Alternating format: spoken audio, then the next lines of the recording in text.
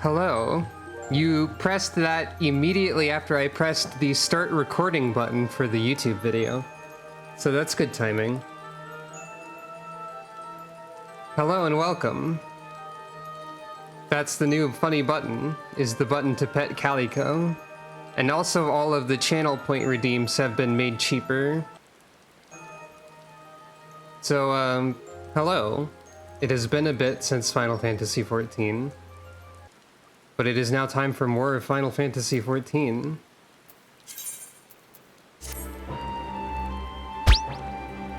I thank you for the pets, human servants. Calico would never think of you as servants, only as friends and viewers. So anyway, hello. Welcome. It is Final Fantasy XIV. It is the 14th Final Fantasy, one of the two that is an MMORPG. You might know this already, considering that this is part 14 of Shadowbringers.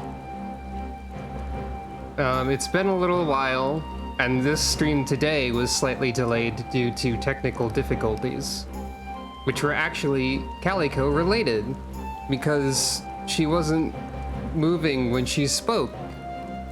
It turns out the solution was to go find a setting that appeared to be correct and tell it to save the setting, and then it worked? Question mark? Technology is very strange.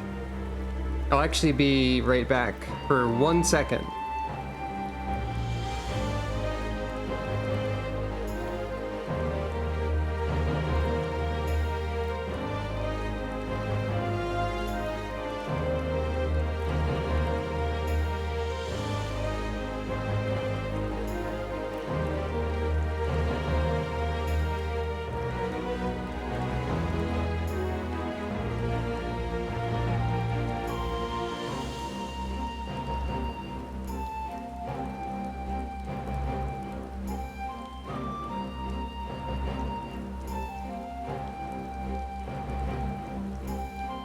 Okay, I am here. Technology is actually being strange right now in this video game. Can you spot what's weird? I'll give you a hint by highlighting it with the mouse cursor. It started raining while Sucro was doing the lean emote, and so it seems to think that her auto umbrella is deployed, but the umbrella cannot be deployed while leaning. I just noticed this. So that's a bit weird. It'll probably deploy as soon as I move. But, ta-da!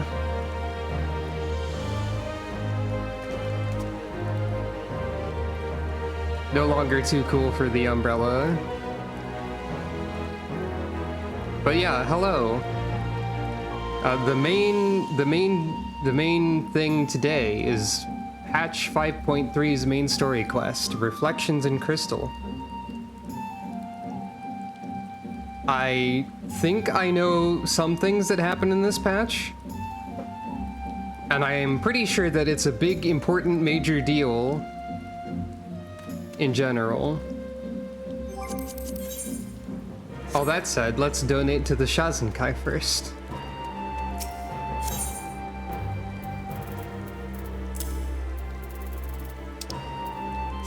Let's hope I remember how to play the video game too.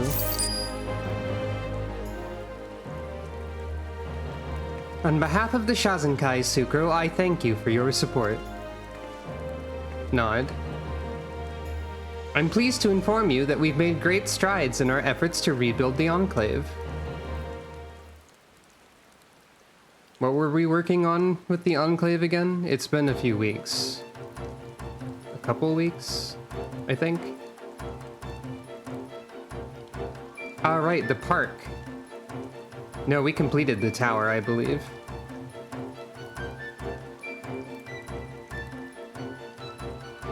Owing to your many contributions, the One Garden has seen further development. Oh, the garden, not the park. As you continue to contribute to the Shazenkai and the reconstruction effort, in what other ways might the Doman Enclave grow and change?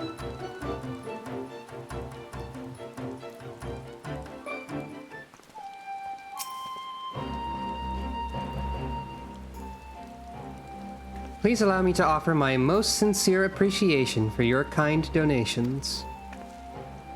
Reading. Not only were they used in the development of the One Garden, but we also had enough materials to carry out numerous repairs and improvements. Through your goodwill and timely contributions, the Enclave has changed immeasurably from the shattered husk it once was. Sukro, Kozakura! The One Garden is ready! You should come and see what we've done with the place. Splendid! We should go for a stroll and admire their handiwork. You will not be disappointed, I guarantee it. Now I must find Master Ishibushi and share the news. Joy. Alright. This icon telling me to go to Boscha is going to be here for the rest of time, huh?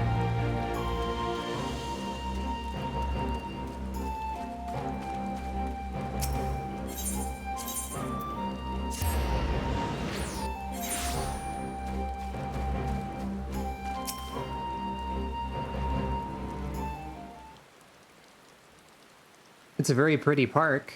I mean, garden.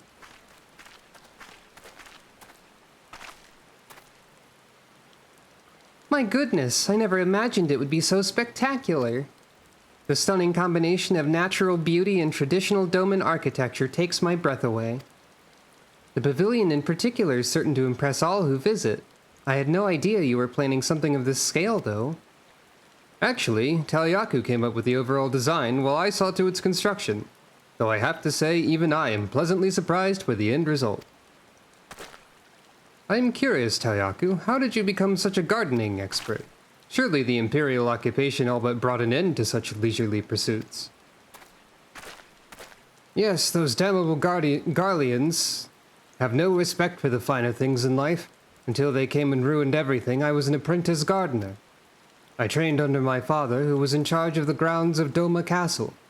While I spent most of my boyhood pruning hedges, he was creating horticultural masterpieces. However, I will never forget the day I accidentally cut off a branch from Lord Kyan's favorite plum tree. For the first time in my life, I saw rage flash in my father's eyes as he struck me across the face. When he marched me off to apologize to our great ruler, I was so afraid that even his hands gripping my shoulders could not stop my trembling. But when I confessed to Lord Kyan, he gently held the branch as he smiled at me and said, "This will make the perfect gift for my Mina." From that day forth, it has been my dream to fill Doma with beautiful gardens in honor of our beloved Lord.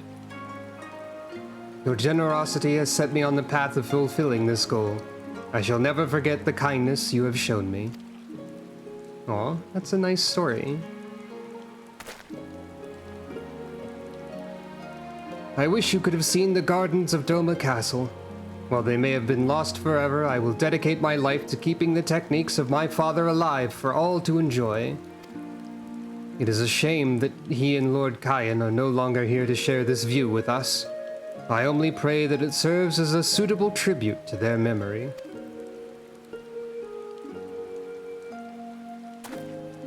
Oh, I'm terribly sorry. It was not my intention to dampen the mood. Perhaps we've for so long lived under the heel of the Garleans that we simply could not afford to think beyond the here and now. Even after we rid ourselves of those curs, every day was a desperate struggle to make ends meet. It is only now that peace has returned to the Enclave that we're able to look to the past to remember those we have lost. And those we can yet save? No? Yes? No doubt many others feel the same way. I know I do. We should encourage them to come together for quiet reflection, to ease the grief that lingers in their hearts. Maybe we can hold an event of some kind. Finding something suitable is a rather tricky proposition, though. I've heard of several Doman festivals, and they all seem to be too loud and boisterous. On the other hand, we do not want to make the mood too somber. As it happens, the Shazenkai has been discussing whether to host some sort of occasion to mark the beginning of this new era for the Enclave. Unfortunately, we are also struggling for ideas. I will take what you've said into consideration as we go about planning the event. However, I think that we will need a little more time to decide on something appropriate. Can we count on your assistance? I would not have it any other way. Nod. Glad to hear it. I shall return to the Shazenkai and look into potential candidates for the event. If you find yourself in need of inspiration or simply a place to think, you know where to come. Nod. The one garden complete.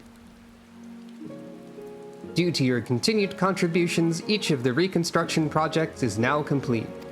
However, Kozakura is still formulating a plan to bring the residents together to bid farewell to the past and mark the beginning of a new era. Perhaps she would benefit from your assistance?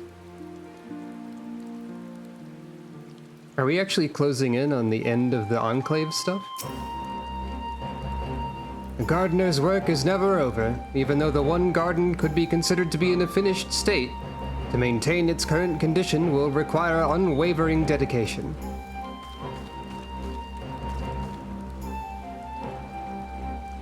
It's a very nice garden.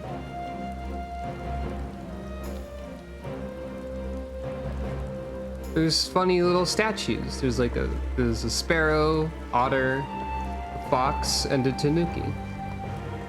I recognize these minions.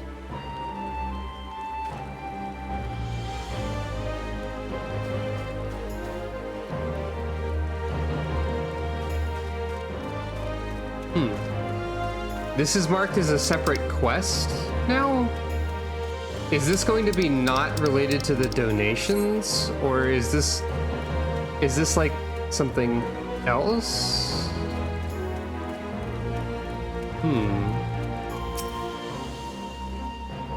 I wonder if anyone around the Enclave knows about Tento Okuri. Kozakura seems somewhat preoccupied. Perhaps she will respond if you speak to her directly, or speak with her directly. It seems like it might be a little bit until we actually get to 5.3. Because I think this is going to be like the ending of the Enclave stuff. Oh, Sukro, I did not see you there. Greeting. And smile. Sorry, I was lost in thought. I've been considering the possibility of reviving an old doman tradition. A memorial service for the deceased, to be precise. In years gone by, domans would honor the souls of departed kin by sending floating lanterns into the sky. This is known as Tento Okuri. That was until the Garleans took over. Religious rites were strictly forbidden, particularly those that could be performed within the safety of one's own home. Being born after the invasion, I've never experienced this myself, but restoring this custom would be another step to bringing Doma closer to its former glory. I would certainly benefit from the wisdom of the older generations who remember the observance of Tento Okuri. Did you say Tento Okuri? Wahaha! It has been many a year since we held one of those. Masters Suranuki and Araragi, what brings the two of you here? I would have come here by myself if he hadn't followed me. I cannot seem to escape this cantankerous curmudgeon.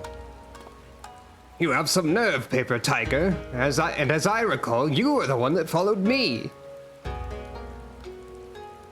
Kozakura, you wish to know of Tento Okuri? Perhaps the reminiscences of an old man would be of some use on this occasion. As the name suggests, it involves sending lanterns up to the heavens. It is a chance to say our final farewells to the spirits of the dead as they embark on their journey into the hereafter. The lanterns float on the wind ever upward to light the way. The more there are and the higher they fly, I don't know what voice I'm doing for this guy, the happier all of those souls will be. Waha! Our dead friends will have the time of their lives. I can only imagine how enchanting that must be. Would we be able to hold the ritual anywhere near here? Yes, and I know just the place. The pavilion in the garden would be ideal as it overlooks the one river. We wouldn't want any lanterns falling on anything flammable, would we? Which reminds me, where are we going to get all of our guiding lights? Hello, are you so absent-minded you've forgotten about me already? Making paper lanterns is one of my many specialties. Ah, it was about time you said something useful. Very well, I suppose you can be trusted not to botch this entirely. But make sure you finish this while we're still around to see it, otherwise those floating spirits will have 2 more travel companions. Kozakura, can we rely on the Shazenkai to spread word of the event? Consider it done. The sooner we get the rest of the Enclave on board, the more help they will be able to offer. Sukro, could you see if Mitsuba and Minazuki are interested? After that, meet us in the One Garden. In the meantime, we old men have work to do. Well, he does. I will see what I can do to drum up support. Both of you do your bit, and we'll do ours. Nod.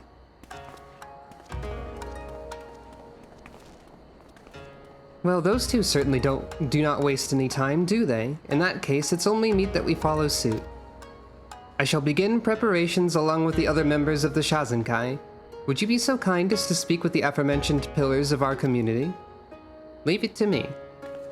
Bow. I had no idea when I would be getting to the actual conclusion of all of this stuff. Okay, it seems like this is the conclusion and donations are over. At least in terms of donations causing events. Because I do know you can still donate for like extra return. You're just in time to try my latest dish. It's a Eorzean stew. We're gonna hold a festival. Oh, the ceremony with the lanterns? Yes, I'd love to go. I have 1 or 2 things to see to first, so I'll meet you there.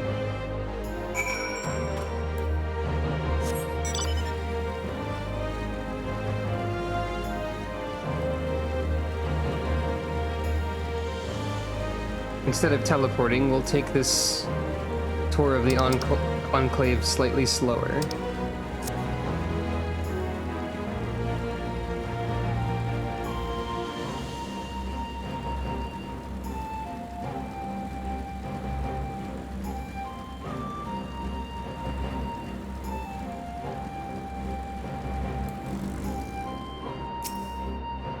Oh, Sukro, how lovely to see you. Is there something you wish to discuss? We're gonna hold a festival. Tinto Okuri? My, I never thought I would live to see another one of those. Of course, it would be our pleasure to attend. This is a valuable opportunity for the children to learn of our nation's rich traditions.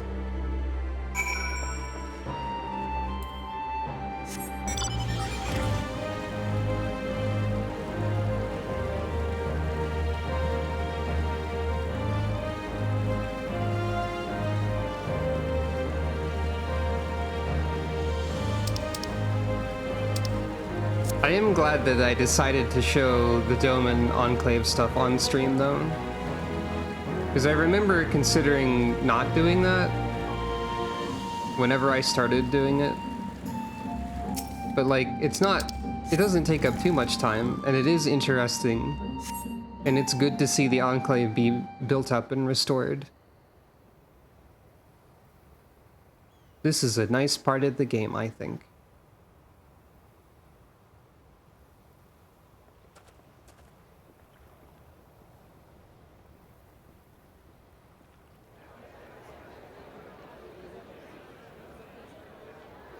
Everyone is here.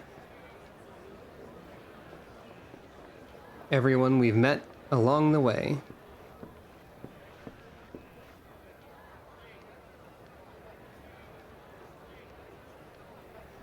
And they made a lot of lanterns real fast. Everyone, may I have your attention?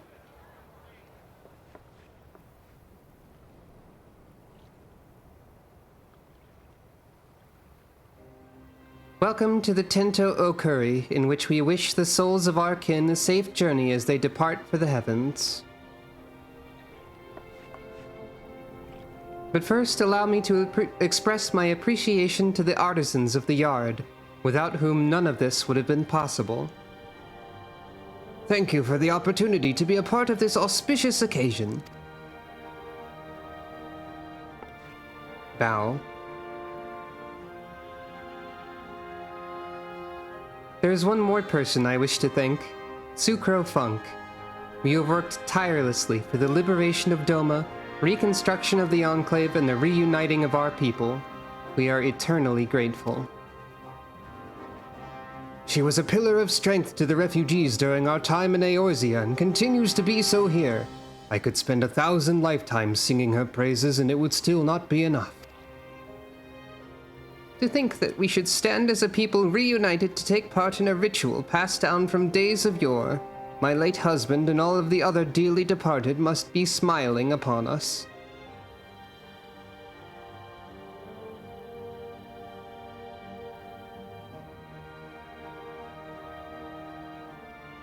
Smile. Oh. Oh, what's the matter? It's nothing. I just... To see you all so happy and at peace. I feel as though our lost loved ones are here with us. Maybe they are, which is all the more reason not to cry. I hardly think our dead friends would come here just to see us blubbering. And besides, those paper lanterns will not be flying anywhere if you soak them with tears. Come on now, chin up. I'm sorry, you're right.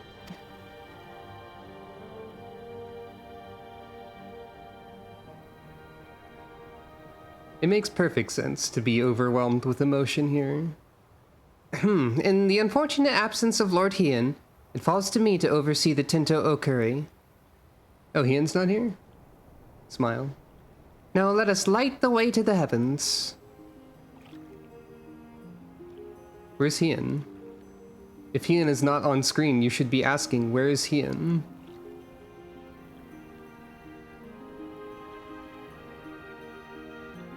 Shall we send our lanterns together?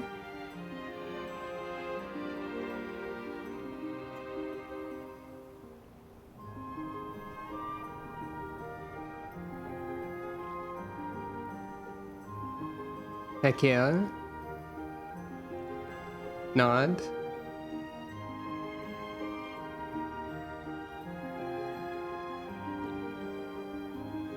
For those we have lost, and for those we can yet save. Who can say what the new dawn will bring? For Doma, for all of us.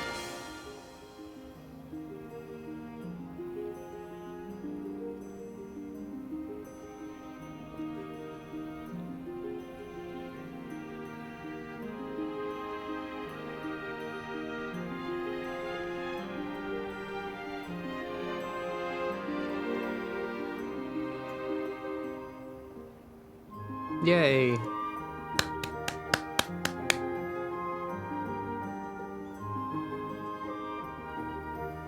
What a nice festival.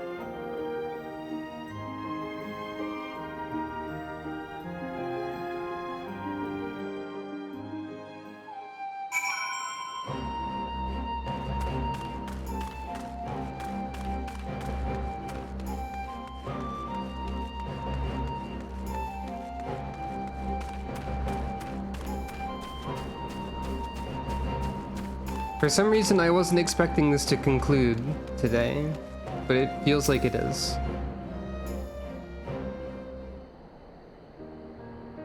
There you are, Sucro. I was hoping you would come by.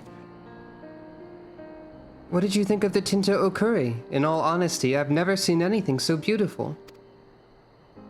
In fact, I would say that the ceremony marked a turning point in the history of Doma. Perhaps now we can move on from the tragedies of the past and look to the future. Sucro, I'd like you to have this. Obviously, it is scant repayment for your kindness and generosity, but perhaps it will serve as a memento for everything we've achieved. The work of the Shazenkai will continue, only now that the Enclave has the means of supporting itself, we no longer need to rely on donations. I can scarce believe that this place was once little more than ruins. Where once clouds of dust blew across splintered wood and piles of debris, now stand thriving businesses, places of learning, and homes where our people may grow and prosper. You've touched the lives of us all in so many ways. For you've been instrumental in the restoration of not only our country, but the pride and dignity of the doman people. Words alone cannot express how much this means to us. However, the Shazenkai still have much to do. Our aim is to make the Enclave better than it has ever been. We hope that one day Doma can stand shoulder to shoulder with the other great civilizations of the world. Of course, if you wish to make any further contributions, we'd be delighted to accept. Nod. As always, we will be offering gratuities for any goods you're willing to provide, and even if you come only to visit, it would be an honor to welcome you again to our not-so-humble home. The Garleans probably would do something like that, wouldn't they?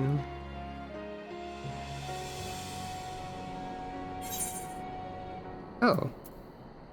Yangshan Merchant's Howry. Quest complete. The Doman Enclave reconstruction complete. Owing to your contributions, the reconstruction of the Doman Enclave is now complete.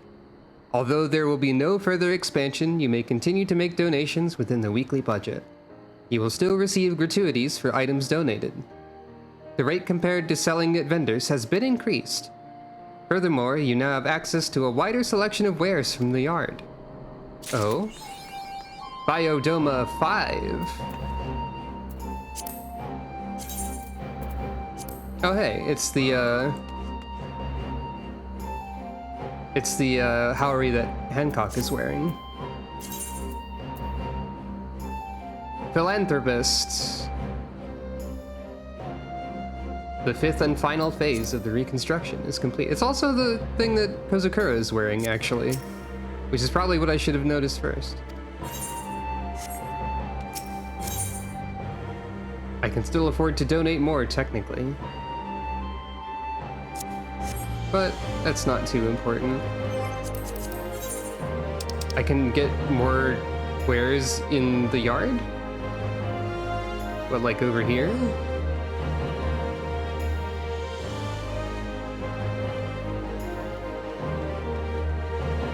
I didn't realize there was even actually a shop here before. Cloth, tabletop stuff. Victory or death. Okay. Various furnishing. Oh, you can buy more of these if you want. And an enclave map. Neat.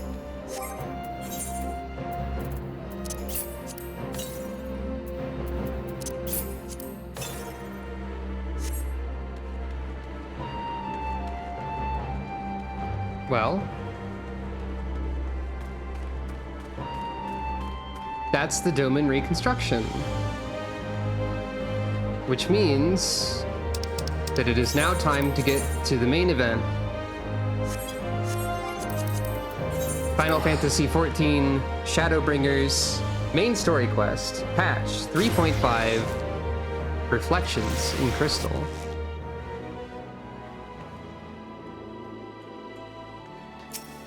We shall speak to Morin.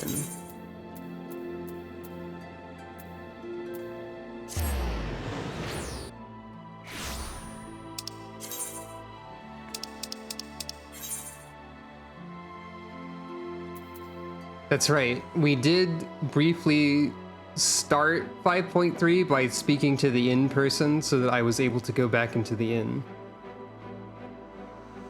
As you converse with the manager of the suites and the pendants, Morin arrives to thank you for revealing the truth about Ardbert and his comrades to the people.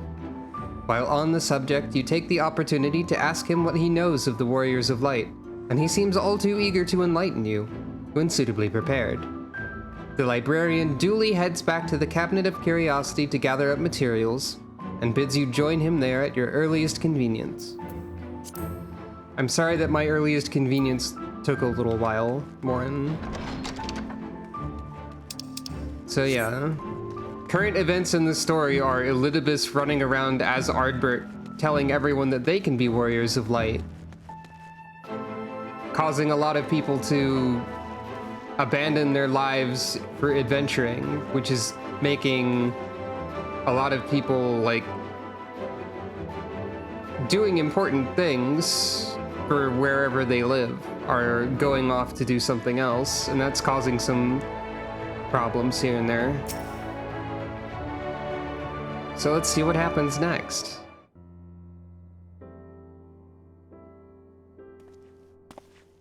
Ah, Sucro, excellent timing. Yeah, his evil plan to destabilize the economy. I have but this moment finished gathering the materials for our lesson. As a great many works make reference to the Warriors of Light, I shall, with your permission, focus only upon the details that seem most relevant. Smile and nod. Alphino, Alize, and Reen are here. The Warriors of Light, you say? Forgive us, but we couldn't help overhearing. I guess the acoustics of the Cabinet of Curiosity are very powerful. We've been keeping watch over the Crystarium, but it appears to be business as usual. So I thought I'd spend some time brushing up my knowledge of familiars, and Alphino volunteered to help. I actually came on a different errand, but I'd be interested in hearing about the Warriors of Light as well. May I join you? Nod. Well? Of course, the more the merrier. If you would care to find a table below, I shall be down with the books in a moment. Everyone nodding.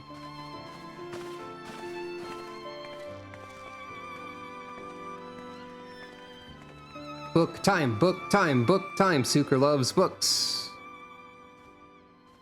And learning. Were one to pore over the annals of Vrantic history, one would note the comparatively frequent recurrence of individuals hailed as Warriors of Light. Ardbert and his comrades require no introduction, but many others bore the epithet long before them. To name but a few, there was Tothuil, legendary first king of Lakeland, Rodfert and Solard, the fabled Dran and Galgent duo of Verbert. And no list of Rantic heroes would be complete without the Archmage Tijuana of Ronca. In older texts, she too was called a Warrior of Light, or Tiuna. Did I say Tijuana or something? Tiuna. Hey, we were learning a little bit about Tiuna last time, I think. I don't remember all of the details, but that was an important name. It did surprise me how ready people were to forget the negative associations of the title, but it makes sense if it's been around for centuries. Hello and welcome. We've completed the doman enclave restoration, and we are now at, as you put it, the patch with the story. We're learning about the Warriors of Light in Norbrant, and who had the title. Verily, in ages past, it was simply a synonym for hero. In the wake of the flood, however, the light came to be regarded with fear, the title used not to exalt, but to revile. A far cry from its beginnings.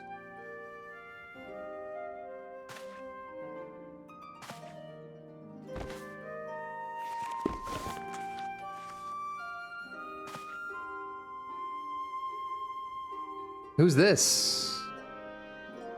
Oh. That's the Warrior of Light. Title case caps. Final Fantasy I Amano Art himself is here. This, my friends, is Norvrant's oldest epic, the original tale of the struggle between good and evil. In a time when all lay shrouded in darkness, a prophesized hero rose to deliver the world from its doom. Fighting in the name of the light, the hero styled himself its foot soldier, and thus did he come to be known as the Warrior of Light. Yeah, that's also really good. The low-res text, I did notice that. Curiously, in the centuries that followed, other heroes appeared who claimed the selfsame epithet, despite sharing no discernible connection with their predecessors. And in time, Warrior of Light came to be a name accorded to all men and women of uncommon skill and valor.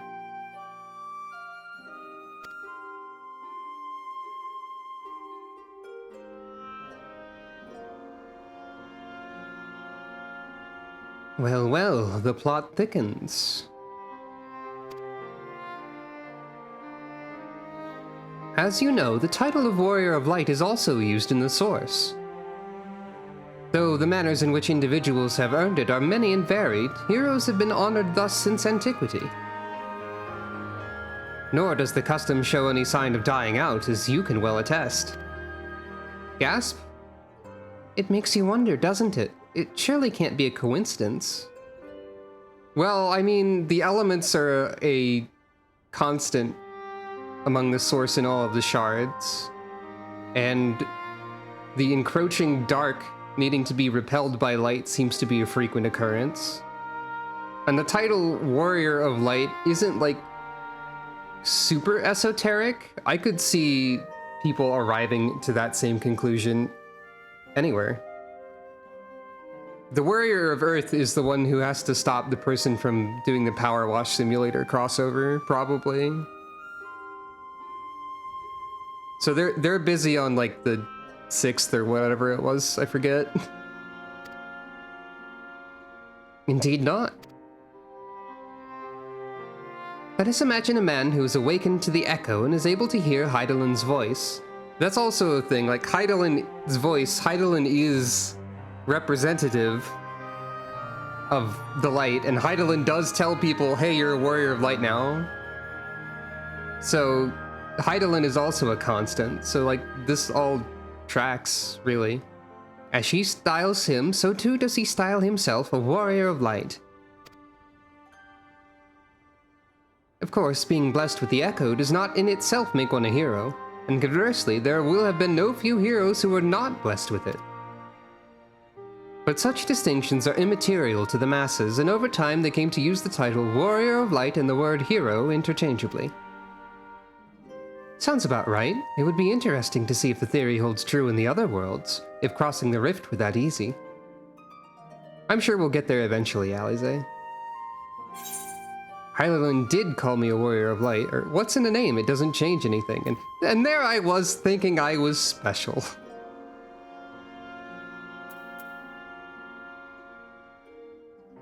Heidelin did call me a Warrior of Light.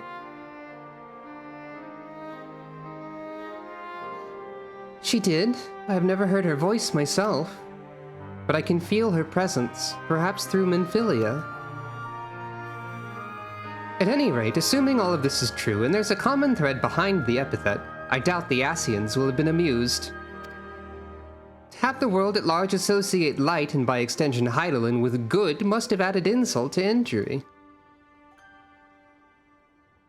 That's a good point. Uh-oh. I hear thunder outside. A common thing that has been happening where I live recently is that the power goes out often when there's storms, because the power company here, like, when I lived in a different house years ago, storms did not destroy the power so easily. So if the stream abruptly disappears, that would be why. And I apologize in advance. So, yeah. Thunder worries me now because I associate it with the power immediately cutting, which also makes my controller do very strange things. I think I've talked about that before. While this discussion is undeniably fascinating, I wonder, should I be privy to it? Mayhap it would be better if I excused myself? Oh, no need for that, my friend. Pray accept our apologies. Your lessons on the Warriors of Light have given us much to ponder. Oh, did someone say Warriors of Light? Ah! Some girl fell over in the library. Who are you? Who are these tiny children?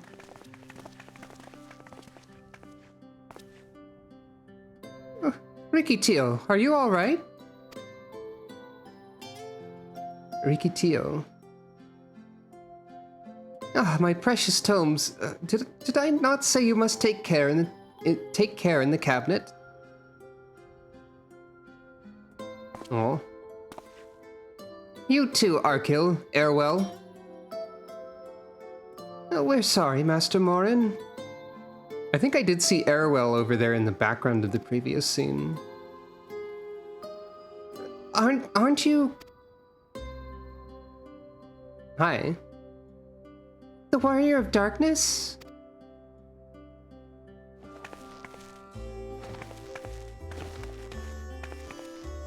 My name's Rikitio, and I want to help everyone. Oh. Please tell me what I have to do to be a hero, to be a warrior of light. Her face immediately going, hmm.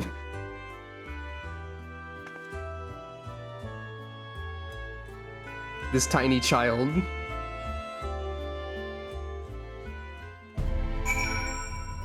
Tsuko smiling, I want to help everyone, and then Rikitio says, I want to be a warrior of light, and Tsuko's face just deflates instantly.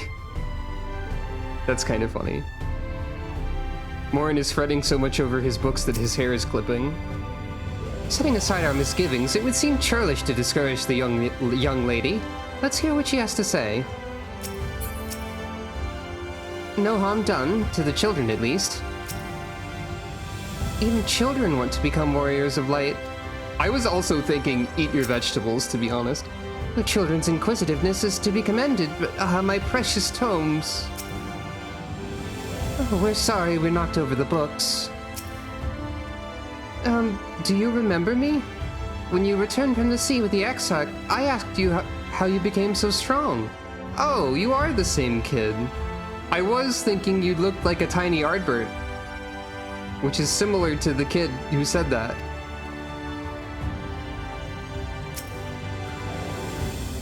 So I want to be a warrior of light, but not one that fights with a sword and all that.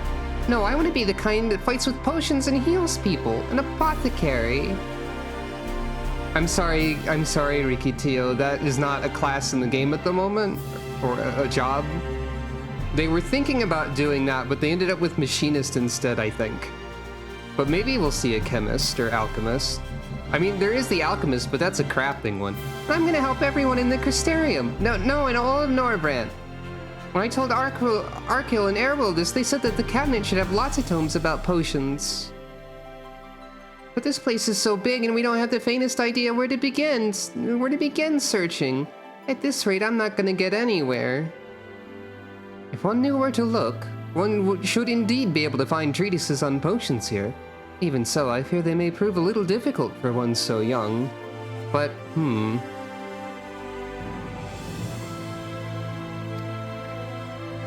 Esteemed Warrior of Darkness, perhaps you might accompany young Rikitio to Spagirix. Rather than through tomes, I believe she stands to learn more by observing the Cheirusians at their work.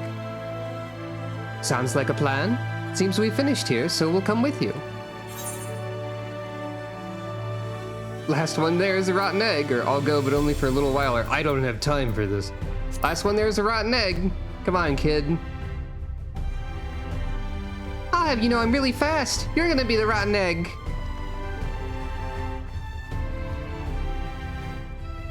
You okay, Morin? I shall remain here and tidy up. I hope that today's lesson will be of some use to you.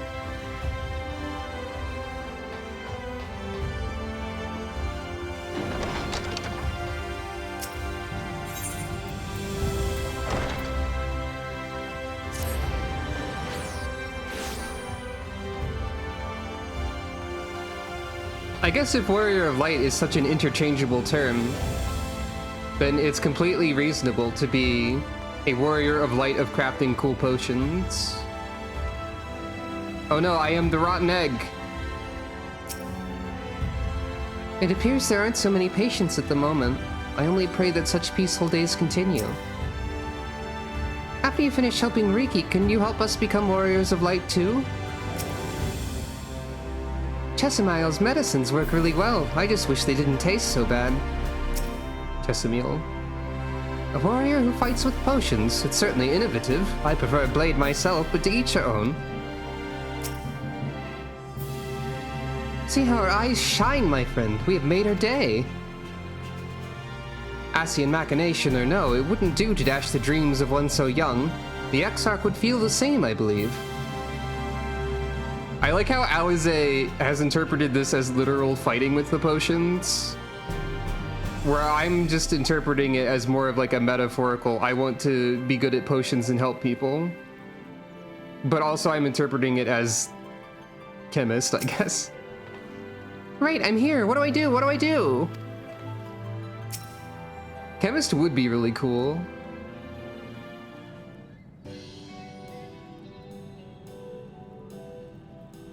Well now, to what do I owe the pleasure of so many bright-eyed visitors? Child wants to learn potion. Is that the way of it? Is that the way of it, sweetie? You wish to learn about medicine? That's right. I want to become a warrior of light who uses potions to help people all over the world. Well, that's a very noble endeavor, and you aren't alone in it. No few at our infirmary yearn to venture forth as warriors of light. But ultimately, they've all decided not to pursue that dream. Uh-huh? Well, why? Because the people here need them too, sweetie. The guards who place themselves in harm's way to keep us safe. The artisans who toil tirelessly that we might sustain our way of life. And younglings like you who are the future of the Crystarium. They couldn't simply abandon them, you see, and so difficult though it was, they made the decision to remain. Then does this mean my dream isn't any good? Oh, sweetie, yours is a wonderful dream, and it would be my pleasure to help you pursue it. Help you to pursue it. If we all work hard, the day will come when our Cheirusians may set forth to aid folk in every corner of the realm. As we strive towards that day, I hope that we can rely upon you as well. Though I must warn you, ours is not an easy path. No, you must work very, very hard. Joy. Tiny child Mikote joy emote. I'm not afraid of hard work. I'll become the best apothecary ever. Just you watch. That's the spirit. Without further ado, then, may I entrust you with a task? I've placed an order at Sweet Sieve for a potion ingredient, and I'd like you to go and collect it. Oh, an ingredient. Leave it to me, miss. My, such an abundance of energy, though I can't help but wonder if she'll be all right by herself. My apologies, but would you mind accompanying her? When you arrive at Sweet Sieve, speak with a woman named Gracine, and she will point you in the right direction. Leave it to me.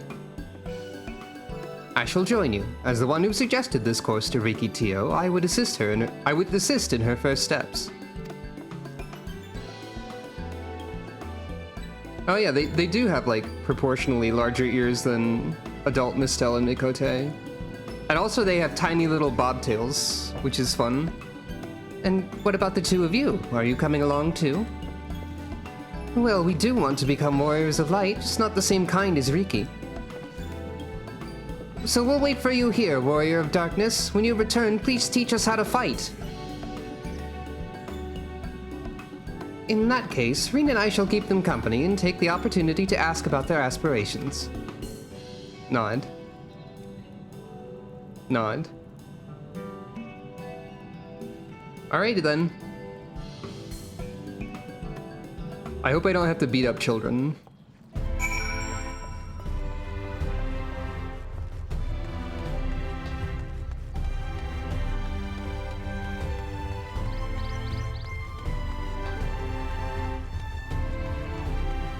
That's also true. It depends on, like... I don't think she said she wants to fight with potions. Like literally fight monsters and villains and whatnot.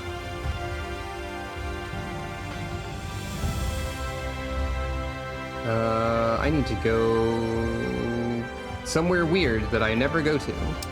Got it.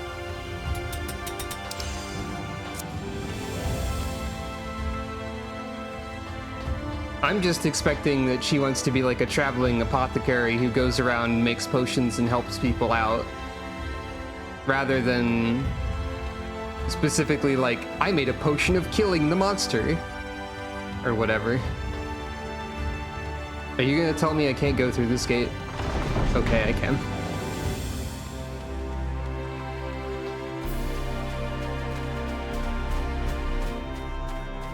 The thunder noises are concerning. You probably can't hear the thunder. Alphino has been lost in the grape field! I mean the vineyard, or whatever. Also, the polygon grapes are here. Or at least some form of polygon grape is here. Alphino has gotten lost in the grapes. Ah, there you are. As it turns out, the ingredient still wants for harvesting, so we're going about that now. Ah, it's grapes. Are we making a potion out of the polygon grape? We're drawing attention to the grapes. Are these small enough? I don't know, that's a good question. They're like a single unit of grape.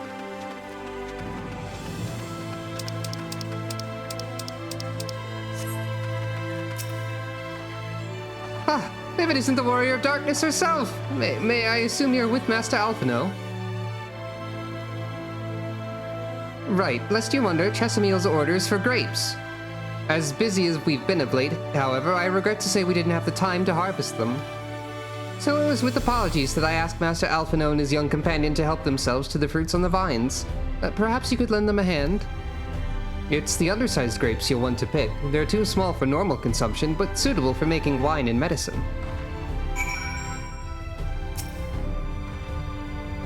My apologies again for failing to have the grapes ready. Next time, please let us treat you to the pick of the crop. I don't know anything about the medicinal use of a grape. Is that a thing?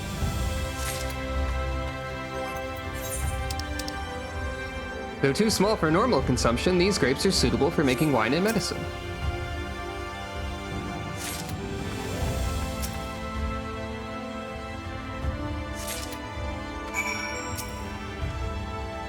I have harvested all the undersized grapes I could find here. How goes the picking effort? Oh, you're here too? We're picking little grapes. It's quite fun.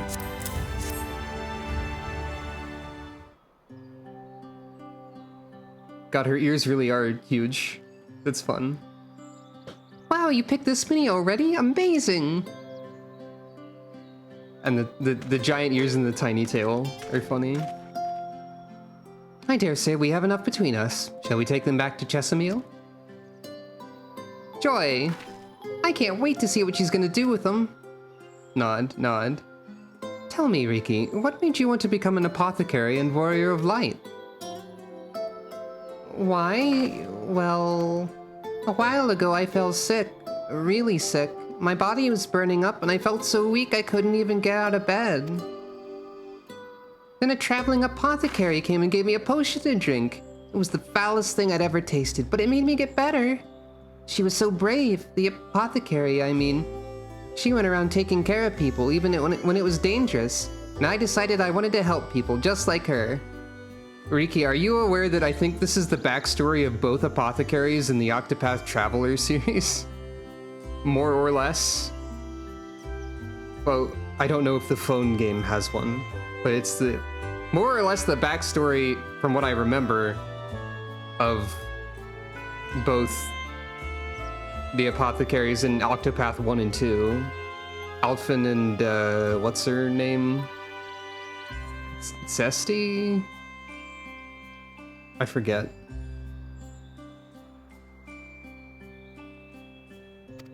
So I started brewing potions out of grass and giving them to my friends, but I didn't really know what I was doing or if there was anything else I could do. And not long ago, a neighbor told me he was going to become a warrior of light and go traveling the world helping people. I thought, that's the same as what I want to do. Nod. I see. Out of curiosity, what did your neighbor do in the end? Thaler? I haven't seen him for a bit, so he must already be out there looking for people to help. Oh yeah, we did. Thaler was one of the guys we met last time. Gasp. We know that guy. Thaler, one of the guards awakened by the star shower. Questioning head tilt? Thank you for sharing your tale with us, Riki Tio. I myself took inspiration from one not unlike your traveling apothecary, and I hope her good example will spur you on to realize your dreams. But it will not be done in a day. Such lofty goals are reached through hard work and persistence, through countless little acts of heroism, like delivering the grapes to Chesamil.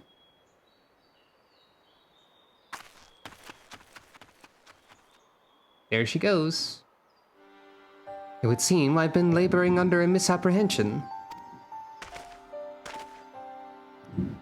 I'd convinced myself that it was Elidibus who'd sowed the desire to become warriors of light within the hearts of the people. Geez, Thunder. Really rumbling out there in the world.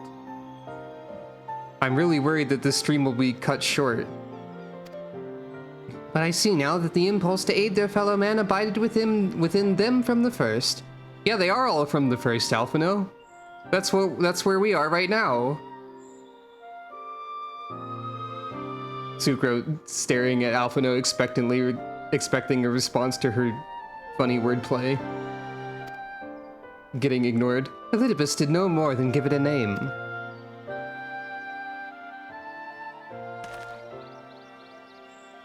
And as he so kindly proclaimed, we must return to our own world ere long. With the Exarch laboring tirelessly, I doubt not but that a way will be found. Yet I believe I speak for us all when I say I cannot leave in good conscience, not until we have dealt with Elidibus.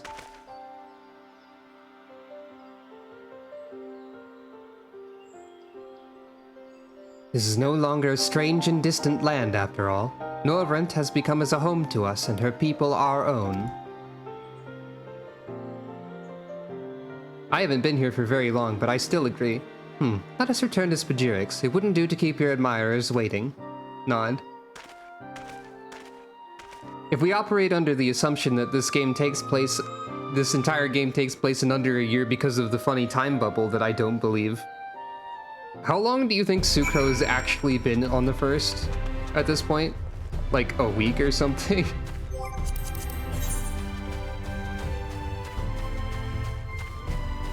I think more realistically, she's been here for longer than that, but if the funny time bubble is something that has to exist, it can't have been for very long at all.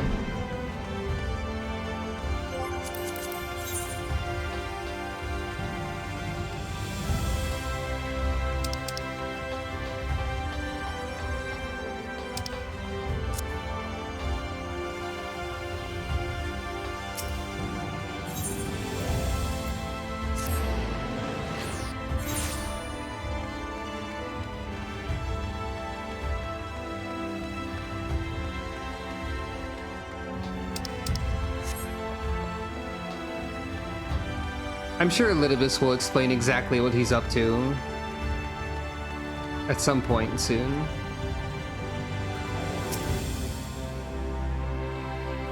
Rikitio was beaming with pride when she returned. It may have only been a simple task, but she won't soon forget this achievement. Huzzah, you're back! We're ready to start learning. Riki didn't make you drink one of her grass potions, did she? After chatting with Arkale and Erwil here, we came to an agreement, but I'll let them explain their request themselves. Rikitio has delivered her grapes, as have I. Thanks for helping with the grapes, Warrior of Darkness. In return, I promise to brew you a potion one day. My thanks for your kind help, sweetie. We now have all the ingredients we require. From the grapes we shall make a vinegar, to which we will add elf grass and a few other herbs to produce an invigorating syrup. Though it's unspeakably sour, it does wonders for the constitution. As part of her studies, I may just have to give Rikitio a little taste. Oh no.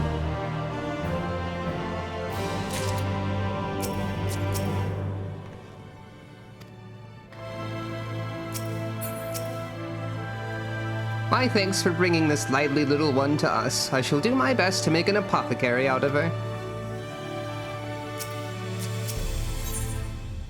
Alright. What do you two want? Warrior of Darkness, if you've finished helping Riki, won't you show us some fighting? Not play fighting, but honest-to-God's fighting? We already have some enemies that you can deal with. Vampire bats! The guards say they've become a pest around the Crystariums of late. We tried to sneak outside to hunt them, but the guards caught us and sent us home. But they shouldn't mind if you were doing the fighting and we were just watching. The children told us as much while you were away, and in preparation, Chesamil kindly furnished us with some lures for the bats. While the creatures won't give you any sport, bear in mind that the younglings will be watching. That's to say, put on a good show, yes? Right, let's head outside at once. Everyone follow me. Alize, wait just a... come on then, children. Alize loves to see fighting. I think Alize might be more excited to see me destroy some bats than the kids are. Probably.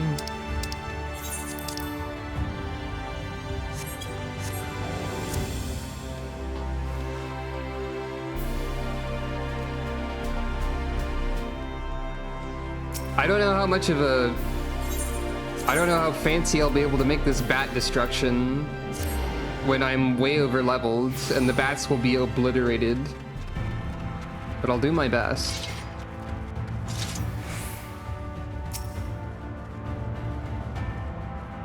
It should be safe enough for the children here. We've been waiting for you, Warrior of Darkness.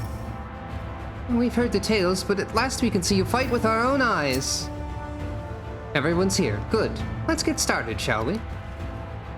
As their name suggests, vampire bats feed on blood, and originally being nocturnal creatures, they've grown more active with the return of night and become a nuisance. To draw them out, we'll use Chesamil's lures, which work by exploiting their heat-seeking behavior. The bats are wont to nest under the eaves, so if you're like to attract more if you place the lures near buildings. I have here 6 lures, 3 each for you and me. As proof of the successful kill, I want you to gather up their fangs. Whoever collects the most is the winner. Oh, you're hunting too? Oh yes, there's nothing like friendly competition to bring out the best in Sucro. Anyway, while we hunt the bats, the 2 of you are to stay with Reen. She's really strong too and will keep you safe. Reen seems surprised by this. Without further ado, then let the contest begin. So the bats nest under the eaves. It's important to know your enemy.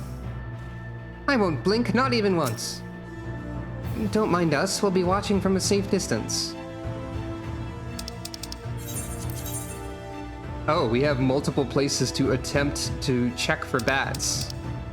This is like that part in the Azim Steppe where we have to like find the best places for a contest. Are the destinations going to inform us if this seems like a great idea or not? Well, this one's not near a building.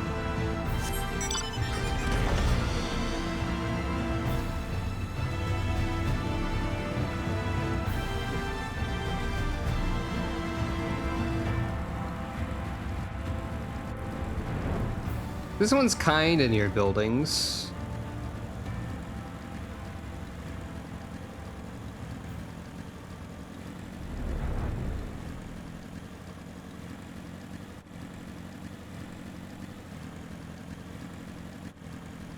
This one is near a lamp post.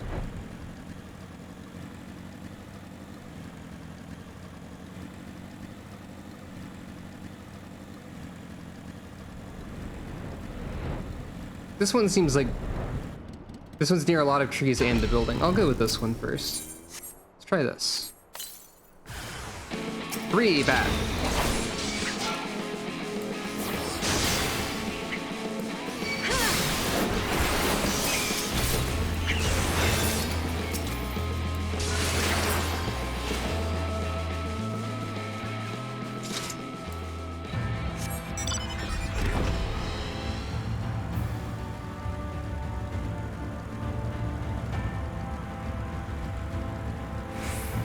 I don't think this is a building over here, but maybe it is. I mean, there's a mark on the map for something being over here. Oh yeah, there's buildings. This is near like a...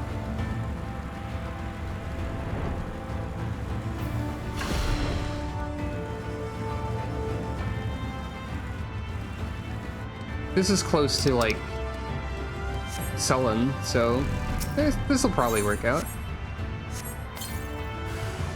Many bats. I'm guessing there are some locations which have fewer bats than others.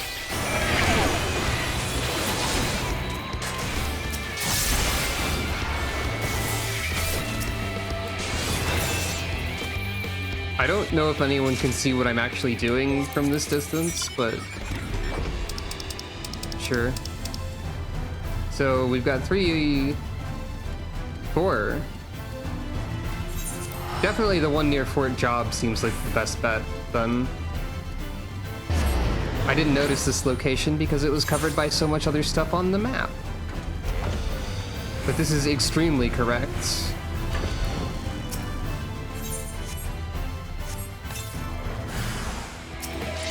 Alright, I found locations that had 3 bats each.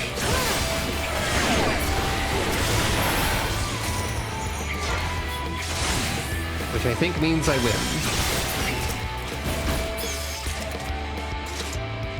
Or at least I did well enough. Unless Alize found like 70 bats somehow.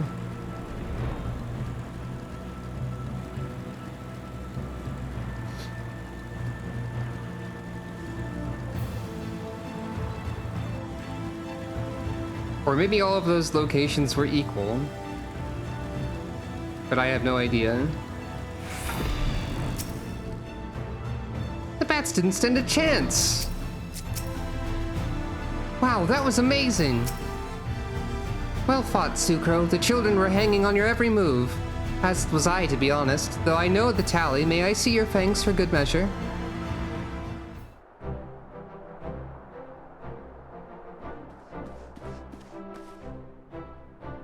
Apologies for the wait. My fangs, not a bad haul, even if I do say so myself. Nod.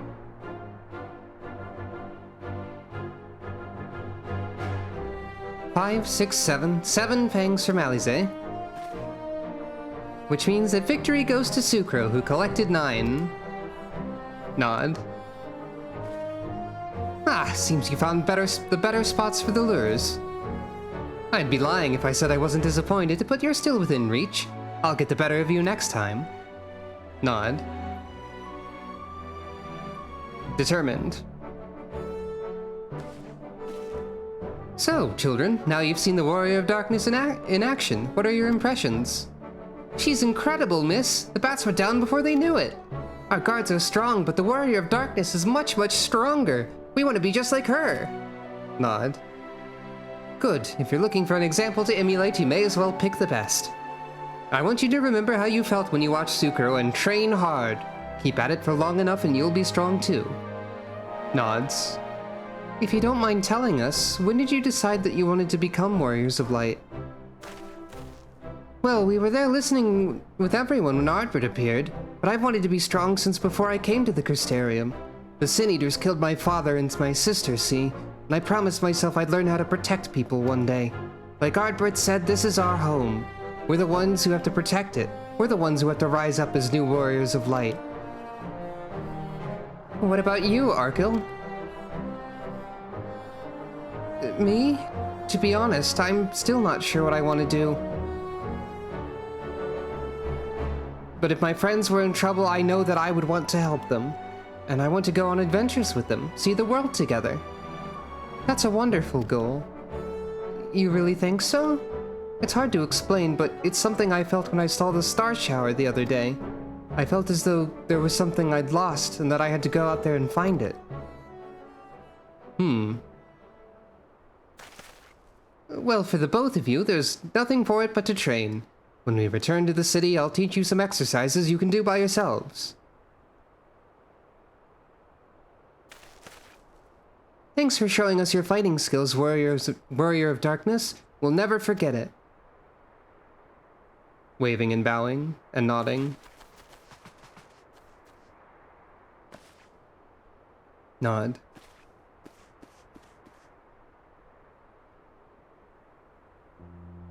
I understand how Arkil feels. The star shower didn't awaken me to Heidelin's voice, but that vision of the final days of Amarat burning filled me with sadness to the very pit of my being. Things I once knew, people I once loved, promises I once made. It felt as though long-forgotten memories were dancing at the edges of my mind, but when I try to focus on them, they simply fade away. An effect of having a fractured soul, I shouldn't doubt. But lest you worry, I'm perfectly happy to remain fractured and have no intention of donning an Ascian mask. I just wish we knew what Elidibus was plotting. But look at this pair of incurable brooders. If we're gonna stand around lost in thought, we may as well do it back in the city. Rest assured, Reen and I will take the children from here. Their heads will be in the clouds after meeting you, but we'll see to it their feet remain firmly planted on the ground. What? That... Is that... You okay, Alize? Is this like a reverse of the headache that sent you here? It is. It's nothing, just a dizzy spell. It seems I tried a little too hard to beat you. I'm fine now, not to worry. I'll see you soon. I'm gonna worry. Actually. Because... Oh, hey.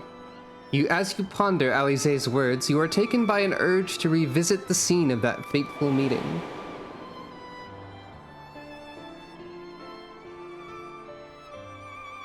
Fair enough.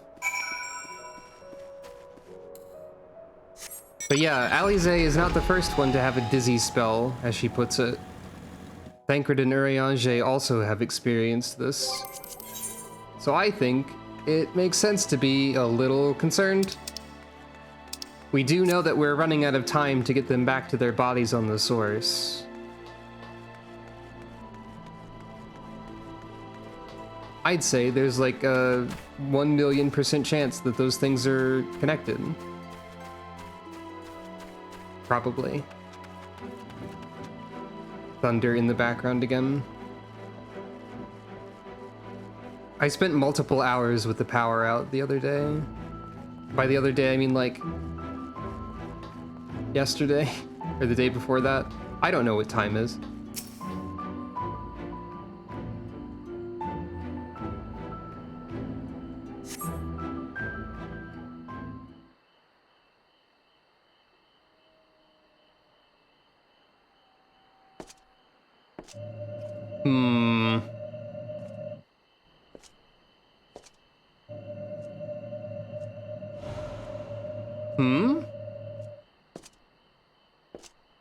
What does that mean?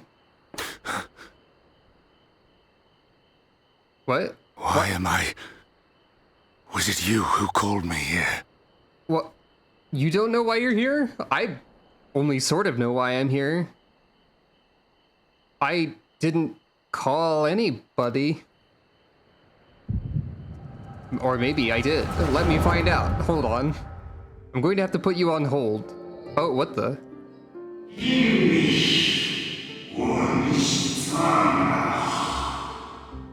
On behalf of the convocation, I bid you welcome to our order.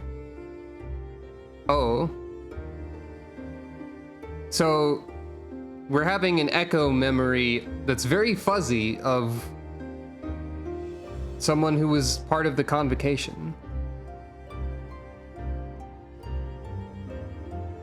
1, 2, 3, 4, 5, 6. Wait, 1, 2, 3, 4, 5, 6, 7, 8, 9, 10, 11, 12, 13. Okay, so this is the 14th person.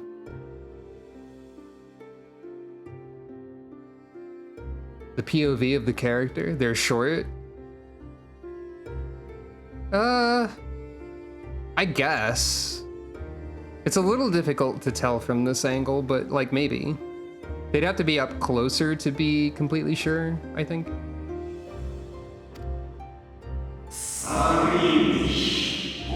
Now it just looks like they're about the same eye level.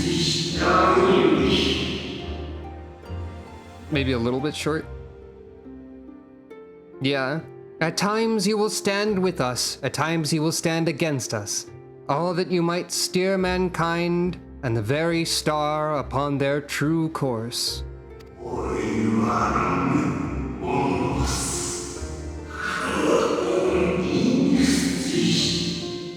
For yours is the seat of Elidibus, the emissary, And by this name shall your every action be guided. Oh, we're seeing an Elidibus memory. That makes sense considering we're talking to Elidibus. I don't see the character being short in this scene. I don't think that's a thing. Maybe?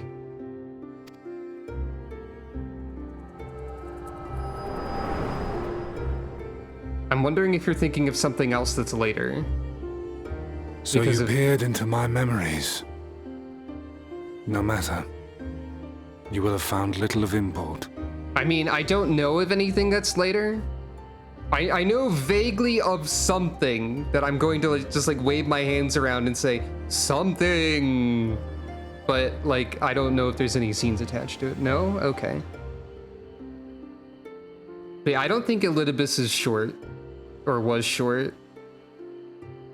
I think that's just how cameras work, maybe. But I see you intended to summon me here no more than I intended to come. The fault is mine. Is it? I don't really know what's going on, Such Elidibus. is the burden of hope. I don't know what that means, Elidibus. Give back Ardred's body, or why must you embroil the people in your plans, or what are you plotting? Also, good dramatic sucra stance angle. Give back Ardred's body. Ardred's my friend. And also, like, What fool would relinquish his weapon on the eve of battle? Ardred is my friend and also is me, I guess, technically. In some way. That think- which I do is no different from that which you have done so many times, Warrior of Darkness. I don't steal people's bodies. I don't stand around ominously on the moon yet. I have to wait to do that. I don't know what you mean I by arm that. myself, I hone my skills, I make ready to vanquish my enemy. You, Oh, you're just telling me that you're level grinding. Okay.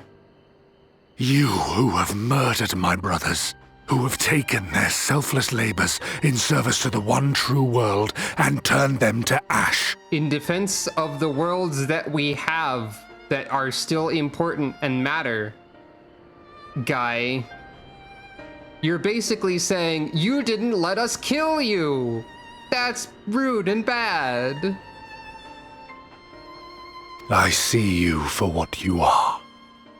You are death, and only in death shall you serve any purpose. No, you, basically. Maybe not you specifically, but Elidibus, your title is emissary, not king hypocrite, man. The convocation charged me to steer mankind and the very star upon their true course.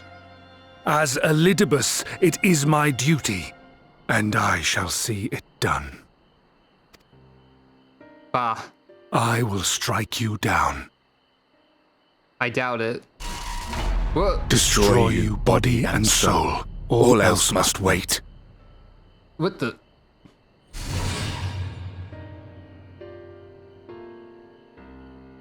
Ere long I will come for you, Warrior of Darkness, and I will save the world. Okay, so we need to collect the gold ring and the silver ring and wear them in the clock tower so that we can get the holy glasses and know that Elidibus is being possessed by... Wait, no, that Ardred is being possessed by Elidibus so that we can kill Elidibus and get the path to the inverted Crystarium and get the true ending instead of killing Ardred's body. Clearly. That's what we've just learned through that visual effect. Obviously. So you are the one called Shaft. I think that line is actually cut from Symphony of the Night. One last matter. Yes? I bore witness to your final struggle with Emetzelk. It seemed as if he saw something familiar in you. Okay. And what does As that if he mean? mistook you for another.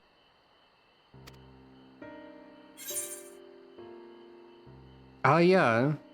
Hythlodaeus called me his new old friend, or ... Hythlodius.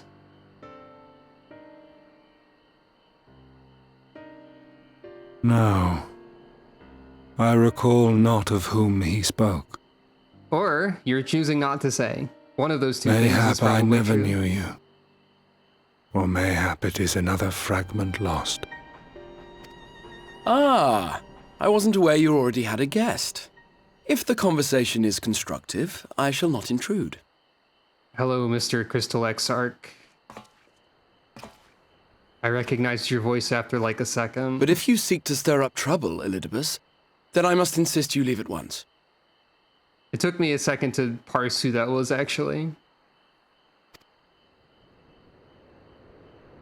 Hey, look, it's just like when we surrounded Emmett Selk, except Elidibus is just leaving. Oh. Hey!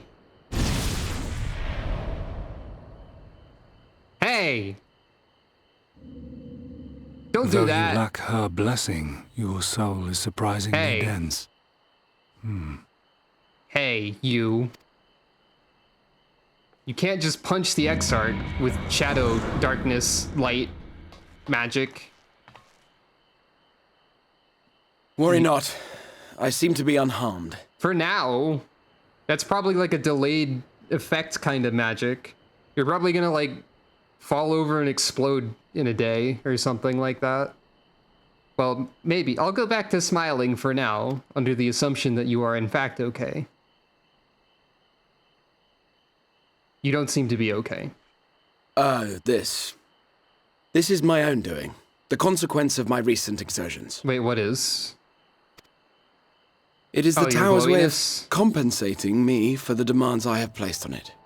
I'm guessing you mean the glowiness. Because I did notice the glowiness. I wasn't sure if that was normal. Rest assured, it is no great inconvenience at present. Indeed, I told Beck Lug as much, but they would not be persuaded and sent me away to rest. Graha, getting punched by shadow darkness light magic is not the same as resting. Take care of No yourself. need to make a fuss. Strange as it may sound, I consider it something of a badge of honor. Also, you've invented a new remix of Eternal Wind for this moment.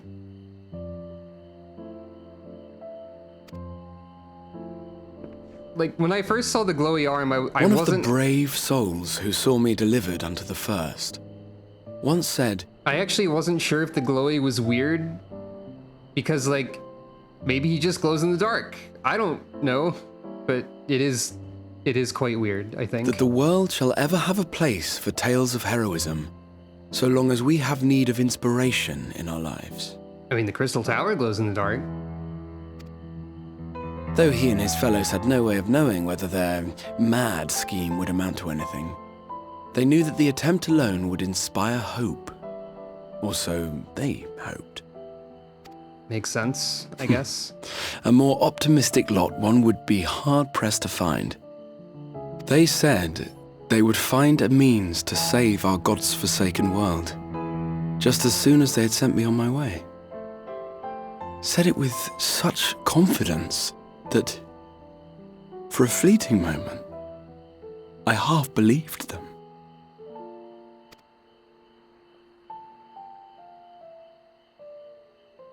Such faith, such courage in the face of unrelenting despair. For a long time, it was more than I could bear to remember them. But having come this far, having sent full many on their way myself, I see things more clearly. To take action is to hope. To believe, to choose to believe, is to take the first step towards a brighter future. Hell yeah. And why do I tell you this? Because I want you to indulge me in a little recklessness. I think you should go rest, though, because you're glowing Needless to a say, lot. I have a plan. And when all is said and done, I will ask yet another favor of you. What does this mean? I guess... Oh, hey, Reen. What's up? You okay? You're both here. Oh, thank goodness. Did Elidibus just like wander over and start punching other people? What's wrong? Probably. It's Thancred. He's collapsed. Oh. No, it's the other problem instead.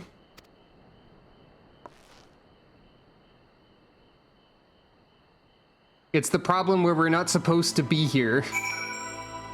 Instead of the problem where Elidibus is punching people. Oh no. I'm so glad I found both you and the Exarch. The fates seem determined not to allow us a quiet moment. But come, let us have the details from Reen. Also, I've brought some pickled herring and honey croissants if you're interested. I just carry pickled herring around. No, you just want some money, I guess? Okay, fine. The rest of our conversation must wait. Let us hear the situation from Reen. Actually, let us have a BRB moment.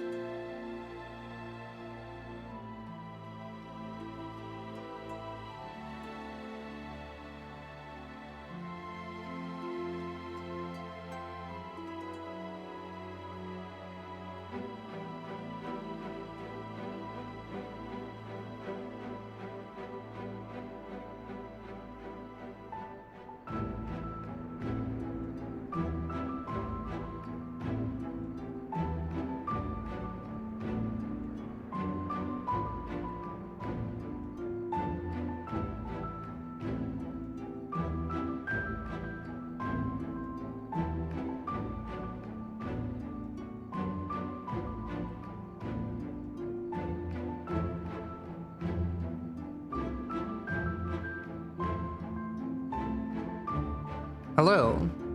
I have returned. I am back.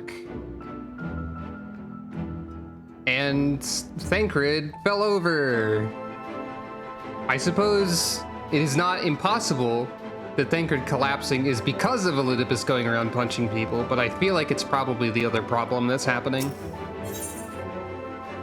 Fraying threads. It happened after Alize and I saw the children back to Spagirix. We chanced to meet Thancred there, returning from his mission. He'd been shadowing Elidibus around the realm, only to lose sight of him near the Crystarium.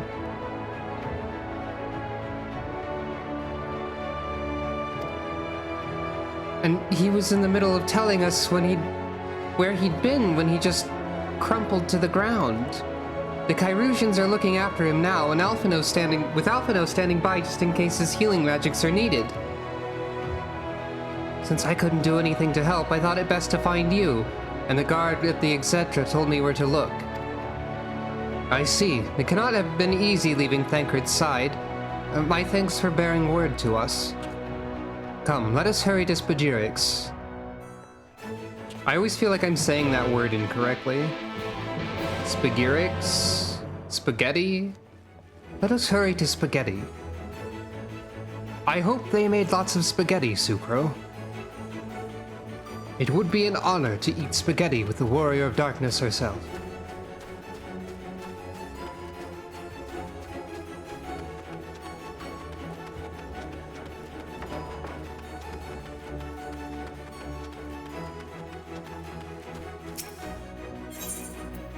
And then they find a letter taped on a tree from Elidibus. It's like, Dear pesky Warriors of Darkness.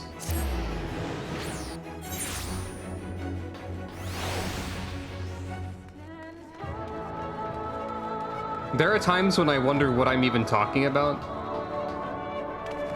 Though I guess it's actually not that ridiculous how I arrived at that particular point. Thancred's alive! Yay! Oh, I'm not saying it's a bad thing. I'm just saying, like, wait, how did I get here? And it's kind of funny to me. One of my 14 Asian hotels. Of course. Reen found you then. We had to send the children off earlier than planned, but they understood. Thancred, shouldn't you be resting? Well, no, I have to tank the dungeon. Be available to take the dungeon. I fear this bodes ill, and not just for Thancred. It appears our friend is already awakened. For that, at least, we can be thankful. This is the second time Thancred has appeared to have fallen over in one way or another, and then you find him just sitting there like this. Because that also happened after Ranjit. They dragged you here too, did they? My apologies. How do you feel? Embarrassed, but otherwise well enough. I won't be staying overnight. This episode was not the result of any injury I could find. Thancred's ether, however, did show signs of instability, and I did what I could to calm the fluctuations. And all this happened without warning? Not exactly. You will doubtless recall the time Urianger nearly drowned and I gallantly went to his rescue. When his water-walking charm failed, he was tired, as were you when you got back. We were both spent, yes, on account of which you begged us to rest, which, in retrospect, may have been a good idea.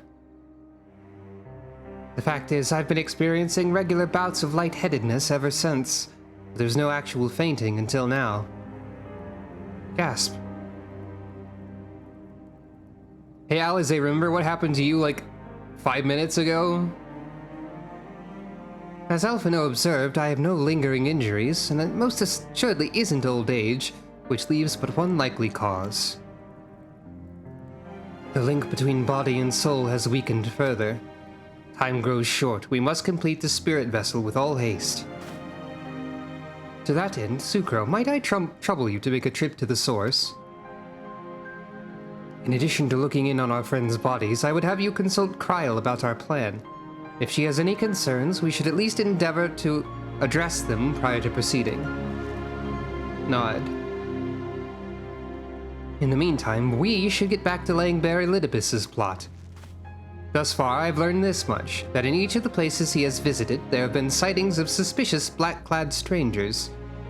Moreover, the coming of these shading individuals has invariably coincided with some manner of misfortune. Beasts terrorizing settlements, blight ravaging crops, you know, the sort of thing. All of which serves rather conveniently to make Elidibus's call for new heroes reverberate that much more loudly in the hearts of his audience. And you think these black-clad strangers are Ascians? I do, and I fully intend to investigate further, though for that I shall require additional feet on the ground. You can count on mine. Gods know I've been itching to get out there for a while. Mayhap Urianger too can be prevailed upon to join your efforts. He's already provided copious guidance on the matter of the spirit vessel's construction. It is for Beck-Lug and I to wrestle with the rest. Well, if you could spare the old boy, may as well make use of him. Or we may as well make use of him. I'll go and give him the good news. He'll do no such thing. However heedless you are of your own well-being, if you care at all for Reen's feelings, you'll stay in bed until you're needed. Alphino and I will find Urianger.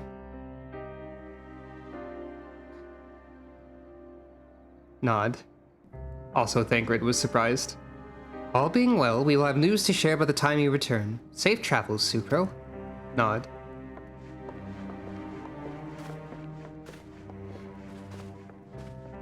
Maybe.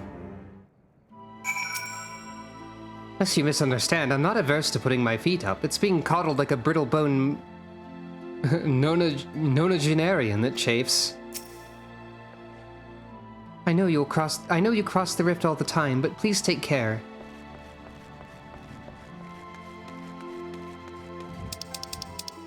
What if in attempting to cross the rift, Elidibus punches me in the face in between worlds?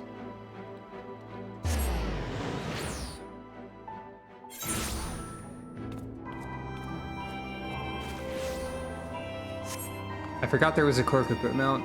That's silly.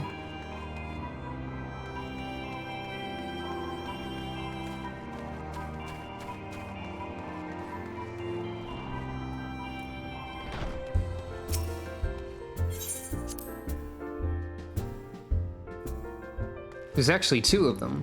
One of them you had to... there was a promotion involving Butterfinger that gave you like a brown chocolate colored one. Tataru, you look worried as well. Oh, Sucro, what awful timing! What? You see, our friends, they've taken a turn for the worse. Kryle's hardly had a moment's rest these past few days.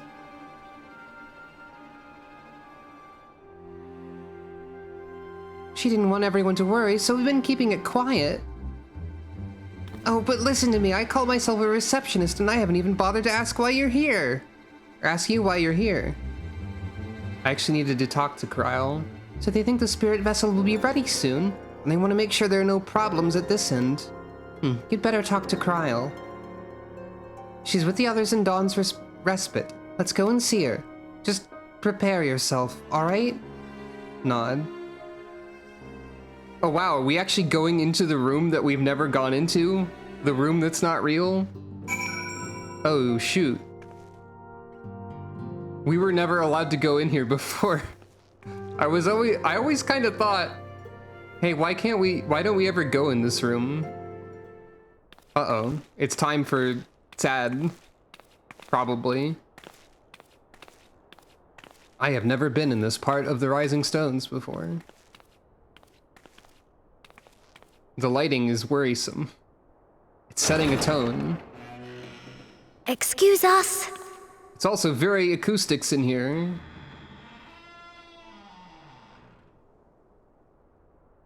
Understandable that it's dark, I suppose. Unless Elidibus is here punching people. This way. Nod. Sucro looks very worried. Also understandable.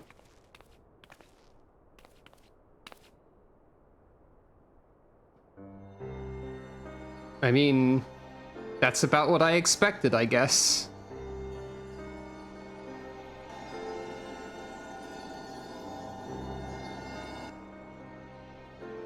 When I was told to prepare myself, I was wondering if there would be something extra weird with them. Like they'd be phasing out of existence or something. Kryl is doing her best.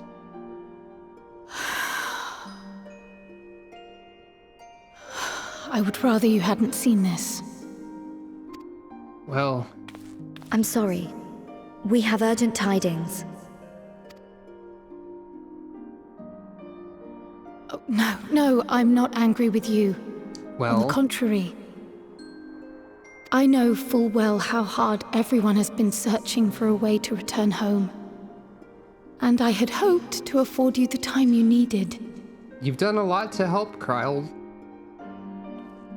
But given our friend's present state, perhaps it was for the best that you came.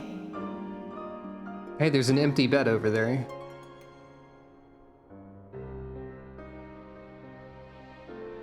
Do you think they prepared that one just in case Sucro fell over? Or is that just, they just happened to have 6 beds in here?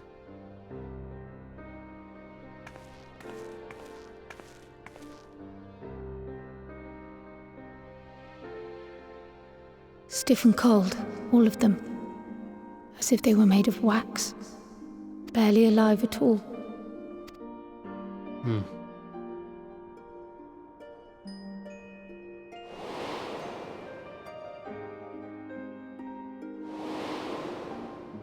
Yeah, there was a pattern for sure. Also, hello and welcome to everyone I didn't say hello and welcome to yet. And they had been doing so well. I forgot. Save for occasional signs of etheric instability, they appeared to be in passable health. Then, quite without warning, things took a turn for the worse. A change for which even Master Matoya could offer no explanation. I blame Elidibus for some reason. She could only remind me that the soul is yet an unknown frontier, and that much and more lies beyond our ken. That makes sense, But I let's not suppose. lose heart just yet. At times like these, it is all the more important that we remain positive. Why? I but this moment succeeded in quelling a fluctuation in Thancred's ether. Thancred did just fall over a And while second the ago. others have weakened, they have remained relatively stable. I believe I may leave my post for a moment. So come, let me hear your tale outside. Nod. And then like Urianger just kind of explodes for no reason as we're leaving.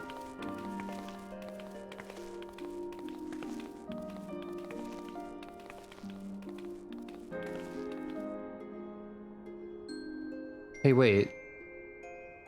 Okay, there's more extra beds. There's like 8 beds total. That panning shot confused me because I thought Alphino had disappeared for a second. But I was seeing Alphino. It was just the camera was further back. So there's like 8 empty beds. There's 8 beds. 5 of which have someone in them. Alphino and Alize are more difficult to distinguish from one another when they are wearing the same thing and the room is dark. So, yeah. If Thancred turned into a Moogle, that would be very something. I don't know what that would be. As you probably noticed, we put them in night clothes. I know they're not exactly asleep, but it seemed like the right thing to do.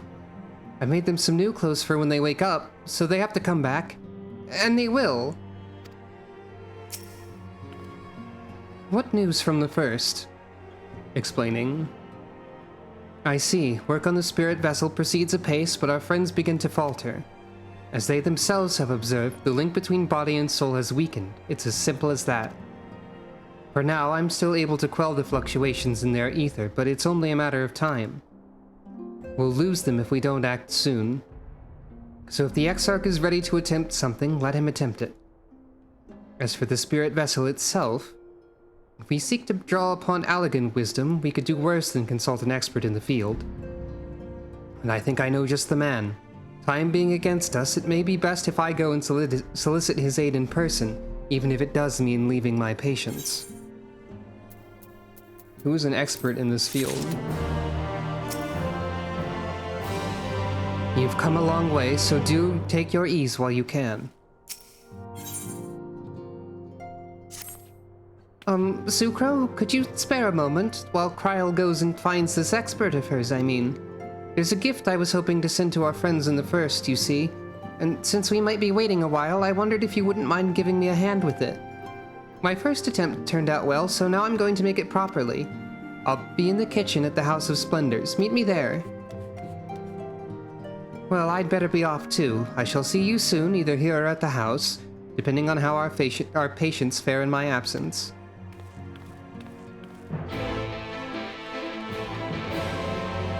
I am glad that Tataru has a constructive way of dealing with stress. That's pretty important, and it can be very difficult.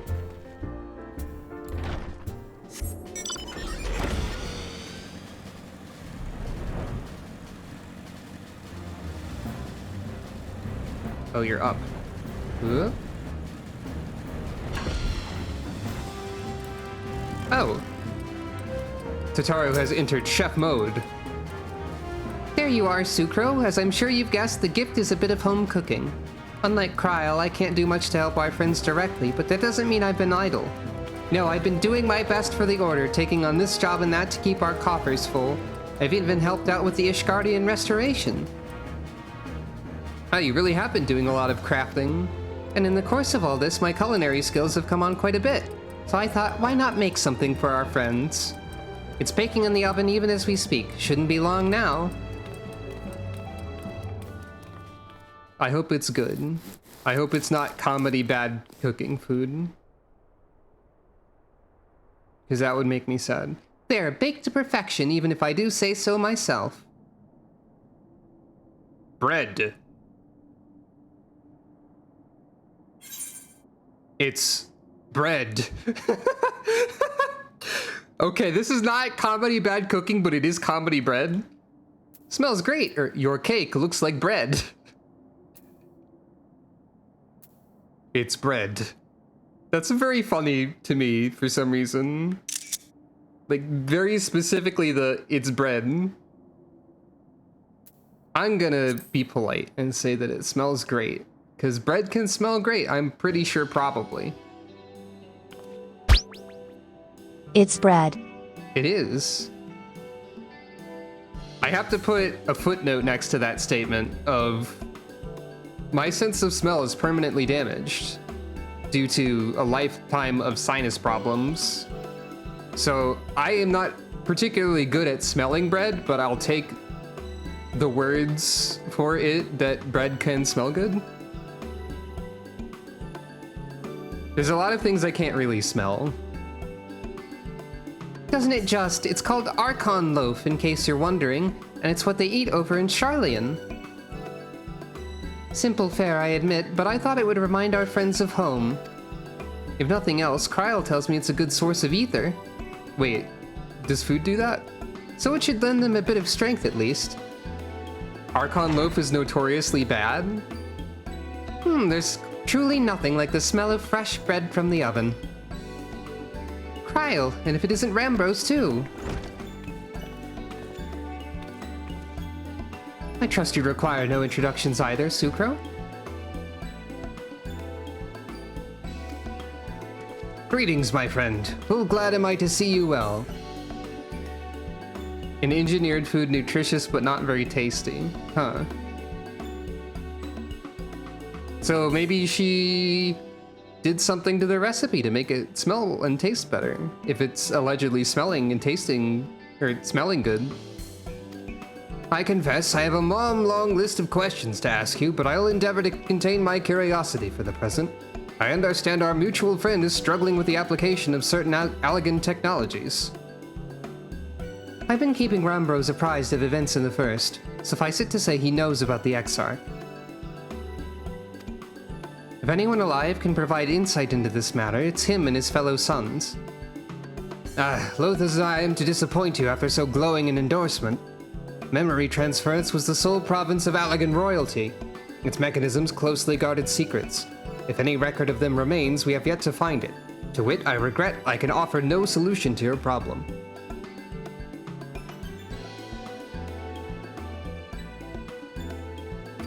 Which begs the question of why I bothered to come here, empty-handed as I am. The answer being, rather brazenly, to ask a favor. I'd have you relay a message to our comrade. Yes? Tell him that we never doubted him. Never doubted he would achieve all that he said he would. Those of us who remain behind have yet to play our part. But when the time comes, he may rest easy in the knowledge that we will most assuredly do so. And then the tower shall shine once more as a beacon of hope in this world and beyond. So tell him that we consider his duty done, and that he should follow his heart now. Forgive me, but do you say this to discourage him from overexerting himself, or to encourage him to hold nothing back? That's for our friend to decide, but either way, I dare say a certain someone will be unimpressed. Well, there you have it, Sucro. If you'd be so good as to see Rambro's message and Tataru's bread to their intended recipients, along with my report, of course. Nod. Cryle, before I wrap the bread up, would you mind giving it a try, just to make sure everything's as it should be? But of course, I'm always happy to lend my taste buds.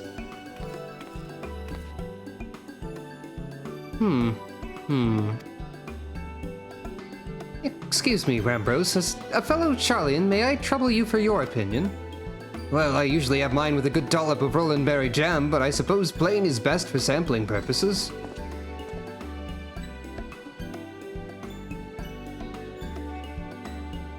Questioning head tilts? I see. Oh no, is it that bad? It is indeed, Tataru. Dense and unpleasant, exactly as it should be. Ah, just so, the very taste of home. As you might expect, our countrymen have amassed a wealth of culinary wisdom from every corner of the world. But our native cuisine is, shall we say, a little lacking. In Charlian, the majority regard food as a source of nourishment rather than enjoyment. Save for those few who actually research the culinary arts, we pay little heed to the niceties of taste and texture. It was against such a gastronomic landscape that what is now called the Archon loaf was born, the creation of an Archon who devoted himself to the study of bodily sustenance. In order to maximize its nutritional value, he incorporated copious quantities of pulverized fish and vegetable matter into the dough, all with nary a care for those qualities which make bread enjoyable. The result is a flavor that continues to defy description. Yet for its many shortcomings, the loaf's nutritional value cannot be denied.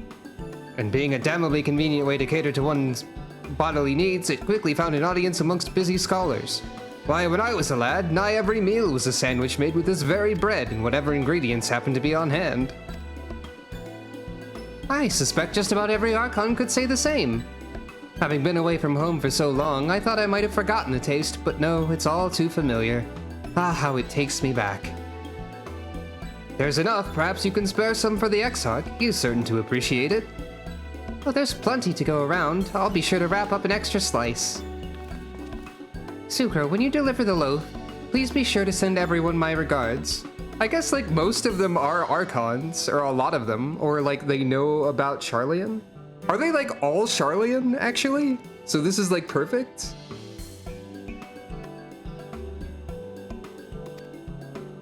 Tell them that we're doing everything we can, and that we'll be praying for their safe return until the moment they get back. Nod.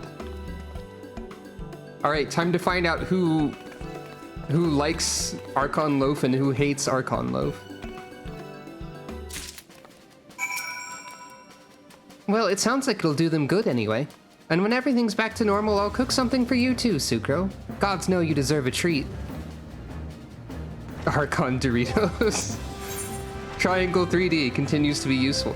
Created by an Archon who devoted himself to the study of sustenance, this bread infused with pulverized fish and vegetables is extremely nutritious, assuming one can get past the taste. I wonder if Archon bread has any roots in, like, real culinary cuisine or something in any way. Like, is this inspired by something that exists in reality? I'm checking something. That's why I'm here. Is this a food item that is... Oh, we've got Archon eggs, I guess. Guess that was the thing. Aha. Baked with either fish or vegetable flour, this fluffy loaf of rye bread is, from a nutritional standpoint, wholesome indeed. Item level 520. There's also Archon burger, concocted by the staff at the last stand. This sandwich is as nutritionally sound as it is delicious. So, Archon loaf is an actual culinarian craftable item. If it's eye level 520, what does that mean in terms of how much? Recipe level 81. I don't think recipe level corresponds to like character level. What I want to know from people who know crafting stuff. I found a unrelated. Oh, I found an answer to my question, maybe, while I was scrolling. It is a level 81 recipe? Okay, actually that does... Wait. Was it added after 5.3 then? Because Shadowbringers was up to level 80. So did they add actual craftable Archon loaf in Endwalker? Oh. So wait, Tataru broke the level cap? Is what you're telling me? She really is extremely powerful, I guess. Tataru broke through the level cap. So, in my scrolling, I found multiple people have attempted to create Archon loaf in real life. I've also found a Tumblr post from Ivan Final Fantasy XIV that says that Archon loaf may have taken inspiration from a real-life prison food called Nutriloaf. From the Wikipedia entry, Nutriloaf, also known as meal loaf, prison loaf, disciplinary loaf, food loaf, lockup loaf, confinement loaf, seg loaf, GRU, or special management meal, is a food served in prisons in the United States and formerly Canada to inmates who have misbehaved. For example, assaulting prison guards or fellow prisoners. It is similar to meatloaf in texture, but has a wider variety of ingredients. Prison loaf is usually bland, perhaps even unpleasant, but prison wardens argue that Nutriloaf provides enough nutrition to keep prisoners healthy without requiring utensils to be issued. Wow. That sounds like a criminal? Every one of those names was worse than the last, you're also right. The Tumblr post goes on to say, it is regarded as so awful that it was and still is in some parts of the US used as disciplinary action. Starving a prisoner is unconstitutional, but because Nutriloaf is nutritionally complete, it was a way to skirt around this by feeding problem inmates nothing but this. Recently, this practice has been taken to court and abolished in several states as being overly cruel. Oh, surprise.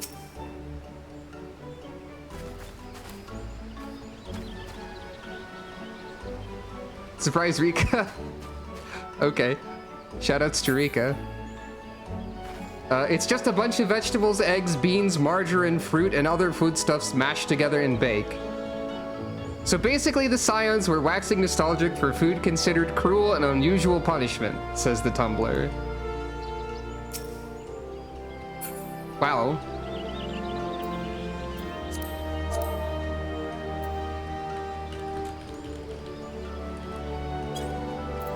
So I learned about even more reasons why the United States prison system is awful today. And I also learned about some messed up bread. I guess we haven't heard the Scions waxing nostalgic yet, but we will. That basically happened, yes.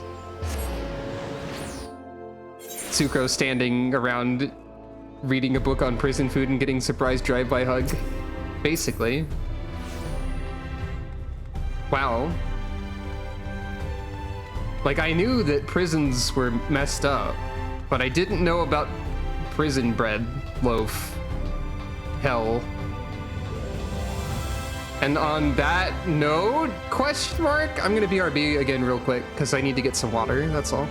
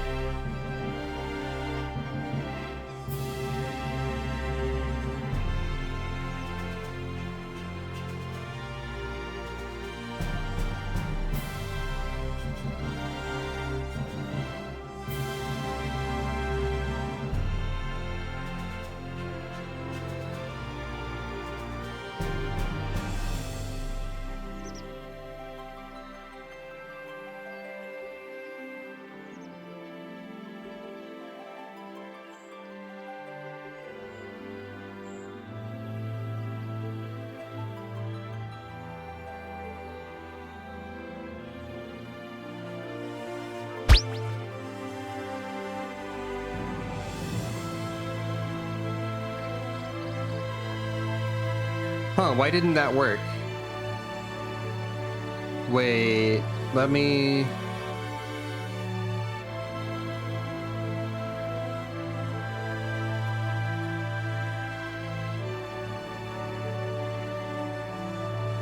I tried to save a setting, and the program might be crashing. Calico might be falling over as we speak. Please hold a moment.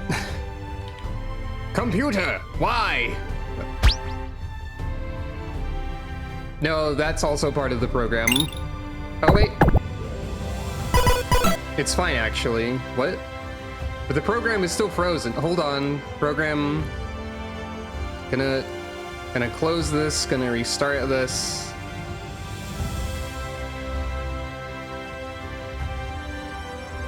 The idea of the food tying them to their homeworld in some way does seem reasonable.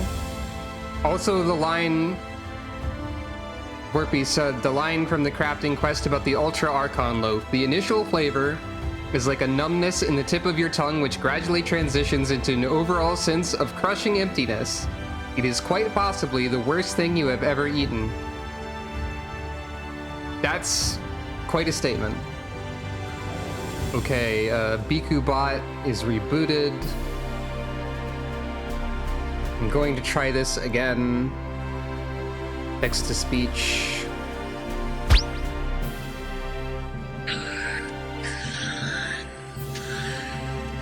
It did work, and I almost wish that it didn't.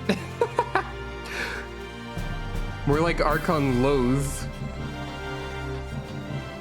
So, that's the same program where I had to save a setting that was already correct to make it work earlier, because like earlier when Calico did a text-to-speech message like this, Meow, I am a cat. her talk frame did not activate. No, the hashtag is part of a system of manipulating the text. Like the W, the hashtag, like, I need to make a link. I need to make a way to find all of this information. But like, if you type hashtag R and then put brackets and then meow, like if you add a number after the R, like that. I meant to do that as a text-to-speech redeem. Hold on. Meow. That changes the rate of the message. The W is a whisper. Higher numbers are faster in case of rate. There's also like pitch and timbre stuff, I think. I need to like write down all of the different things you can do that I would not hate people doing. There's like one thing that I don't like, and it's they can make weird breathing sounds, and I don't want Calico to be doing that. Though I can't stop anybody, I suppose, unless I make that particular set of characters get blocked, which would be funny. Anyway. Yeah, it's a feature called SSML, which I forget what that means. But I had to go into the setting and activate that again and save it to make it work. Or just reboot the program, one of those things. Hopefully everything is working though.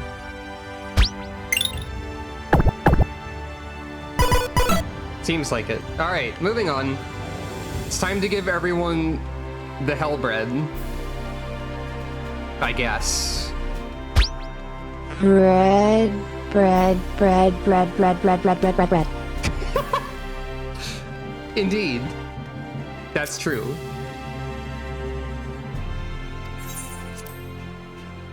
Bread, bread, bread, bread, bread, bread, bread, bread, bread, bread. I can't say bread that fast. Ah, you are returned. Good, good. There's much to discuss. The others are making their way hither as we speak. Oh, do we have an extra slice for Beck Luke, who's going to be like, what is up with everybody? Why did they like this? Welcome back, my friend. How was your journey? I have the worst bread in that world for you. Behold. By the 12 Archon loaf. However did you come by this? I'd swear it had come straight from Charlian. Sorry who made it. Hello?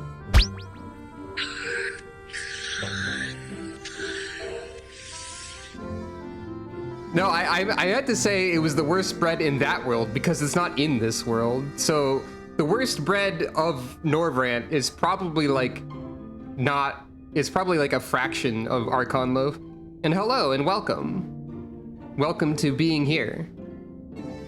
We have reached Archon loaf. We learned through the power of the internet that Archon loaf might be based on a United States prison system punishment that was devised, which is messed up. Thanks, the United States, for being messed up. Asterisk, I am not actually thankful. Yeah, Neutraloaf. Yeah, fucked up and bad. That's correct. Except in this case, scholars did it to themselves because they didn't want to stop reading books, which is something. Rambros said that, did he? His words are very nearly as heavy as the bread, but I appreciate the sentiment. Should you have the chance, you may tell him that he needn't worry. That which I seek to do, I do of my own volition and with all my heart.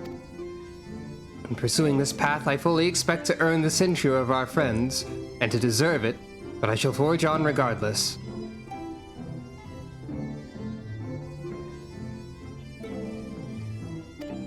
Forge on as you yourself did when faced with a similar predicament. So I ask that you have faith in me and what we do. But we were talking about your journey. Before the others arrive, I would hear how their bodies fare. Oh, and the bread I shall save for later. Though it has been many years, I have not forgotten the feats of mastication required to consume it, nor how unconductive they are to conversation. Is that the nicest thing you can say about the bread or about Charlian?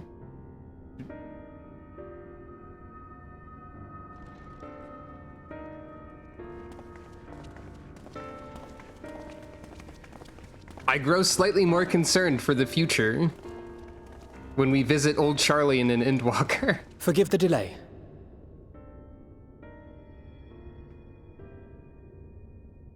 Okay, fair.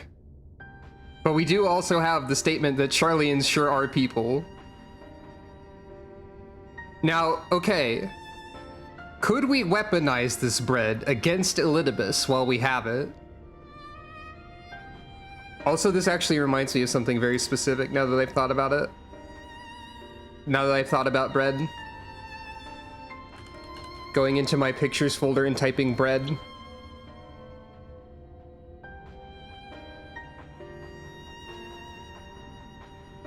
Bread.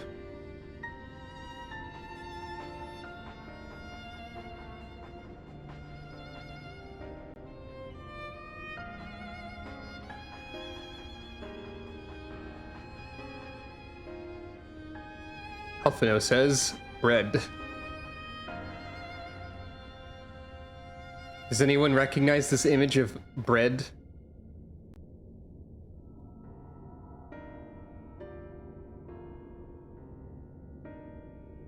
Shoutouts to you if you know what bread this is. I think it's from Rune Factory 4? Was it 4? It's probably 4. I tried it very briefly, and the cubic nature of the bread was striking to me.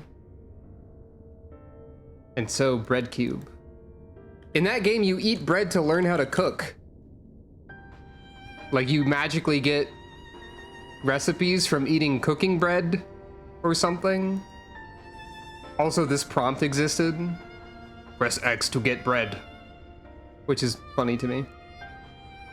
I didn't like that game very much when I tried it, though, to be honest. Yeah, bread gives you ideas, exactly.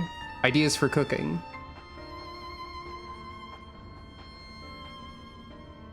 I think I actually have the screenshot of that being explained here. Yeah. To learn more recipes, eat some cooking bread, and it'll just come to you.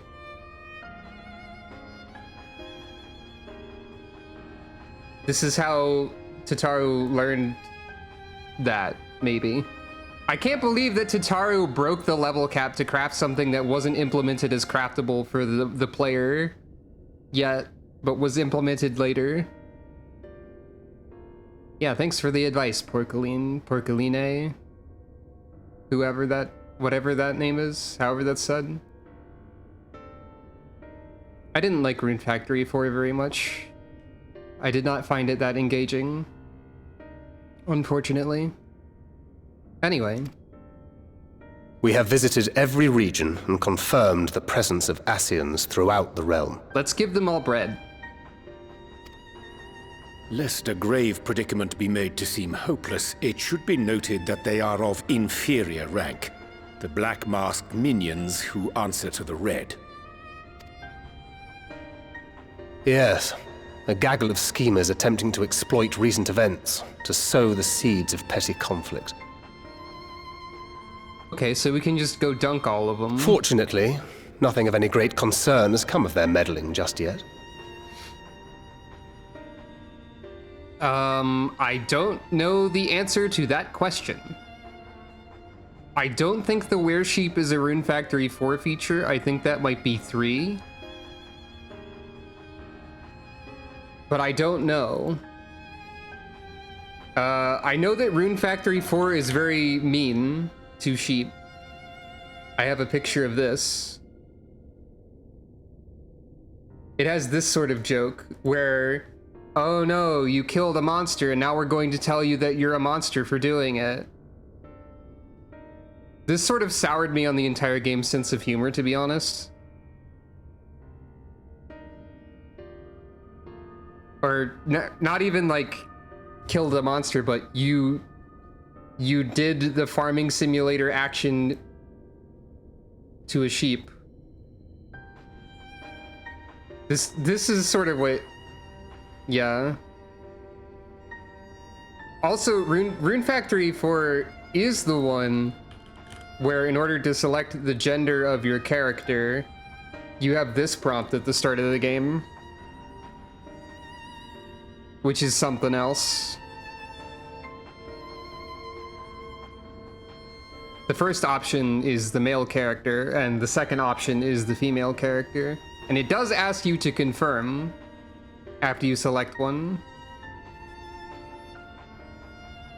It is funny, but also it's ridiculous. Anyway. Also, Rune Factory 4 has a lot of character designs that I think are awful. I hate them. Anyway, moving on. Nothing has happened because of the meddling of the flunkies.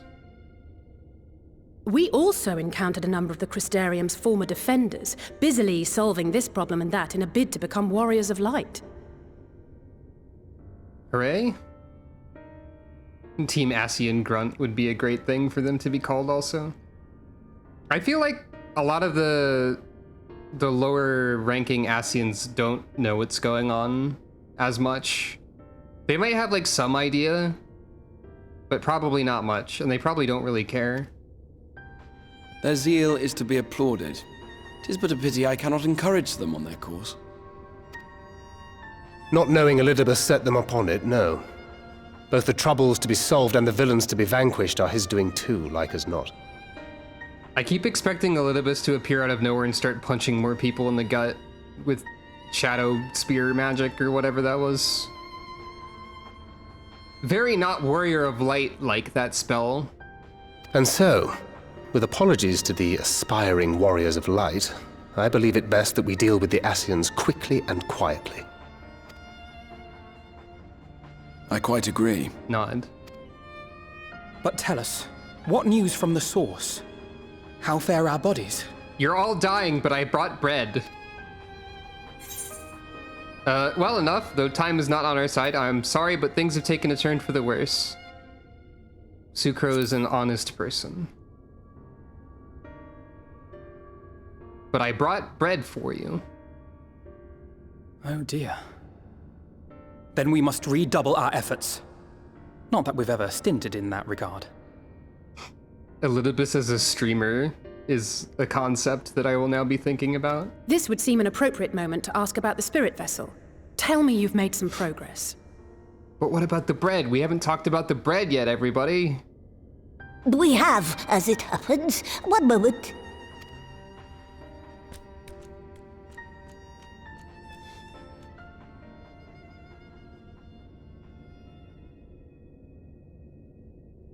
Oh. The red stones. Then this doth mean... We can forge the Masamune! Wait, no, wrong redstone. It's For fine. the benefit of all, permit us to explain. Yeah, what's that? As you will recall, using white auracite as our starting point, we fashioned a vessel for mind and memory both. Yet, though it served this purpose admirably, the process of imbuing it with one's complete essence proved a somewhat thornier proposition. Simply put, the memory would not accompany the mind. And so, we looked to the Allegan's mastery of memory transference for a solution. It took me a second to comprehend that statement as referring to Minecraft Redstone, probably. Nod. The statement in the chat, was not in the without game. its own complications, however, relying as it does upon blood, which inanimate objects notably do not possess. But Crystal Exarch, there's whole, like, idioms about that. Oh wait, the idioms are about how that's true and they don't have those. We duly explored methods of suffusing the vessel with drops of the aforementioned. Alas, our painstaking experimentation succeeded only in making me feel faint, and singularly failed to imbue the crystal with the necessary properties. I don't recognize that specific reference regarding Kirkwall. That's one I don't know. It was then that an idea occurred to me, namely that we might fuse the vessel not with normal blood, but with my crystallized essence. Oh, that's why you're glowing. And everyone hated this. You're doing this for our sakes. So far be it from us to complain. No, we don't need the rocks to suffer. But don't think we haven't noticed what's happening to your arm. Oh. Fair enough. It falls well short of offering up my life in exchange for yours, which was your only stipulated prohibition, as I recall. And it is but a small price to pay for delivering you home. Exarch, please. You only told me I couldn't die. I'm only kind of dying. I'm only causing great problems for myself, but I'm not dying. Assuming it works, we shall soon know if this grisly addition will serve as a suitable conduit for the subject's memory. Though not soon enough to warrant your waiting. The test is like to take a while. Yeah. Let us be off then. We have Ascians to attend to. among other things. Hey, why are there 6 vessels? We only saw 5 people in the beds. There's only the twins, Thancred, Urianger, Y'shtola, but you made 6 spirit vessels there. I can count, but what does it mean? Nod. Forgive me, but I count 6 vessels. Oh. And there are only 5 of us. Alize can also count. Yay! Good job, Alize. 1 is for testing purposes. I will personally use it to see whether the crystal functions as it should. Oh, I guess that makes sense, kinda? And if it does, wouldn't that mean that your soul could also return to the source? Yes. In theory, at least. But there is a distinct difference between your circumstances and mine. While your corporeal forms want for souls, my past self does not. But you could still transfer the memories. Mayhap our essences would blend, or mayhap they would curdle.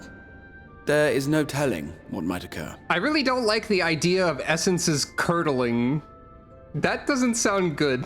That sounds bad. Don't say that. And you'd be willing to take that risk? Are you gonna have to get flicked in the forehead again by Alize? I would. I see. Nobody let Grahatia play a gotcha game. He will gamble away all of his money.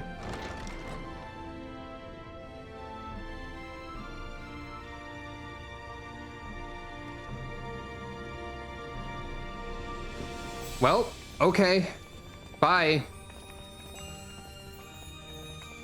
But seriously though, like, take care of yourself. Nod.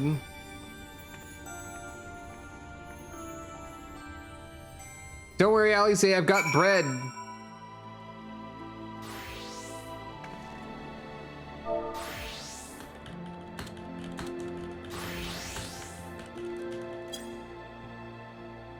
You want to hear about bread? I, for one, support the Exarch's choice. To be alive is to be driven by a purpose, and few are as driven as him. It's stupid, but I've never really stopped to think about what would happen once the vessels were complete. And now... No, there's no point. I hope the test is a success, truly. When our grandfather first decided to journey to Eorzea, Alize did not take kindly to my silence on the subject. Don't pretend to understand things you don't, she said, or rather shouted. Having oft been the object of her scorn, I am predisposed to sympathize with the Exarch, but I do understand how she feels. Better now than ever I did, certainly.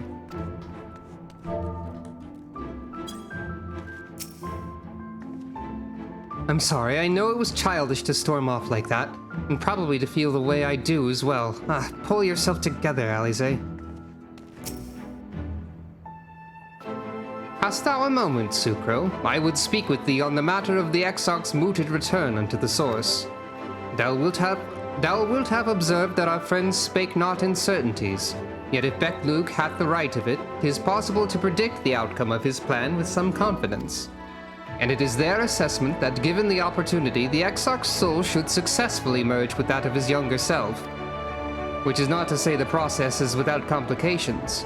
For one, the Exarch hath been subjected to an additional rejoining, an experience which will have wrought a change in his ethereal composition. As thou thyself did demonstrate in merging with Ardbert, however, there existeth an affinity twixt like souls, and this doth give us cause to hope. Yet there remaineth one immutable condition upon which success doth hinge.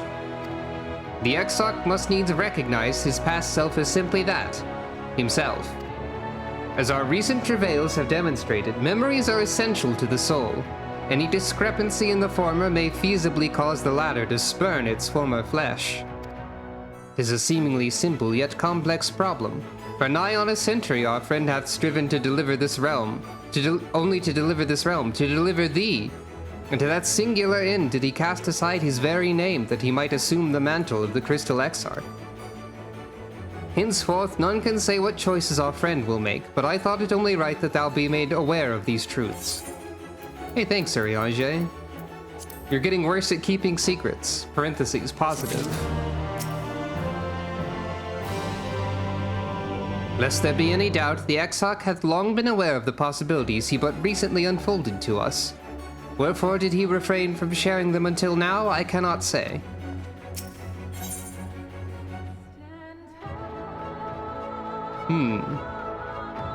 Faded memories, Elidibus looking at Amaron. I don't know anything about Dragon Quest VI, I don't think. Right then, while the Exarch literally pours his own sweat and blood into his allotted task, it seems only fair that we attend to our own.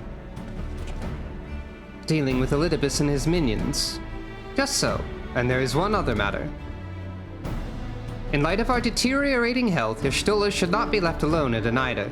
Might I trouble you to visit her, Sucro? See that all is well?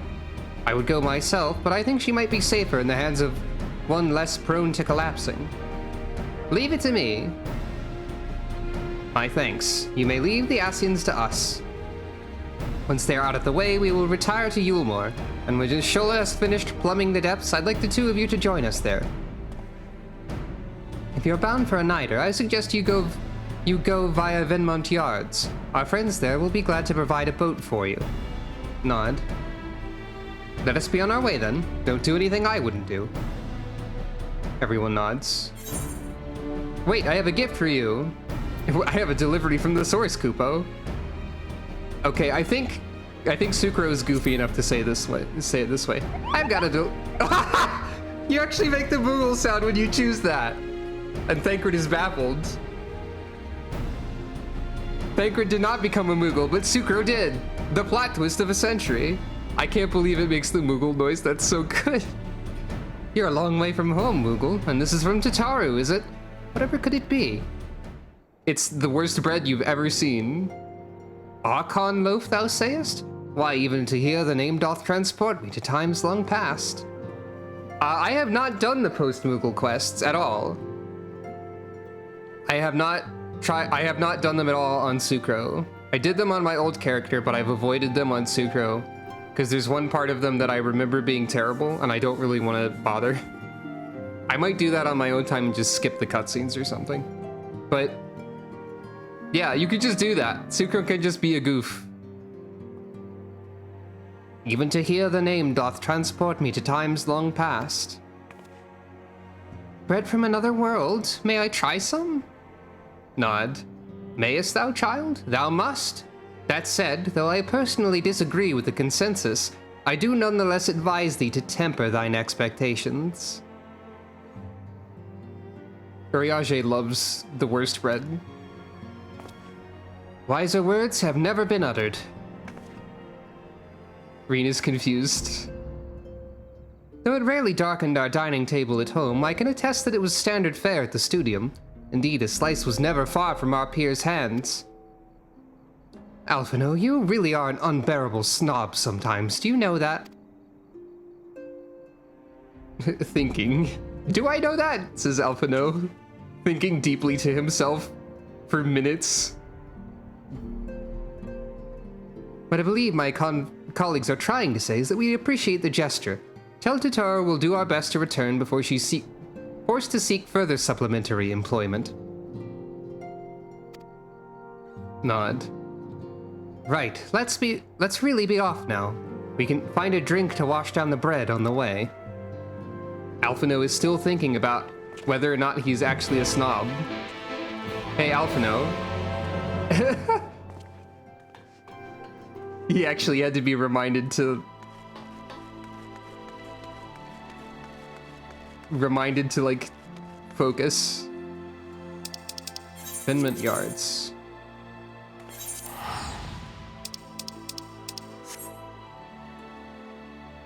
Well, I'm no psychologist, even though I did temporarily study psychology. There is something to be said for, like, the sort of food that you grow up with is probably one that you're going to enjoy, even if it's considered an acquired taste by many. So, like, even though Archon Loaf is apparently hellacious, it seems entirely reasonable that one could enjoy it if that was what one was used to. Also depending on their priorities in food, apparently. Oh, if it ain't the Warrior of Darkness herself, what brings you to these parts? I need a boat. Heading out to sea, eh? But of course we'd be happy to help. Just say the word and I'll ready a boat.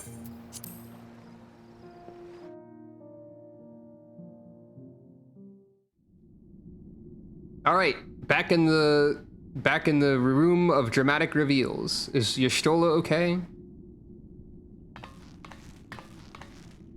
No. What? It's excellent. I had intended to speak with you alone. Did you punch Y'shtola, or did she collapse for unrelated reasons? Oh, well, thank you for the sentiment of feeling glad that I'm feeling well enough.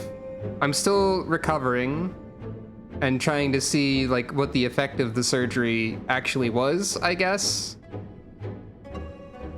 I will say that the adventure of health is not over, probably, but for now, I am feeling okay enough to stream at least some, and that's good. And I'm glad that you all enjoy the streams and want to be here.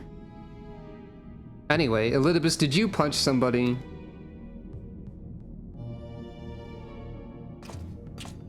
None of my doing, lest you misunderstand. The link between her body and soul wavers.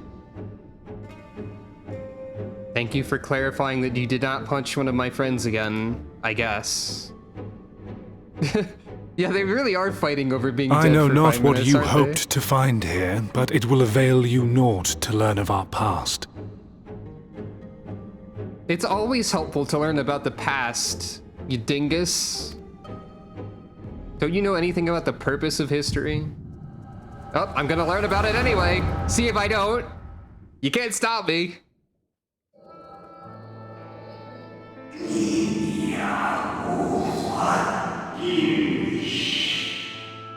This is making Elidibus seem shorter. And we're also seeing here that they can have different heights.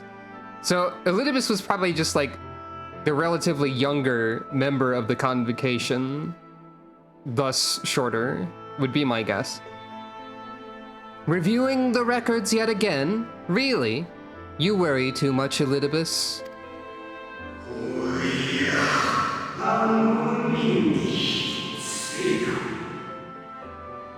It's more clear from this scene that the POV is meant to be shorter, but it's also probably due to younger. This dedication to your duty verges on obsession. I think someone actually has attacked the Warrior of Light during one of these already. Someone tried to, anyway.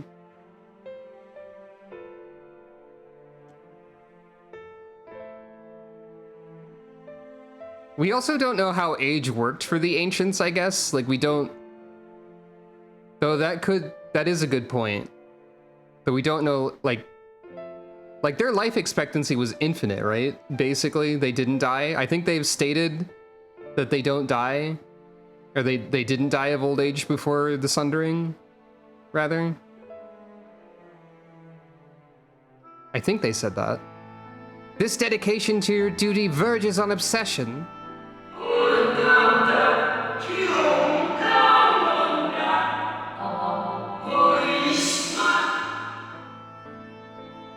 To think that some thought you ill-suited for the role, how wrong they were.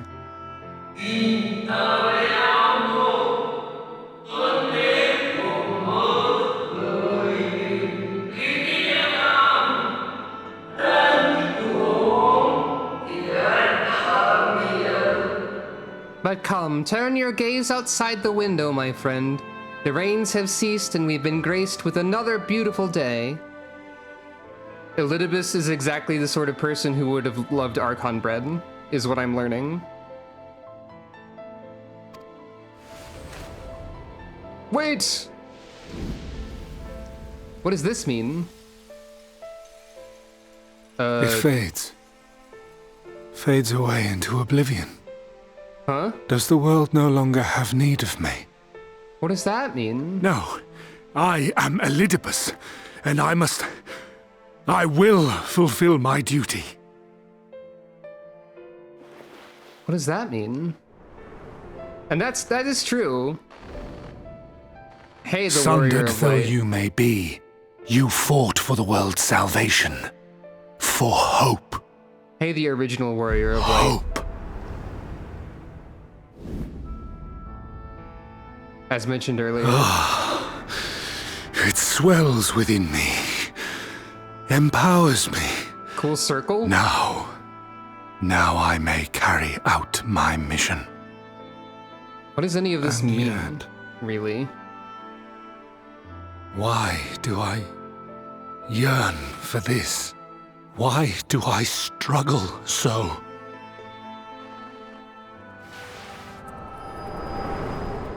There's a lot of strangeness with this that I don't know what it means.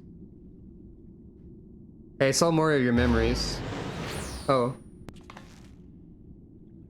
Don't do that. I shall take her into my safekeeping. If you want her back, you will do as I ask. Hey. You can't just teleport Y'shtola. Stop that. Don't do that. Show me your strength. I would take your measure. God, yeah, we mentioned that earlier. Y'shtola's now a permanent guest at one of my 14 Asian hotels. God, I almost forgot that I planted that joke earlier, and now it bears joke fruit, or whatever the hell.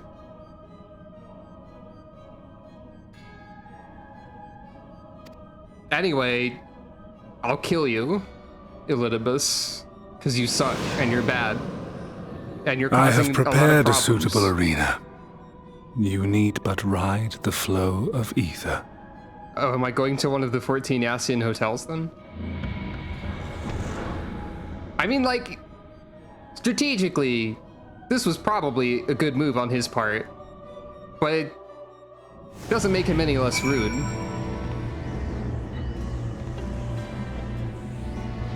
Hehe, I stand in the funny orb. Is this good?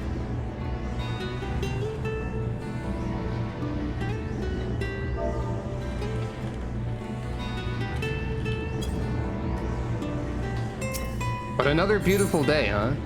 Oh, a duty. Hey, is this the first time there has been a duty calls message without the glowing rings? Or not ring, the glowing like lines. I mean, granted, it is an orb of darkness, but it doesn't have the thing that is always there. I don't know what another beautiful day means, but it's concerning. I remember this music from Amarat, The Final Days. Okay, what do you want? Is my test going to be to fill out forms? Because that's where we are. Or, you are familiar with this place, I believe? This remembered Amarat.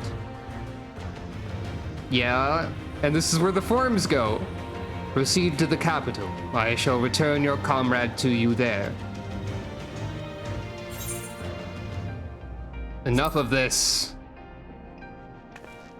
Kill.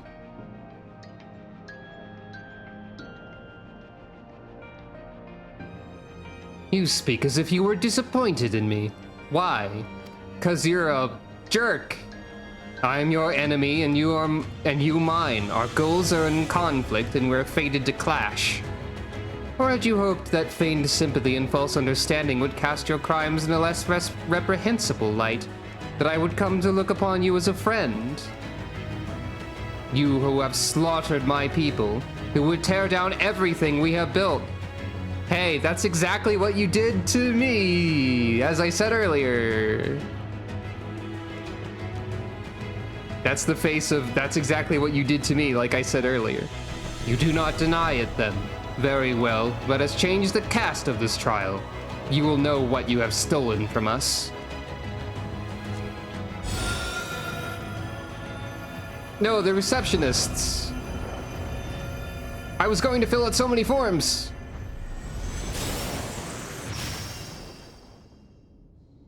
Oh. Hey, answers. And also the innkeepers. Are you going to... I think I'm going to be very sad soon. But I do not imagine I crave remorse. Only justice.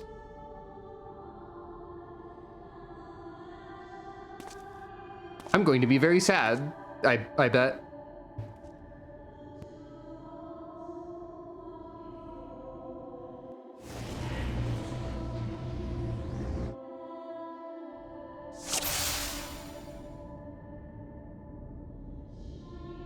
Forward, hero. We shall see how strong you have become. Hey. Hey, Momodi?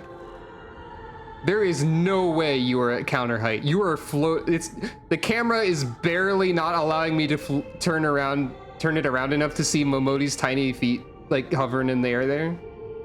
I mean, like, nobody is at counter height, but her especially. Bateron over here. Like, you can sort of see their legs. They're definitely all just floating, or they have a very tall stepping stool. And, somehow I've forgotten the name, oh, Mother Mion, that's what her name is. I was going to say somehow I'd forgotten the name of the one who I actually interacted with the most, but... Anyway, Answers is playing muffled, echoedly. Echoedly? That's not a word. Ah, Elidibus has made many slimes here. I see. I think I vaguely remember. Let us begin. Okay. Rest assured there are no tricks. You need but defeat the enemies before you. You're gonna turn them into a whole bunch of people that I know. First, something easy. Those whom a budding hero might encounter at the beginning of her tale. And I believe I have the perfect subjects. Yep. Let not their appearance stay your hand. Beneath the facade, they are merely monsters. Papolimo, Ida, Thancred, oh, Papolimo died first. That's canon. Well, that was fast. Technically, Ida died before Papolimo, but you know, not that Ida. Yep. Ida and Papolimo were the ones that Sucro met. Okay, and... Look, these are illusions. You said it yourself, even. I understand what an illusion is. You're still gonna make me sad, but I know that you're doing tricks.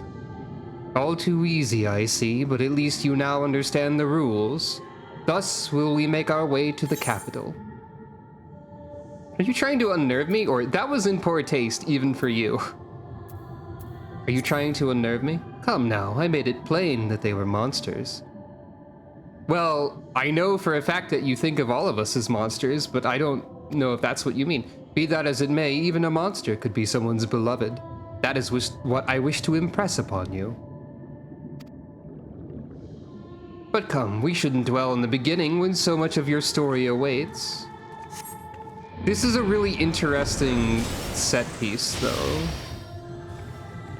Well...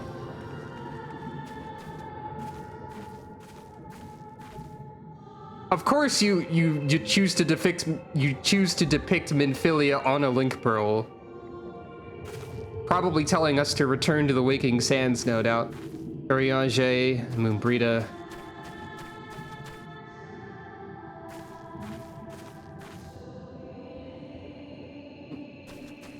Hey, these slimes are just still regular. We've got Biggs Wedge Sid over here with the Magitech armor. Every tale requires villains. Defeat them and claim your place as a hero.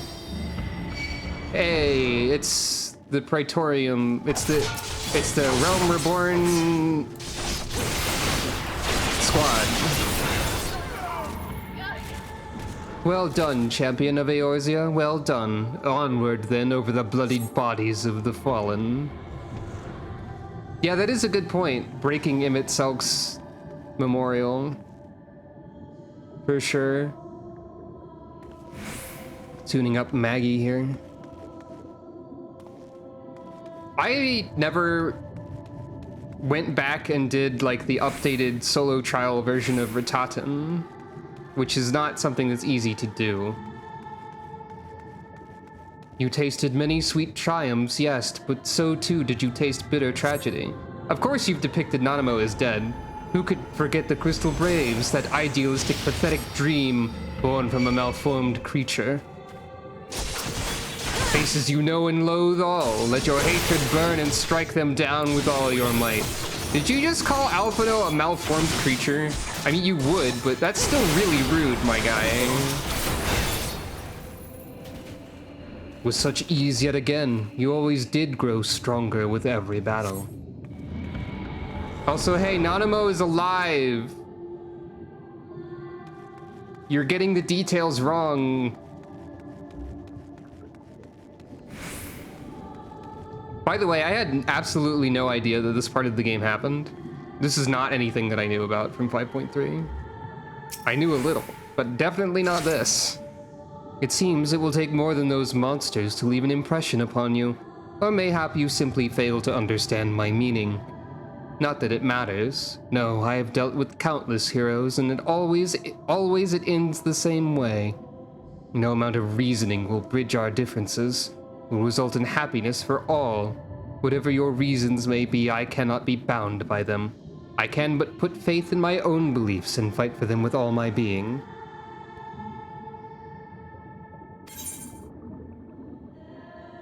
You're wrong. We can always strive for understanding and for compromise, or it seems like there's nothing for it but for us to fight. You know, this is like the idealistic, hopeful hero thing to say probably, but it's also pretty centrist, and also, I don't think Elidibus is going to be someone we can compromise with. For a certainty, I am Elidibus, and come what may, I will fulfill my mission. To that end do I take your measure, and eventually I will eliminate you. Your hopes and dreams are inconsequential. But enough talk. It is not your assertions that I wish to know, but your strength. Oh. And it switched to the Heavensward music. Falsely accused of regicide, you fled to the snow-swept fields of Kurthus. I thought that would be a fight.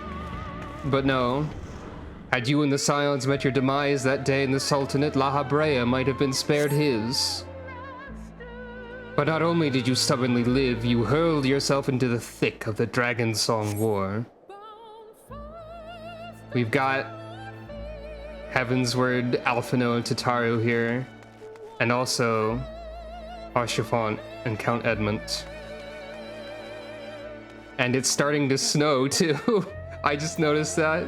Even the weather up here. Man, now you're really getting me. Alright, you're getting me.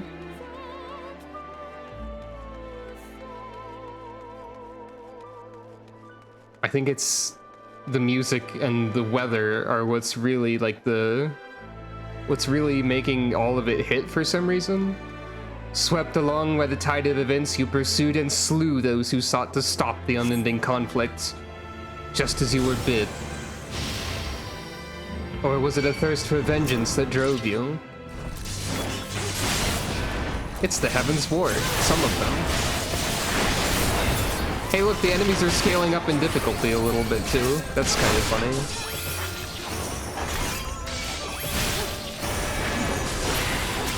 I think it's funny that there was a mechanic there as well. Possible.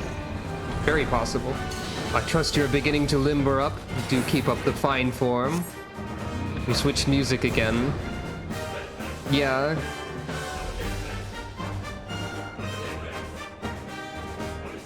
I don't...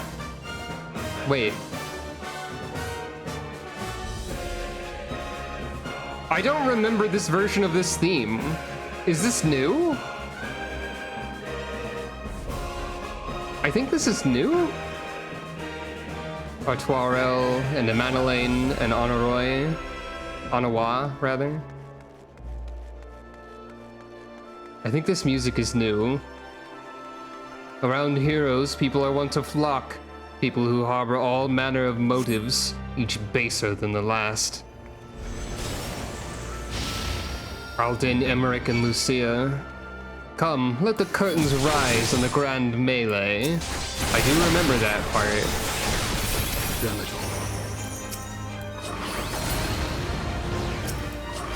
I remember Alden's funny attack. Raban.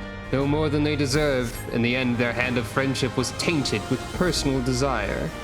Oh, shut up. Like, you don't have personal desires related to killing everybody. Elidibus is like the most hypocritical you can possibly be. Anyway, here's these two. God, Brain, please. Her name is not Shiva. Brain, please. Please recall information. Izel, that's right. There we go. And Reisfelger. That doesn't justify his actions at all.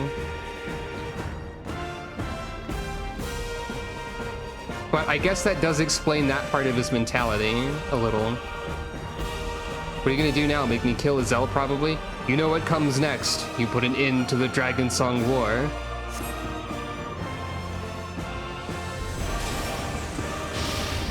Oh no, you're gonna make me kill Istinian Nidhogg. There is no saving your comrade this time. All you can do is cut off the serpent's head. It's not real though, so it doesn't actually do anything. Oh, you're still doing your attacks. I think this is very funny that they're still doing the attacks. This might be from Dragon Song Ultimate? Huh.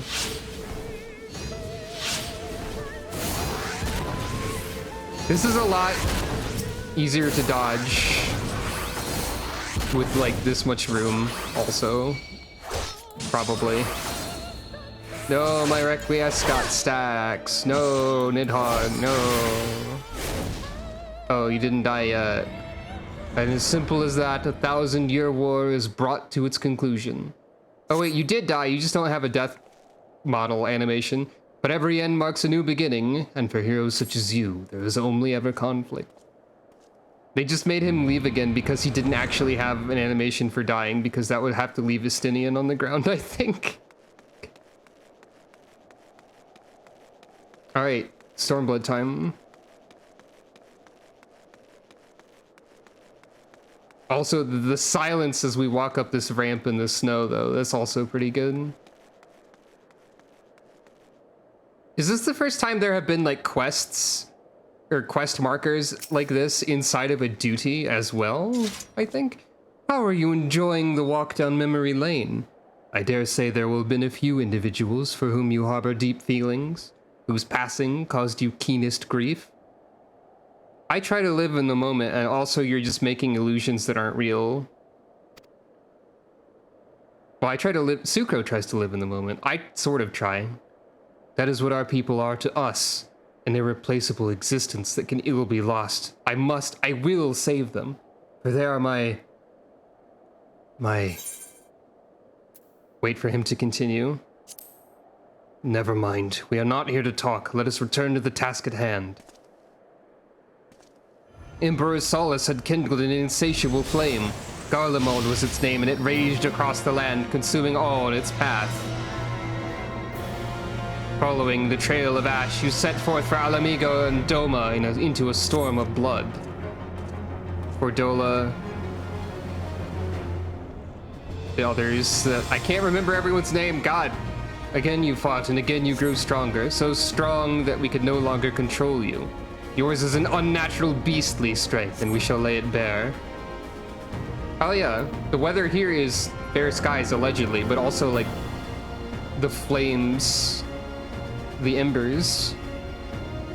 Monago was the name of the Mikute in that group.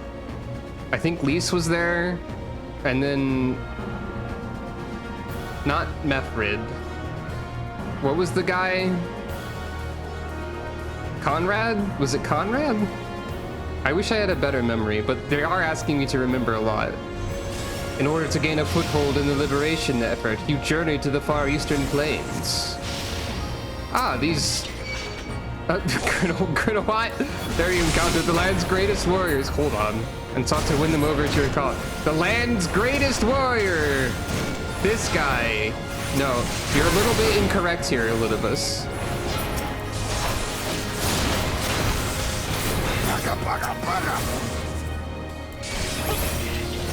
It's not enough! The strong are drawn to the strong, thus did you gather new allies to your banner. Serena, Ahatun, the Mole, in general. Yet where ardent souls gather, so too did fires burn. In this way did you consign those around you to the flames. Burn them all, hero. Reduce them to nothingness like the ephemeral morning dew they are. Yugiri's teleporting. Hey, Yugiri, you can't invent mechanics. Stop that. I'm invincible now. Actually, no, Hien did this in the fights where Hien helped us out, I think. I think they're doing things that they did to help us before. That was just Hellfrog Medium, though.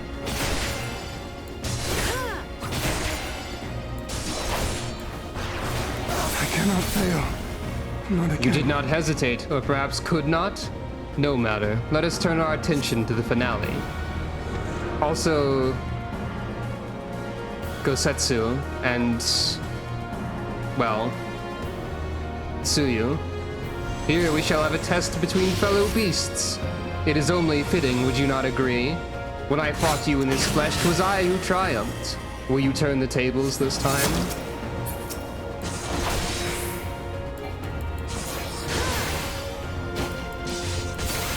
Yeah, I think that was a persimmon.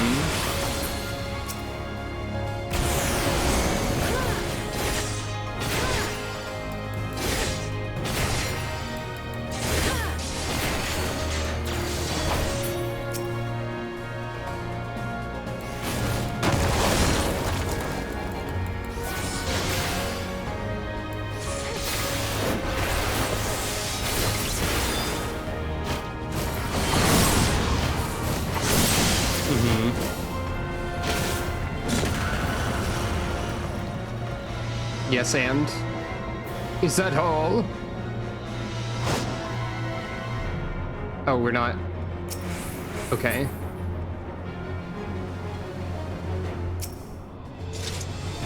My creation appears to have lost its form. It is no easy thing to see through the eyes of a beast such as him. In any event, there's only so much to be learned by taking your measure this way. Let us try something different. Come, we continue this within. I have given you the in-event status, represented by 2 diamonds circling you. Sprinting!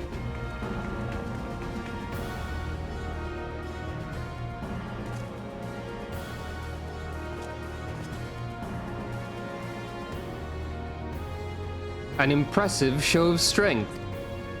But surely no more than a foretaste of that which Emmett Selk's conqueror is capable. Such might requires a fairer measure, to compare like with like, yes.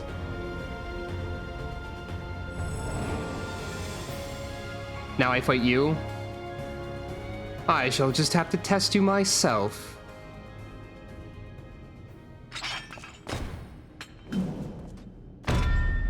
Come on, Sucro. Oh, he's speaking as Ardbert. Come on, Sucro, show me what you can do. Fallen Warrior, Ardbert! What? You can't give him a boss title? You can't do that, hey!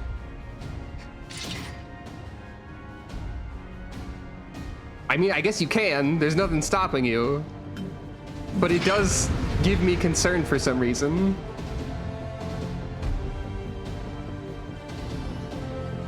Also, hey, you're not Ardbert. We know this already. The Ascians, they probably freaking did. Okay, we've got a ring of no escape. Hello, Ardbert. I may not be the real Ardbert, but you do well not to underestimate me. All that made him the warrior he was, every battle waged, every blow swung is part of my very being. So come, fight me like you mean to take my head. Actually, everything Ardbert was is also sort of part of my very being due to the fusion thing that happened, I guess. So, like, you know, there is that, I guess, for whatever that means. Good, good, I sense your murderous intent. Aye, you'd kill me given the chance. Mayhap you think to recover this body? If so, prove that it's no use to me. Prove that I can't best you with it. Come at me with everything you've got. Okay, you're gonna do a rotato. A rotato. Oh, you're doing a pretty fast rotato there. I don't know why I called it that like it was a vegetable.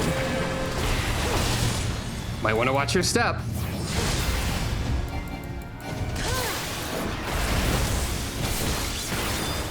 I think this is safe. Ah, I messed up. I didn't do Confidior. Oh wait, it's fine. I'm not level 90. It doesn't matter. Avalanche Axe was indeed the name of that move. So these are all like slightly off-brand warrior moves. Overcome all odds.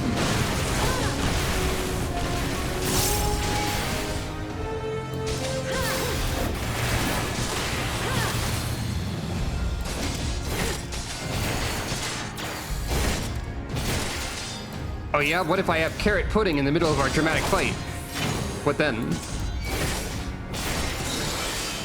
See, you're a different beast from when you faced my creations. Very well, I will transcend my very limits, and we'll see what you're truly capable of. Lands of Olds.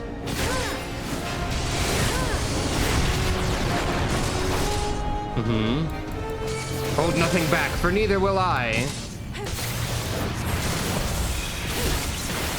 Groundbreaker.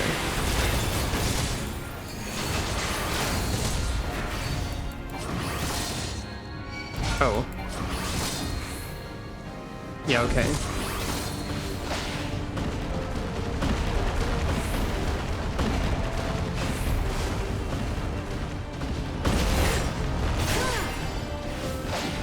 Some of these look like, offensive versions of the warrior limit breaks a little bit.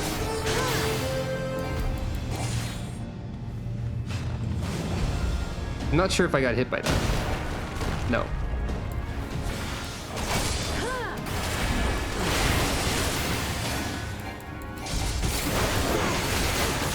Or the warrior level 3 limit break, I should say specifically, because the first two aren't, like, unique.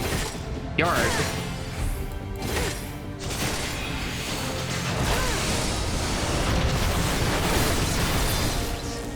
I have my answer. I need to become a boss fight. Like, 10 minutes remaining to complete Faded Memories. Hey, what? Hey. Yeah, there's a lot more geomancy for sure.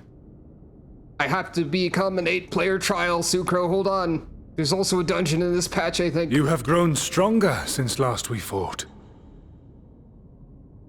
No, it's just that the level sync wasn't as bad. Or wasn't as, like, far down. The result of your trials in the first, no doubt. Have you finished? Y'shtola woke up and hates you. You've just been here? My apologies. I freed myself as soon as I awoke, but rather too late, I see. Elidibus is really bad at making a lock on a door, I guess. But I'm glad Y'shtola's okay. Now, Elidibus, If you have ceased trading blows, I would trade words with you. I have a theory, you see. One concerning that which you seek to accomplish.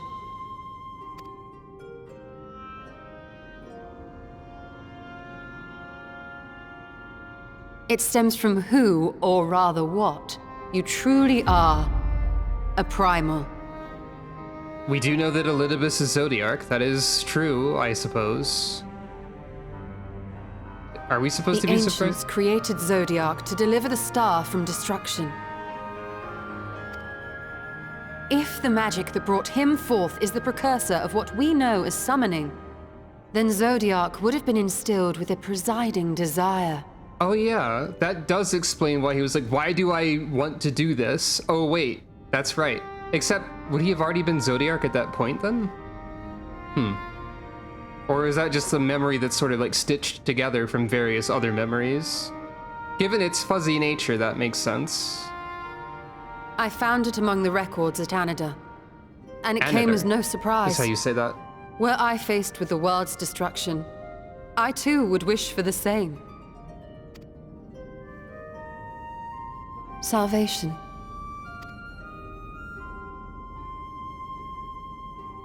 I know that you sacrificed yourself to become Zodiarch's heart. How you came to be separated from him is less clear. But if you are a fragment of his being, it stands to reason a desire for the world's salvation would drive you. That does make a lot of sense, and I hadn't thought about it that way. And thus did you seek to inspire the masses to rise up as warriors of light, going so far as to use Ardbert as a symbol of hope. Oh yeah, Phoenix is also another good parallel to draw. That's a good point. That makes a lot of sense. Correct on all counts. Such is my nature, and such are my methods. I have aided heroes. I have made them. I have even become them.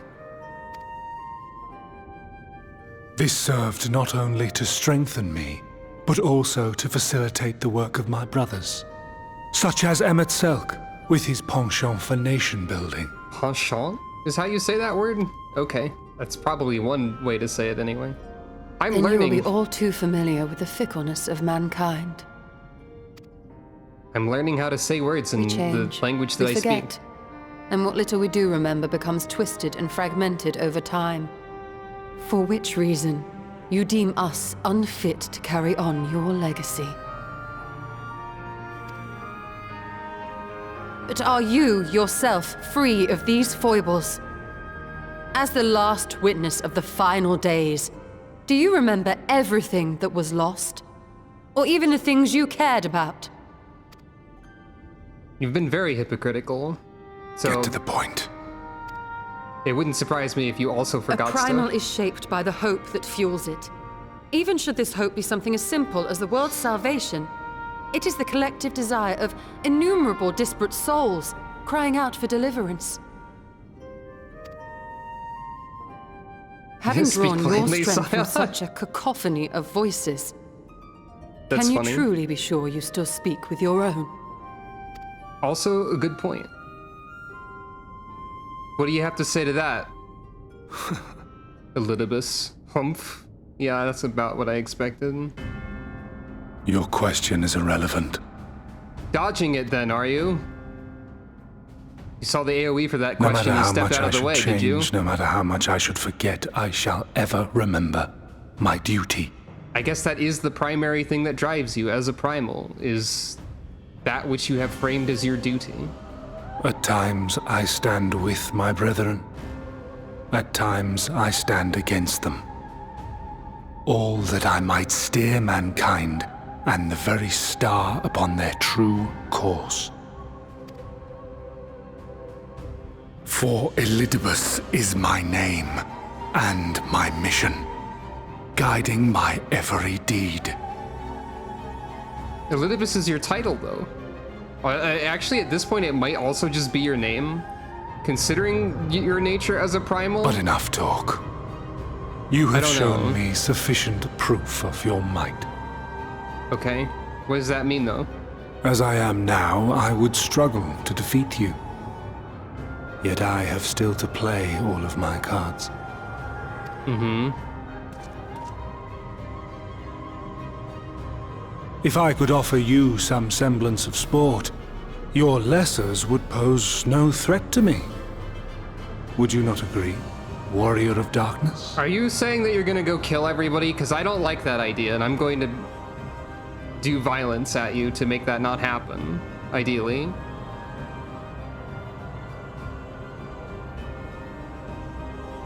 Oh, that's a great point. I wonder. The Crystal Exarch, perhaps.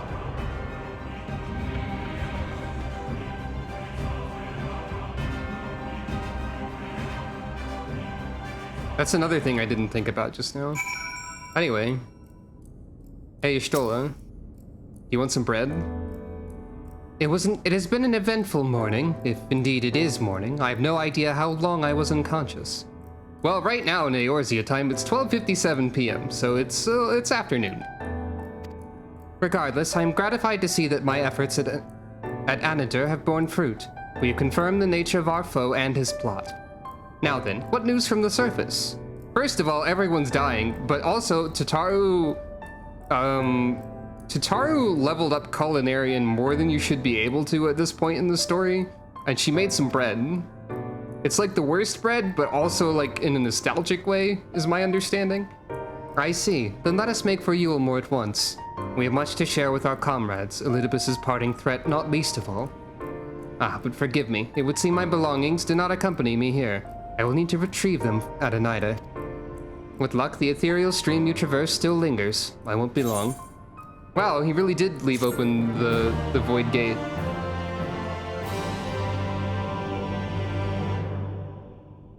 I'm going to sit here and think about stuff.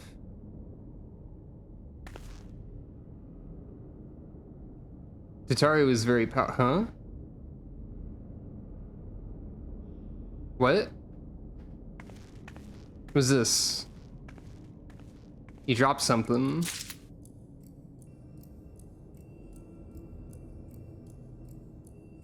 Peculiar crystal.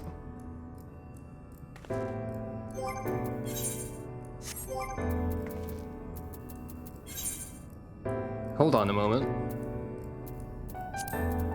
Not unlike a soul crystal in design, shape, structure, being a crystal of a particular shape with an etching on the front.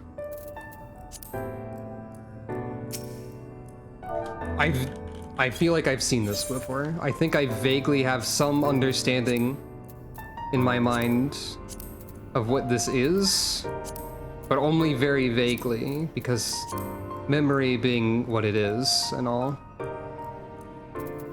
Or my memory being what it is and all. I can tell you that the symbol on it looks like a rectangle doing a funny dance. At least from some angles.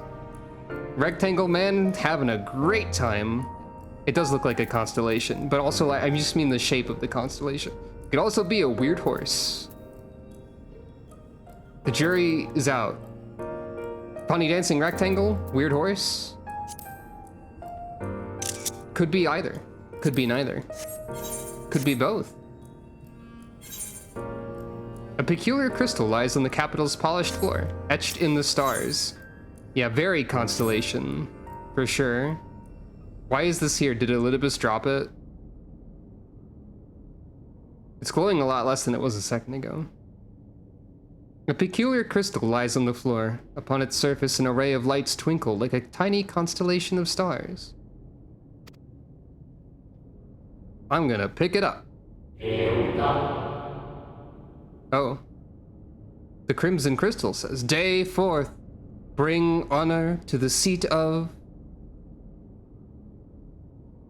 Ah. A crystal of the... Wait, that's the Leo constellation? Wait, that's just Leo? Hold on. Google... No, it's not. That's not what Leo looks like. Leo's a bit off from that. Well, a little bit. Sometimes people disagree on this statement. Actually.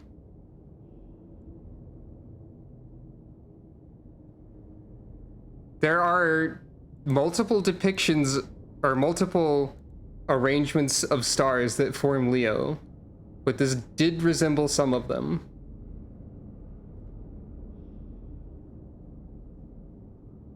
And also, I mean, Zodiac, the Zodiac. That makes sense.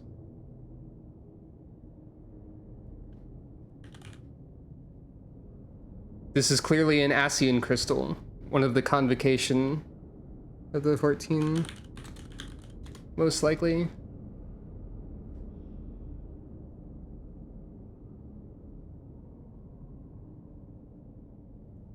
I have located at least one image through the power of Google image search that depicts the Leo that this is depicting, or something close to it. So yeah. It is Leo then. At least one variant of it. Questioning head tilt? The distorted voice of an ancient rings out in your mind. A moment preserved in the crystal, it would seem.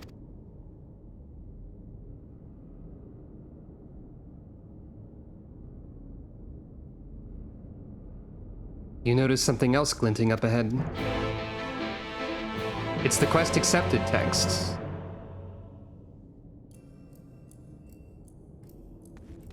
Constellation crystals. What? Why are these here? Okay, so there's 3 more of them. I'm guessing that first one is of particular importance. Why are these here, though? So I don't know my constellations well enough, but there are 3 of them here. 3 more of them.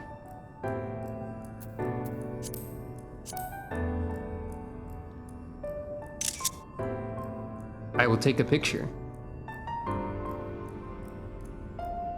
Yellow is Libra, green is Sagittarius, and gray is Capricorn. Thank you. I was hoping that information would be provided. Also, it's very funny that you, the Zodiac, are the one telling me about all of the Zodiac signs. You're living up to your name. Even though that's not the name I usually refer to you as. But you're living up to one of your names. You find 3 more crystals laying on the floor. Though they differ in color and decoration, each is identical in shape. You focus on the crystals and find that the words they hold ring clearer than before. Yellow crystal says, "Behold, my friends. Embraced by the earth and caressed by the wind, vibrant life flourishes. All is right in creation." The green crystal says, "There can be no greater joy than to use our wisdom for the good of our people. No greater pride." And the gray crystal says, "May all know happiness, now and forevermore." Guess I'll take these. Hey, Y'shtola, you want to see all the weird stones that I found on the ground? When you get back? There do not appear to be any more crystals in the hall. Perhaps it would be wise to continue the search outside. I guess we're just assuming that there's going to be more crystals now.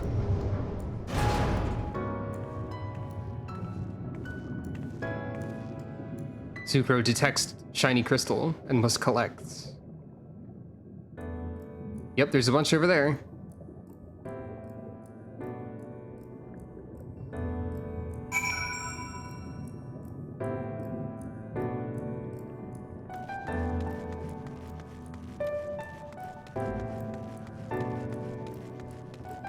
Maybe. There's probably no reason for me to like zoom in on these because the cutscenes are going to do that for me. Technically. But here we have purple and green too. A very complicated constellation and a very simple constellation. Light green is Aries, purple is Taurus. Thank you for your continued on-brand knowledge.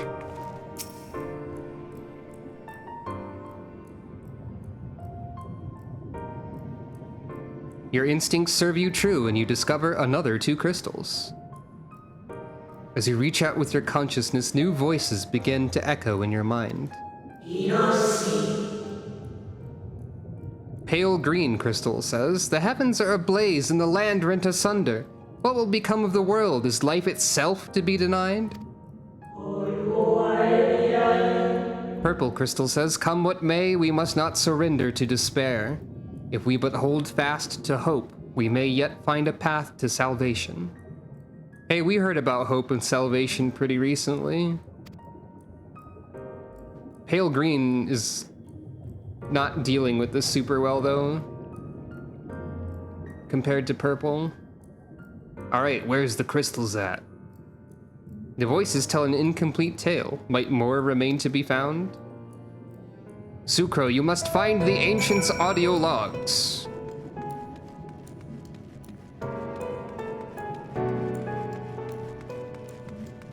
Conveniently, they are all placed in a line.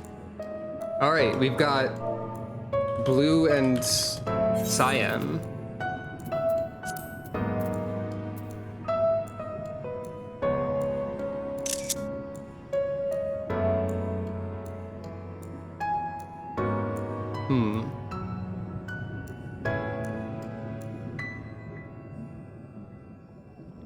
Yeah, I do not recognize any constellations immediately. Hey, those are not the ones that we're looking at. I don't know what you're talking about now.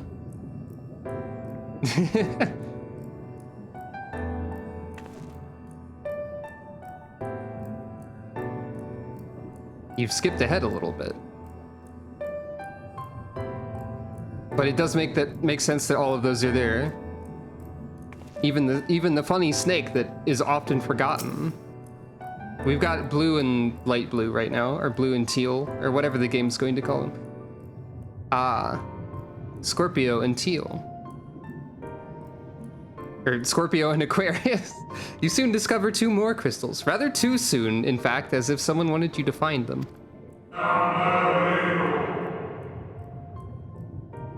Scorpio is me, by the way. Everything burns, crumbles, decays. I hear the lamentations of my brethren, and soon there will be only silence. I'm always saying this as a Scorpio. We will deliver our star from its doom. This we swear, so please dry your tears, says Turquoise Crystal.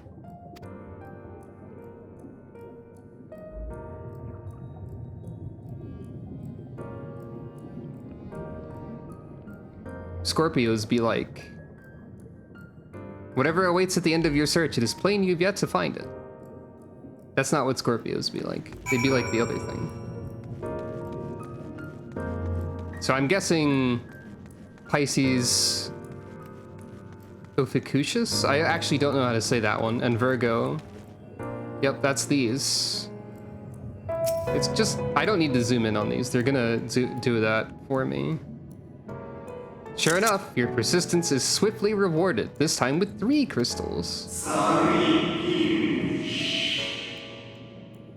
There's a whole lot of different blue ones. Ophiuchus. Gotcha. It was spelled a little bit differently. Yeah, light blue's Pisces, white is Ophiuchus, and brown is Virgo. Gotcha. Sky blue says, the time is come, we shall rewrite the laws of creation and we shall save our star.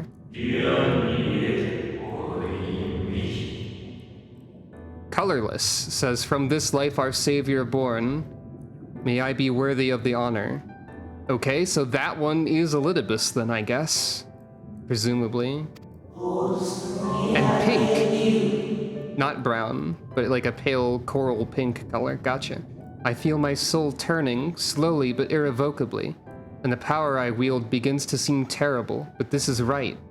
It is right. What does that mean? I think that's the most concerning message we've seen so far. I feel my soul turning slowly but irrevocably, and the power I wield begins to seem terrible. La Brea?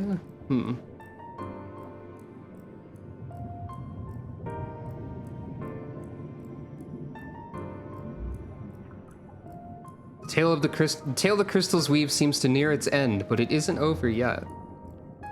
The only one I've for sure picked out a parallel for is Colorless being Elidibus due to that statement.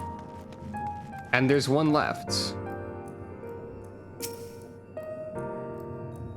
Is it the same as the one we found earlier? No.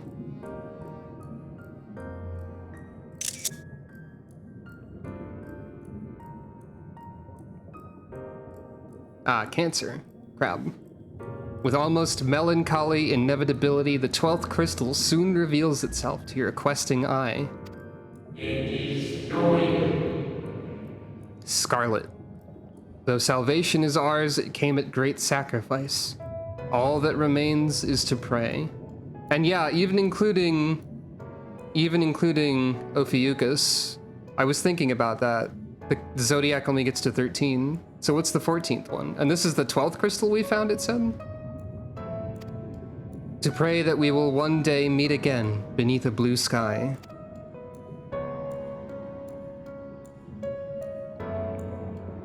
Judging by its testimony, it would seem the voice was recorded in the wake of the final days.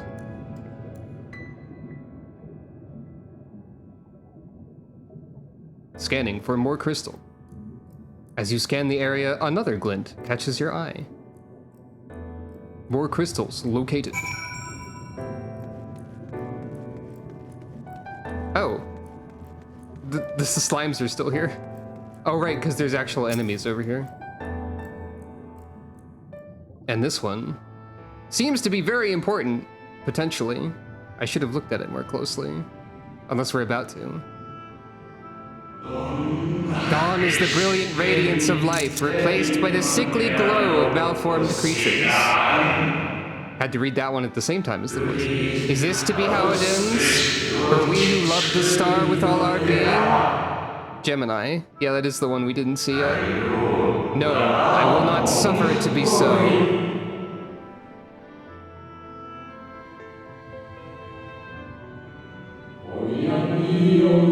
Oh. Well. Yeah, I was thinking Emmett Selk a little bit. I didn't fully process the words of that one because I couldn't read them at my own pace. Well, we meet again, my new old friend. You.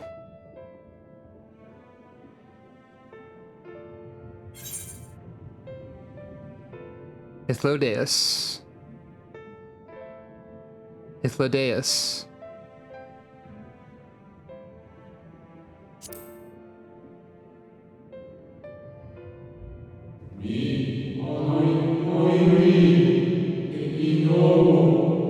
How good of you. How good of you to remember. I mean, we spoke about Hythlodeus to Elidibus.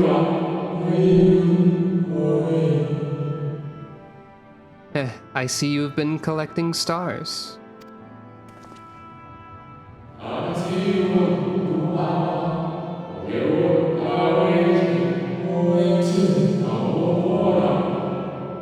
I speak of those crystals.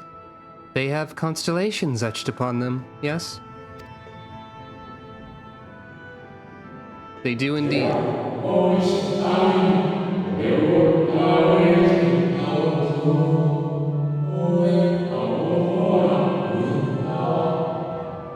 High in the heavens, those stars shine their guiding light down upon the lives below. Fitting symbols for the convocation of 14, would you not agree?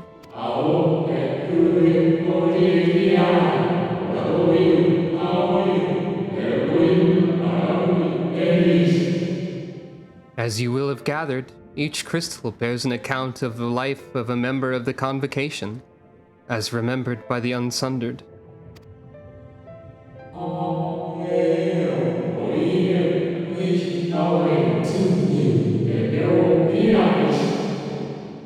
Lest you worry, they aren't concepts. They are far too incomplete to be so. But they suffice for imbuing memories within sundered souls, that they might be restored to their office.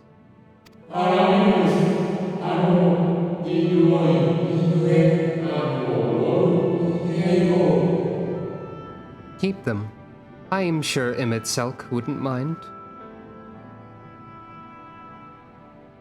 Yeah, these are like, given that they're associated with the titles of the Ascians, they kind of are like the job crystals of the Ascians in a way.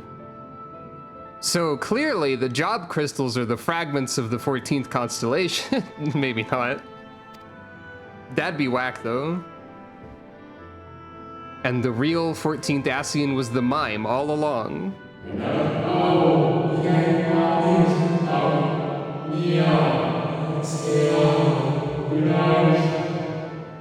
So, how fare you of late? You are feuding with the Lidibus this time, I believe? Explain.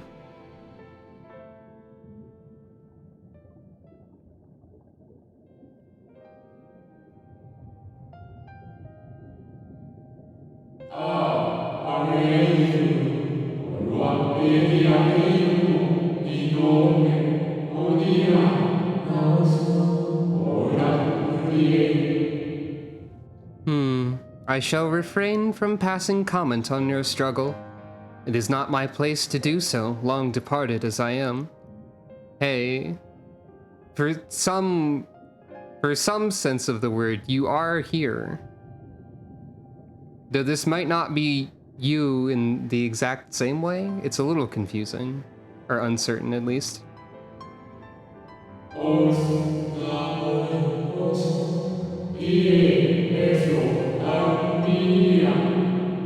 But if I may give voice to a personal desire, I would rather you lived.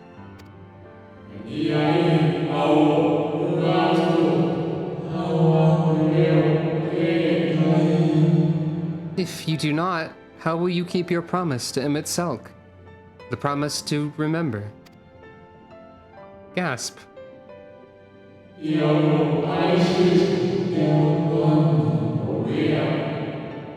It must weigh heavy, the burden of all those memories.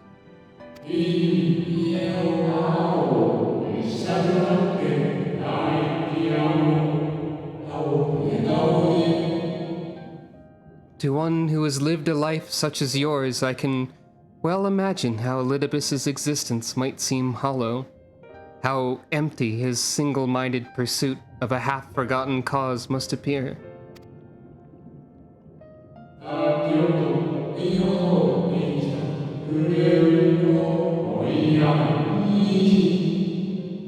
But know that his devotion is not without reason, even if he himself can no longer remember what that reason is.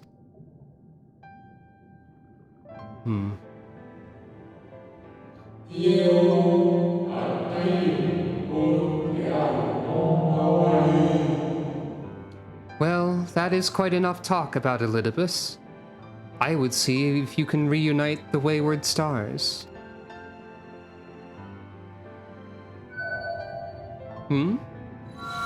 What?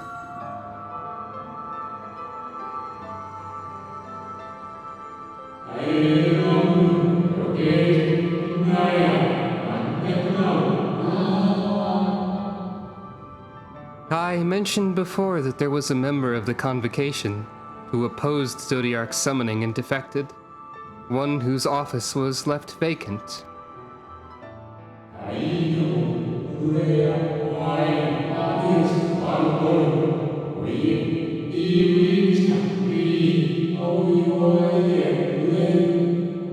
Defectors having been deemed unworthy of commemoration, no crystal exists for the individual in question.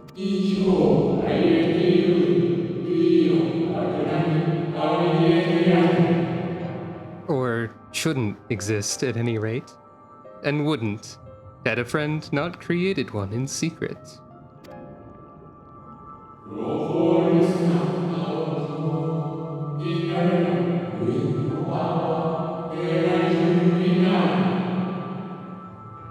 A crystal bearing the forgotten name of her office, along with the magic of her own conceiving. A singular incantation embodying her spirit. Oh yeah, that is the sun! That's like the alchemical symbol for it, I think?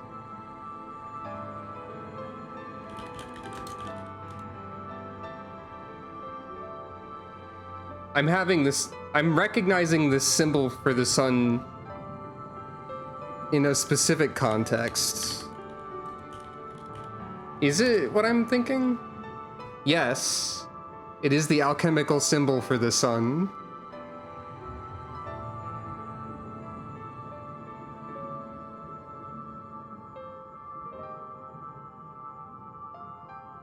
Fascinating. Also, I'm having a lot of emotions at this part, even though I don't fully understand the weight of it yet. I don't understand everything that's going on, but the weight of these words is evident, if that makes sense. I am also very prone to emotion in general, as you may have noticed. But, like, that's not a bad thing or anything. Just saying. Congratulations on petting Calico.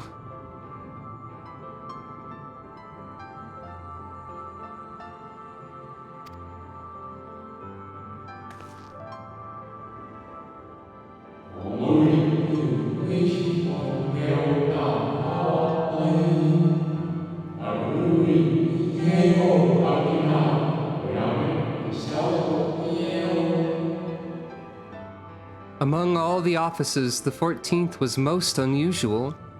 For while the rest sat in Amarat, its holder was charged with gaining an intimate knowledge of the wider world.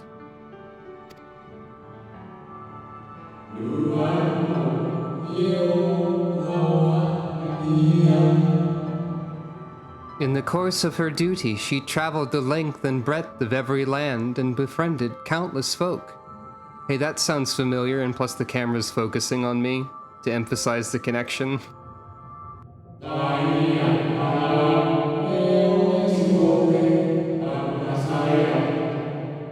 She encountered troubles too, of course. Matters which she could simply have referred to the convocation. But that was not her way.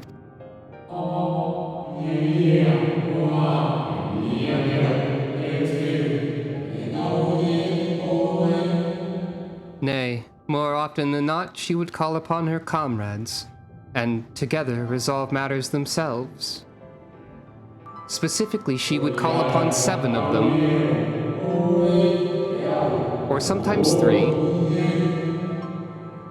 or sometimes 23, depending on the needs of the situation. Such is the magic sealed within that crystal, the magic to summon the stars to your side.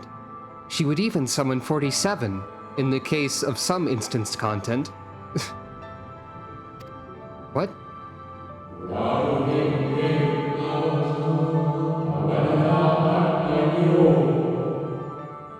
In time of greatest need, should you wish upon it with all of your heart, it will surely answer your call.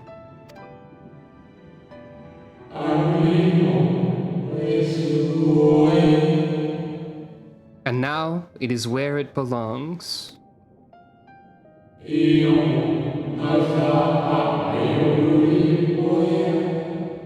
Oh, there is no need for thanks, but nor will I hear any complaints about it either.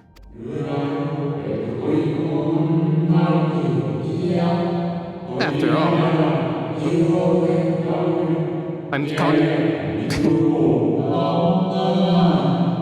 I am often caught off guard by the length of the ancient speaking noises versus the length of the text. After all, I cannot say whether I act of my own volition or by the will of my recreator.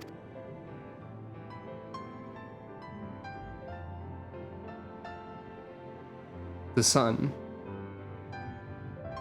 Oh. Well, farewell, but Thank you, but only in the... But you said not to say that, so... I was wondering where you'd disappeared to. I found a bunch of cool rocks! And talked to the ghost again. You want to hear about it? Is You want some bread? troubling you? Maybe? A lot of information has just occurred while you were gone. You want to see this cool stone? No? Okay. Nope. Nothing's troubling me. It's fine. Don't worry about it. Very well. I have everything. Let's hurry back to the surface. I'm sure all of this will become relevant enough to where I have to explain it soon. Ah, hello. Hello. I have just acquired many crystals of probable significance.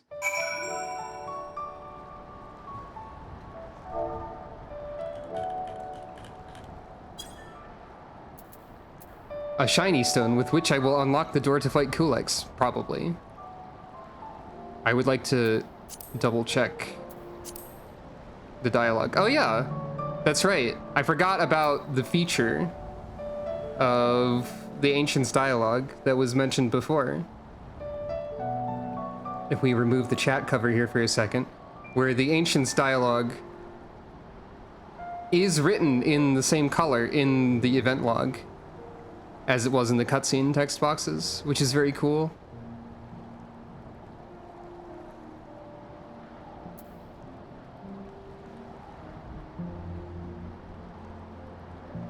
The magic to summon the stars to my side, huh?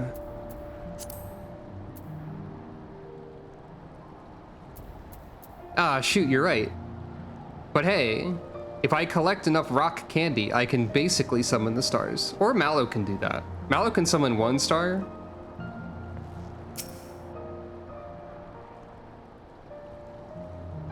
Anyway, seems a bit windy over here, Y'shtola. Ah, fresh air at long last. I would celebrate my return to dry land with a pot of tea had we the luxury of time. For we must be prepared for Elidibus. Given what we know, it is plain he will not be deterred from his course. And nor would I, were I him. Not if it meant forsaking everything I loved. That said, I've not forgotten how Emmett Selk sought to find common ground with us for all our misgivings. Ultimately, our differences were not to be bridged, of course, but one must always try. Emmett Selk understood this, and if his gesture resonated with you, perhaps you might consider reaching out to his brethren. I feel like we don't always have to try Y'shtola. I feel like Elidibus is not to be reasoned with, as previously mentioned. I would love any Mario RPG references in this game, but now that it's getting a remake, maybe. 10,000 would be a lot of mushrooms. Though it may all be for naught, you of all people know that there's no such thing as a foregone conclusion.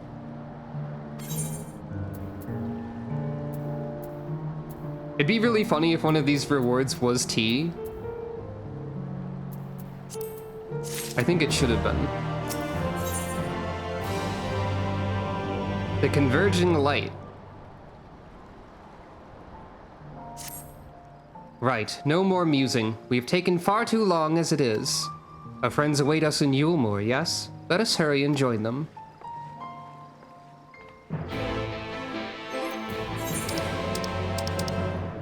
I wish my key items just had like 14 extra things in it right now. I think that would be very funny. If all of the crystals were just in the key items inventory for the rest of the game.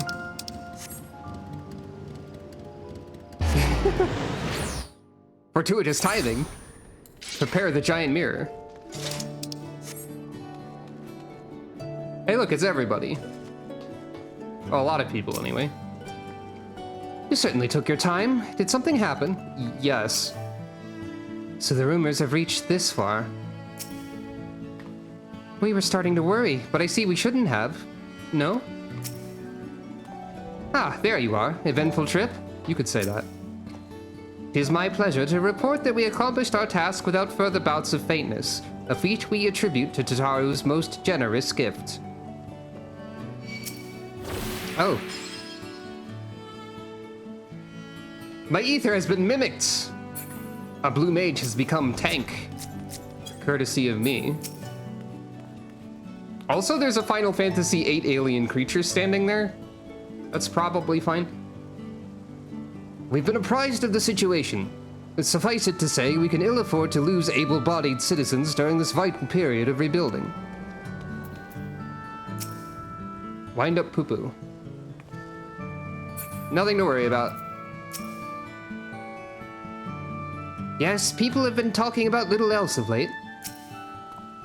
Oh, if it isn't Sucro. I confess, I'm not entirely sure what's going on, but with you and your friends here, I'm sure it'll be alright in the end. It occurs to me that since I started doing a little bit more voice acty stuff again, I don't think I've actually voiced the Chais at all until just now, which is kind of interesting. Still not quite sure how I'll do my part for Yulmore, but I'll think of something. Since I spent all of like 5.0 just not worrying about voice acting, but then I started doing a little bit more voice to differentiate characters and whatnot. Just musing. Oh, I thought that Blue Mage was about to self-destruct, but no, it's just Mighty Guard. It appears we are fashionably late. Come, our tale will not wait.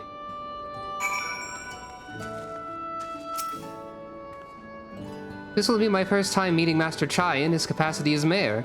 The fellow behind him is his advisor, I take it. Rendon. Correct.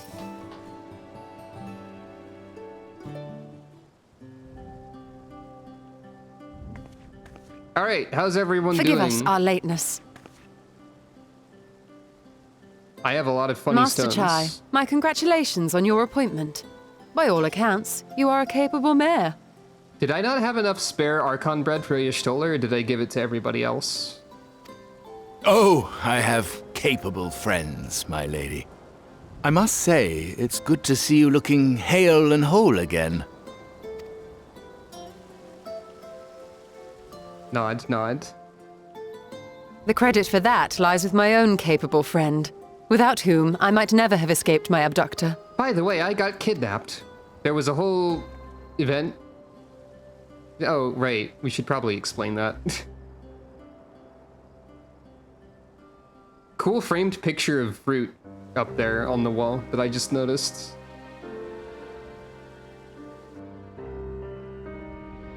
Everyone seems rather concerned about the concerning events that took place. A primal? I suppose that would explain why Elidibus has been fostering faith in the Warrior of Light. Oh, right. Yeah, that would make sense. So that he can... Yeah, okay. I don't know if that point was completely established yet. Or had I had not pieced it together, maybe, exactly. But Thancred, spelling it out directly. While you were enjoying your audience with the Wandering Heart of Zodiark, we were busy dispatching the last of the Black-Masked Ascians. A task which proved almost insultingly easy. Almost like a diversion or something, maybe.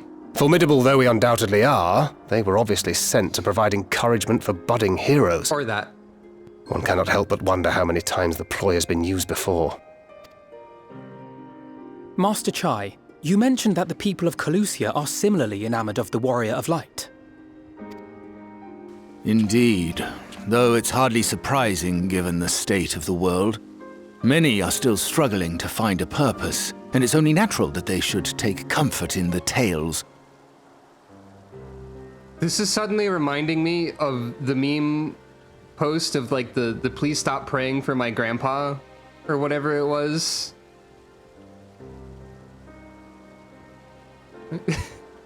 Just imagining said grandpa becoming a primal as a result of the prayers. You know the one, maybe.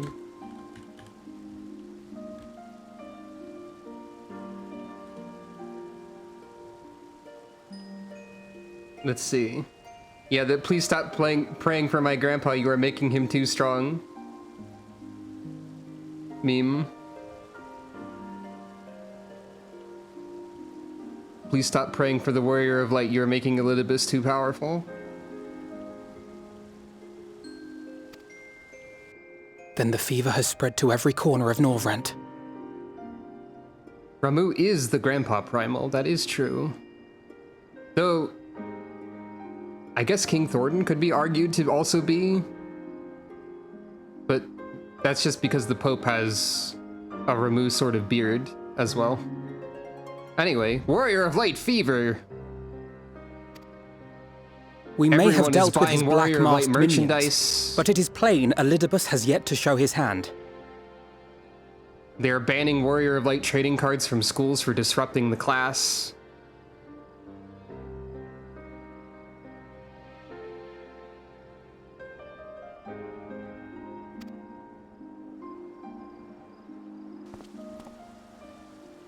Oh my!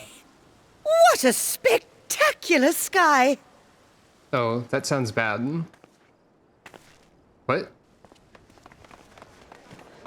What do you mean, a spectacular sky? Yeah, it sounds bad. It looks bad too, apparently. It could be. Oh, we're doing this again. Another star shower. Wait, is that... Oh. Hey. Amaranth! That wasn't there before. Oh! Oh, one.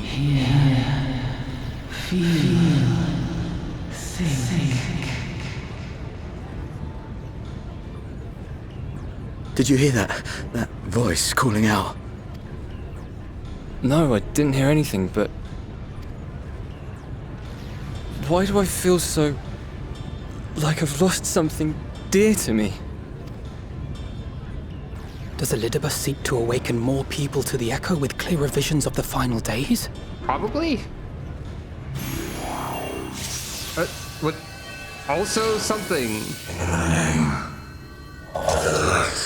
Sorry, what? I shall vanquish. Sorry, what? The darkness. Sorry, what? What's happening? I shall deliver the world from its doom. Hey, that's my haircut. Give it back. And who might you be?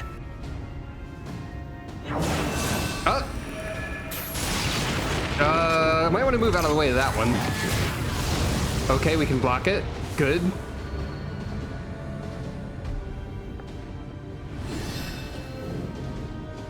Whoever they are, they've come for our heads! No, you don't! What? Are they just zooming over there? Ah. Okay. Spectral in nature They in are some not way. of flesh and blood. Yeah, clearly not. They seem to be of light, perhaps. I know this magic. Also, this is the magic the Exarch used to summon allies for us, isn't it? Like the portals are the same? I'm recognizing these portals, I believe. The rings are like unto those that the Exarch did employ in our summoning. Okay, that too, apparently. Exarch also used this before. Got it.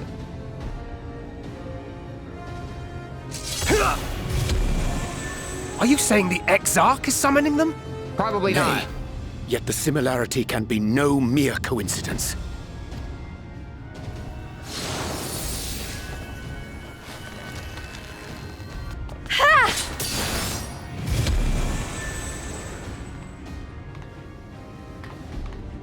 Should we make a stand here, or retreat to the Crystarium? Great question. Looks like retreating. Looks like The ether retreating. turns around us. More of them will appear ere long. Gates too wide. Close To the stay gates. would only place innocents in harm's way. We must fight this battle elsewhere. We are assuming they are attacking Wait! us, I guess. Hey, what? Take one of our airships. You can decide what to do on your flight to the Crystarium. Oh yeah, you have airships. I forgot. Nod, nod. You are a capable leader in your own right, Master Chai. The citizens of Yulmore chose well. It's settled then. To the airship! I forgot we had airships in Yulmore.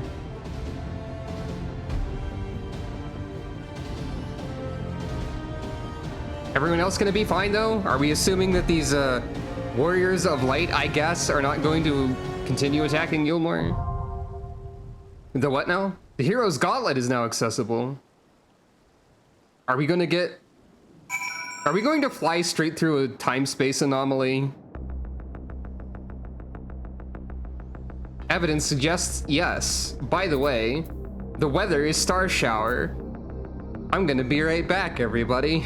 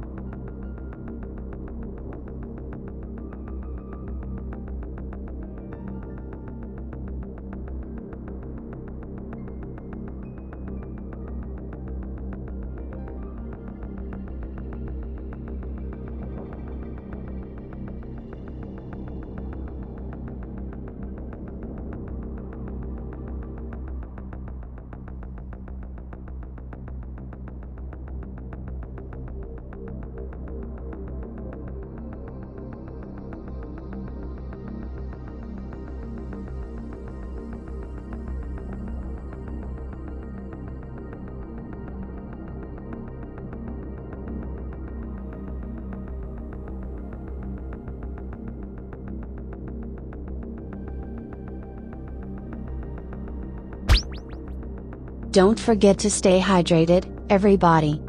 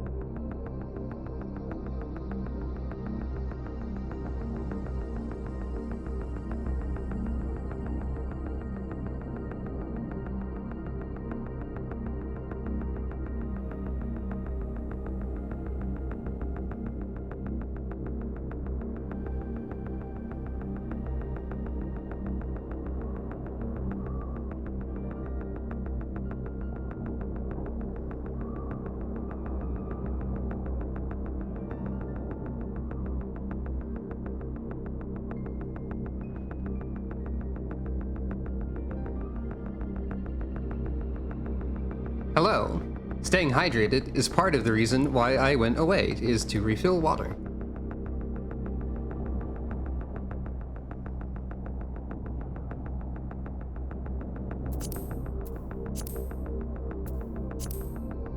So, this dungeon, huh?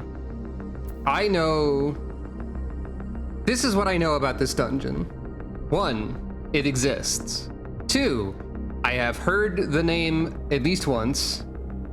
3, I know one small detail about it that I may or may not be able to point out, and that's it. Basically nothing else. Let's talk to everybody. I don't know what this sky pretends, but I do know it can't be good. So please take care and return to us safe and sound.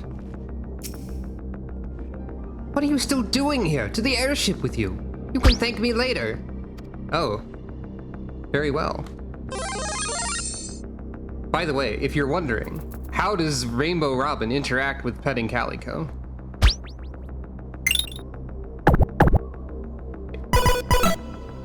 Normally, but like the hand has to go under the crown for layering reasons. That's all. Otherwise the crown would suddenly disappear behind Calico. You have to like... What the hell? Yeah, I know, right? Oh, I forgot that makes Calico disappear, because otherwise she would make the berry sound, so the crown is still... Okay, that's funny. That's something to think about, maybe.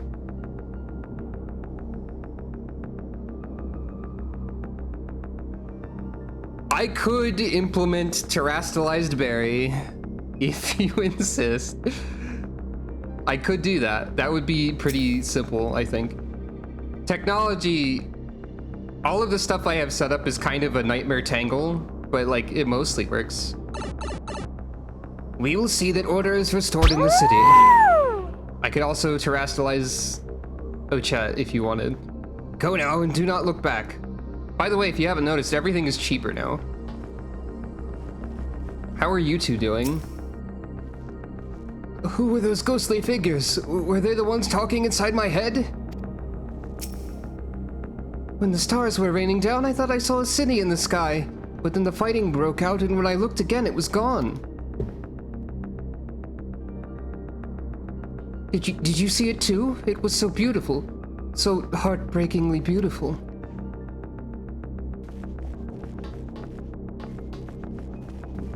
can also just get this random quest that has nothing to do with anything.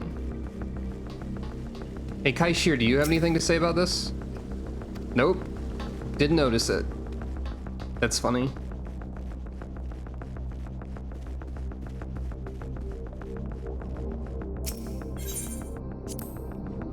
Cutting down that swordsman felt like slicing through air. I only wish his blade had felt similarly intangible. We must lead them away from the civilians. The rest we can work out en route to the Crystarium. There are sure to be a few surprises along the way, but we are nothing if not resourceful. It was a wind-up poo-poo, so it's probably fine, unless you can give a wind-up automaton the echo, which would be very cool, actually, because I've always thought you should be able to play as a mammoth. We should first make for the western edge of Amareng before bending our course toward the Crystarium. This route will allow us to land and contend with the enemy if necessary. Given that they can appear out of thin air, we must be prepared for anything. So is this going to be like a trip around Norvrant organized into a dungeon? I thought we were going to enter like a time-space anomaly and have to do something.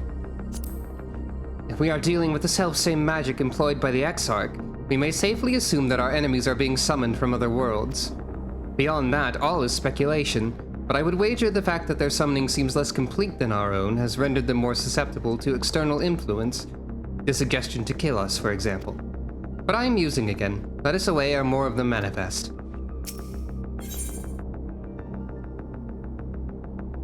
That would be incredible. A woolly mammoth. I like this idea a lot.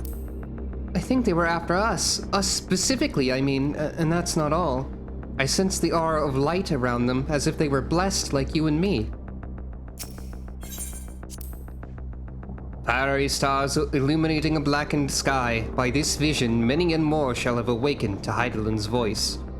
And as Elidibus hath designed, their hearts shall swell with the desire for salvation, the desire with which doth empower him. We must needs move swiftly against him, ere this mania seizeth every soul, and his might exceedeth all measure. That word is difficult to say, my dude. First the star shower, then these specters. Something tells me the worst is yet to come. Rianger is right, though. The Exarch didn't send them. He would sooner harm himself than us. But that only makes me want to get back to the Crystarium more quickly. Well, enter the Hero's Gauntlet with a party of NPCs. Who shall we bring along?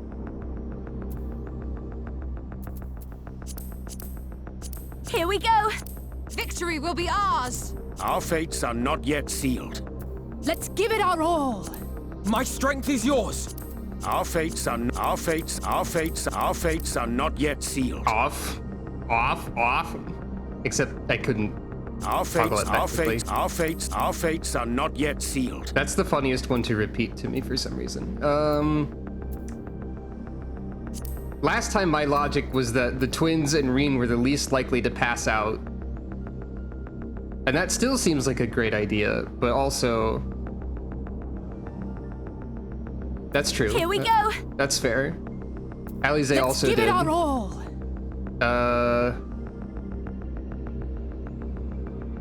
Both of these two contributed to the shield. Our fates are not yet sealed. This is the arbitrary party that I have selected. This seems to be a party that I select often, though. Because I've been told Rianger is a better healer, and I like these two. And also, Reen's not gonna be around for too much longer. Oh, the dungeon picture is just the star shower.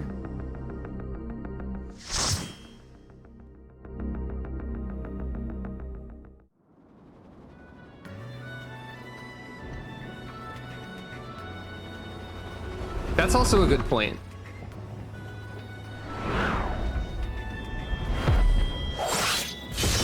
Oh. That didn't work out. Damn it! Hang on to something!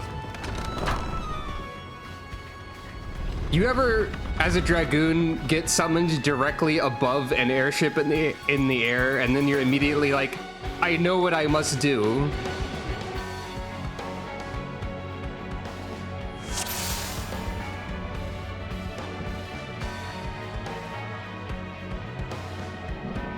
Hey, my portrait broke.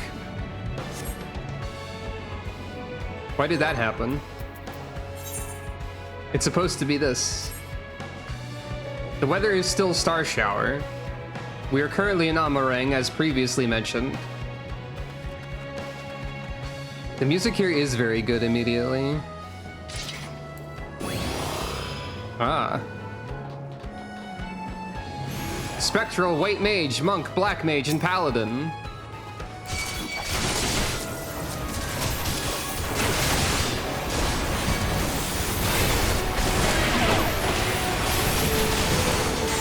We're gonna like phase through all the motifs of this expansion, aren't we?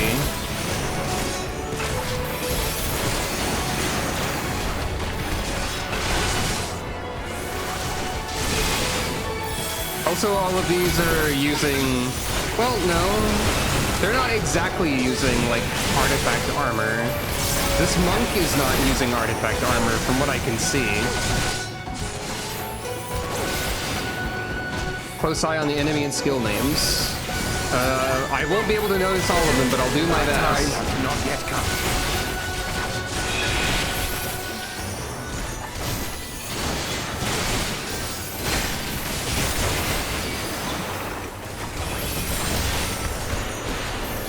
The monk specifically is using armor that is like a that was like an event glamour armor that is in my glamour armoire or whatever. All of the spell names are absolute X. Interesting. I think the music is going through all the different motifs. Spectral Samurai, 2 different ones. Are all of the enemies like individually unique too? That'd be really cool.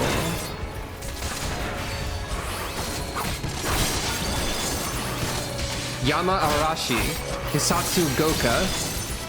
Those are slightly different from the samurai abilities that we have, I believe. I noticed those 2.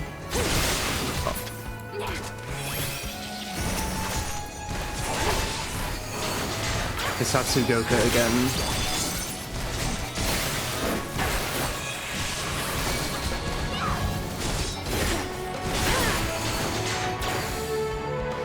When I saw that airship come down, I had my suspicions, but it is you. Come, Chungun, our friends need help. Oh, we're gonna be helped out by everyone. It's Kassard, and he's brought help from Lord Sook. I haven't the faintest what's going on, but you best keep moving. Come and visit us again. Be careful, yes? We're gonna get help from a whole bunch of people, too. This dungeon is great. Just when I think there's a commotion. Hey, Magnus. Oh, we're getting allied Talos help too.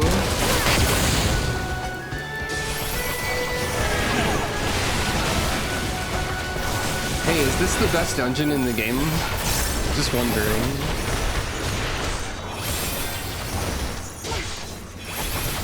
It's probably up there. The monks... All of the monks so far have been wearing the same uniform or outfit, but they have been different characters, I think. Like we've had a Lalafell one. I think there were a few human ones. There might have been a Rugadan one. Hey, thanks, Magnus.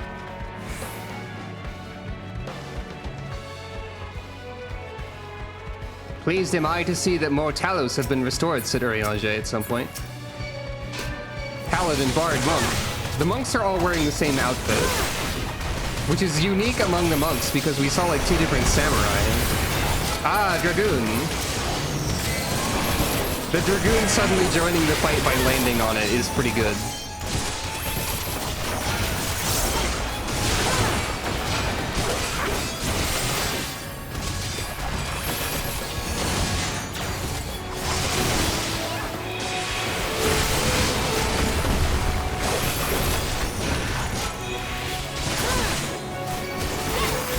Was there a Gerskogel? Blades Benison? What's that? I don't got that, you nonsense ability. Since when has a paladin had a cone? Only warriors had one of those, and then they got rid of it. There is something very specifically funny about a paladin having a cone attack, actually. You know, I guess Expiation, whatever that's called, is kind of like a cone in a way, in an abstract sort of sense. Lucky that we chanced to be testing some Talos.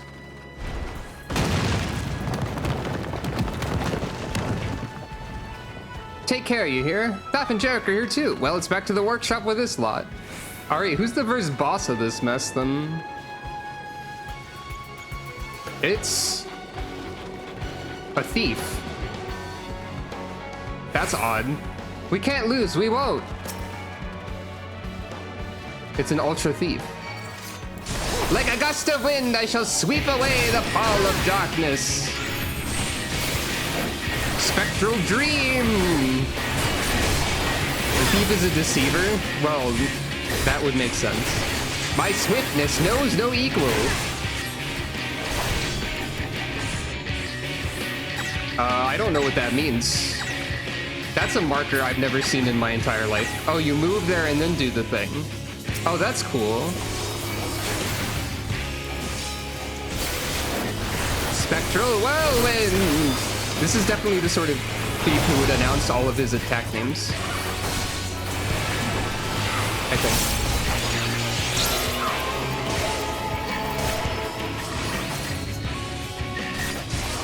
Chicken knife? Chicken knife? Fast as the light that banishes the dark. Chicken knife? I think I'm going to be hit by this. Yeah. Paper cutter.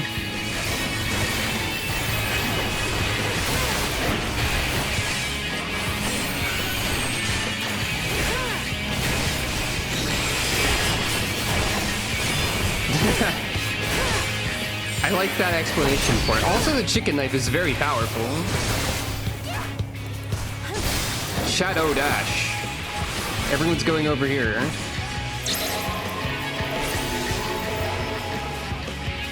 No, you fools! Okay, that's fine, actually.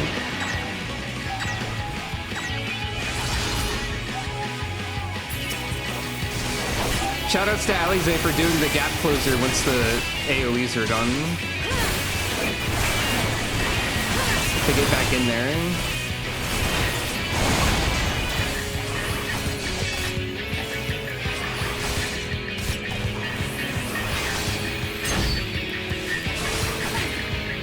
I'm going to be a little bit disappointed if one of the bosses later in the dungeon does not use Brave Blade to counter the chicken knife, or as the opposite of the chicken knife.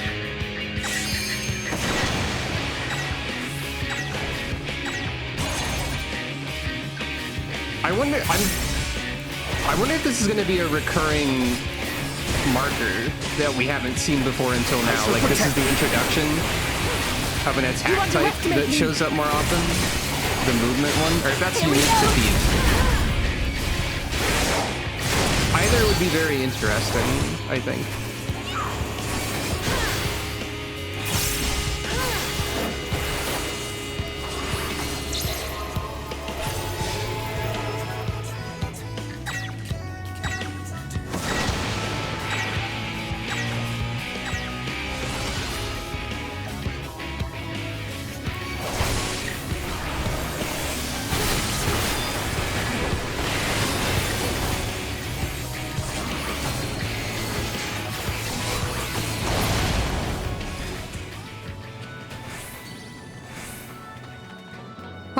When will you learn to call your lovely branch when you're in trouble?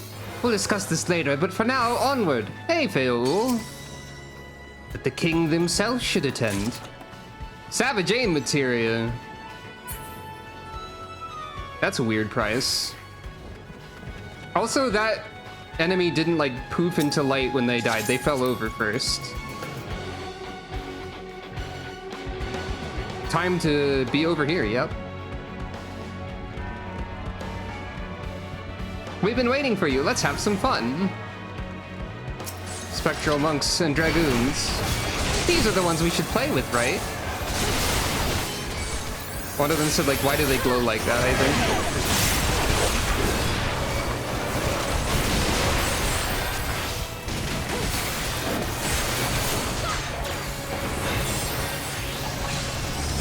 Dang, pixies are really powerful.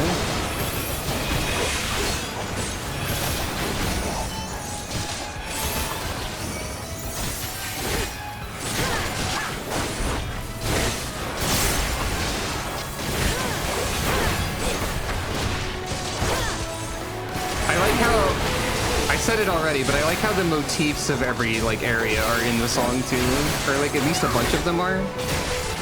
I don't know if it's every area.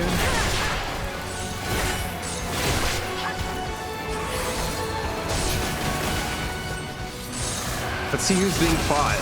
We got more paladins, more samurai.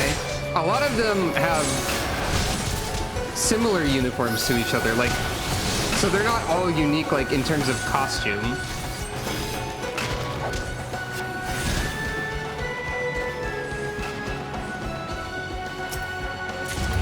Oh, we meet again, and during such a festive occasion besides. Let us revel, my friends. Oh, even the Fwath are helping.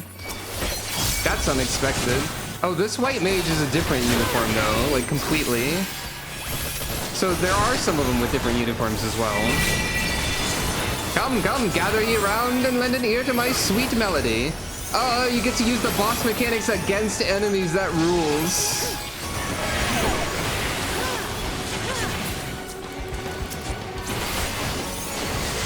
That boss mechanic I always forget about and become Toad as a result of. Spectral White Mage is using Absolute Glare, so they are spamming Glare, as a White Mage does.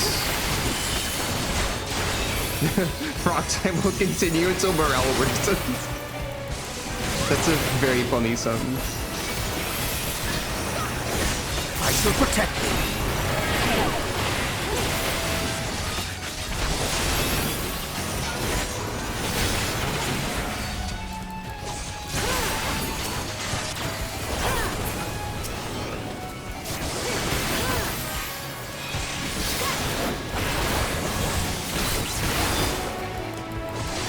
Lunar Eclipse, it was the name of... What is that called for me? Total Eclipse. Yeah, it's a slightly off. This way, my brave sapling, this way! So, some of the moves are just slightly off, which is interesting. Oh shit, is that Seto? No, it's just an Amaro, but still, Amaro and Numo helping. We know Mo are not wont to fight, but we know when we must. God, if it was just Seto. If Seto shows up, I'm gonna cry instantly.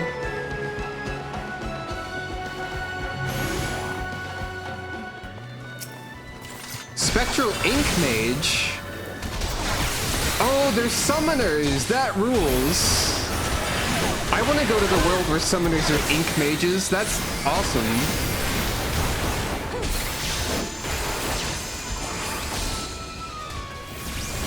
Wait, did somebody cast Flambe too? Oh, they're casting Flambe too. That's incredible. Flambe instead of Broil.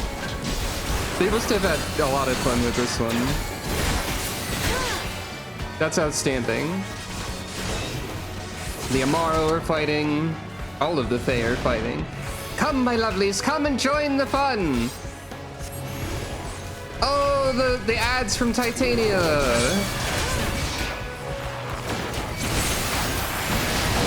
God, this is cool. It's that meme of that guy pointing at the screen because he recognizes something, but it's me in like every 2 seconds. I'll show you. I kind of wish we had more cool, like, different class names, like Ink Mage. Like, I understand, it's fine. It's also cool that we're seeing all of these other, like, bards and dragoons and whatnot, but I want to know more about the other shards and what they have going on, because that's really cool. Maybe we will see more of that. I mean, thief isn't something we have. That's technically correct, or technically what I'm asking for.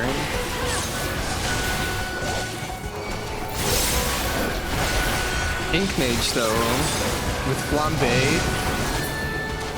Continue on, Sucro. We will keep these ones busy.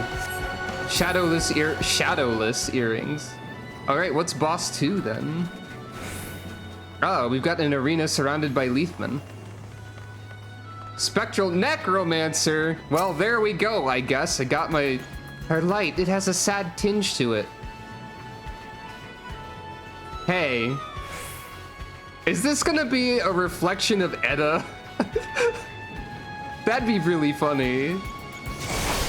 I shall fight for the world and for you, my... It is Edda! This is Edda! Embrace death! Absolute dark, too. Arise, my servants, and come to my aid!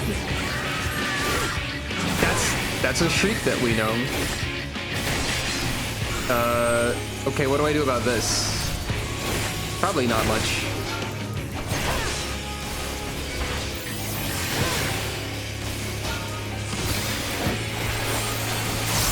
Oh dear, tired so soon? Necroburst, very well, you may rest, but not in peace. That's a great line. Such lovely blossoms of blood. Oh, you a white mage now? Famous white mage mechanic blood blossoms that everyone knows about. Oh no, you're also that one boss from that one place. More, I need more to attend to if you cannot stand and crawl. Oh dear. I think these are ones we need to run from. Death isn't so terrible, not when you have company. I shall protect you. Oh no. Death throws. I would behold your... I don't know what's happening anyway. Ow. Ariane died! I think I caused that to happen. Plunge into the depths of a... Oh, Ariane is fine, actually. It's fine. I wish my invincibility was up, though. Oh yeah, clemency! Tainted though I am, I am still a warrior of light. Thank you for reminding me that I have clemency.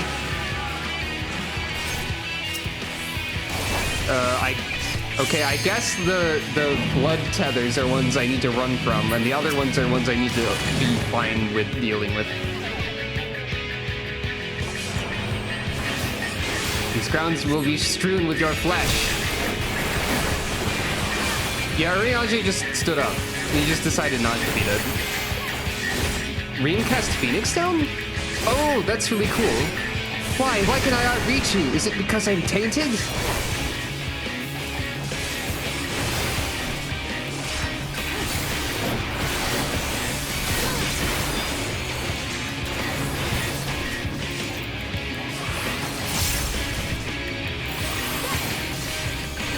Chaos Storm. You underestimate me. I want to know a lot more about all the shards where these mysterious warriors of light are from. This has become... that I should lose again. A pinch of pixie magic and presto, a secret passage to Lakeland. Look, a path is opened up. Lose again, huh? God, I want to know more about all this stuff so much. This is the dungeon that has made me go the most. I want to know more about the world out of every dungeon, because it's hinting at so many things that we haven't seen and maybe never will. Yo, Giat. Whatever's going on, you've got my hammer. Just another job for a bounty hunter. Who are you? Wait, are these the role quest people that I haven't done yet?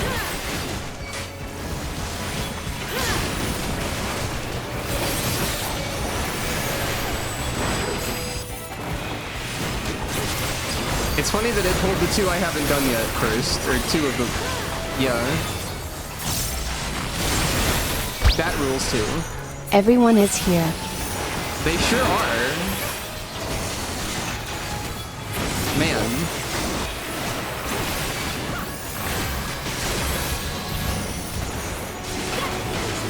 On guard!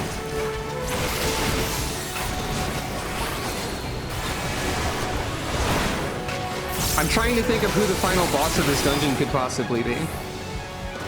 I'm also wondering where... Okay, so the one detail I know about is an Easter egg. I don't know where it is. Maybe... I wonder if it's easier... I wonder how much of this exists if you go here in exploration mode. Do all the people still be fighting? Hey, there's Lurik. Watch me! Melinda, this time I fight not to avenge, but to protect. Granson. Yo, Lurik and Granson. The ones that I know. Hey, I'm trying to use that. Oh, is the cameo along this stretch not guaranteed to appear? Because that's the detail I know.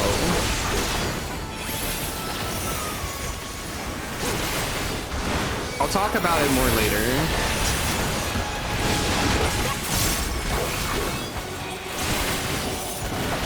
Oh, it's not 100%. That's a shame. I guess I could just talk about it now then. There is a chance to see Hildebrand in here. I think summoned as a warrior of light, and I think he's very confused about it.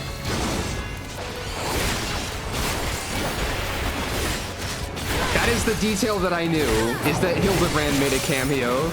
Can't afford to botch this up. Miss Elvira would never let me live it down.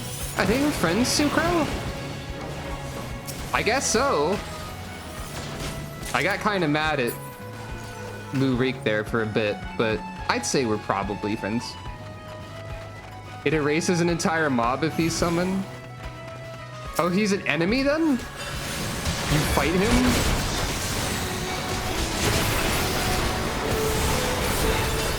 Is he labeled differently?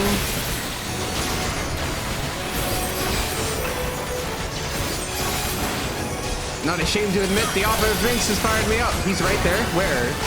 Where? Where? Where is he?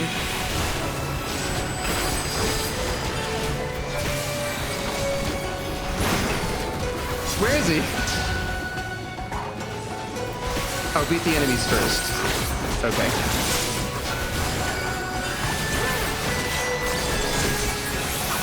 Fair enough.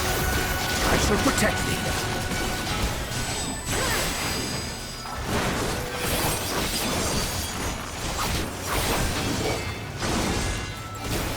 I'll show you.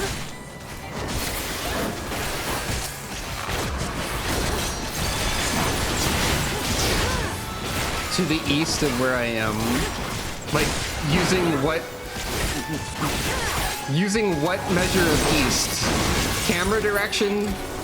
Map direction? In-game compass. So, like, further along the dungeon path, then.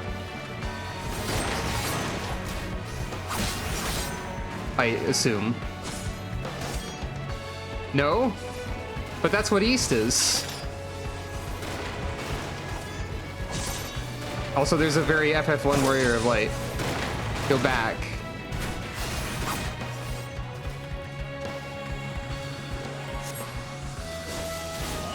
Oh, there he is. Where am I? Who am I?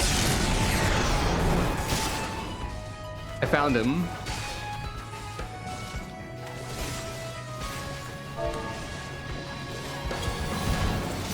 So this isn't guaranteed, right? Oh, more fighting happens. Oh, if you take too long, like the side enemies start actually being real enemies?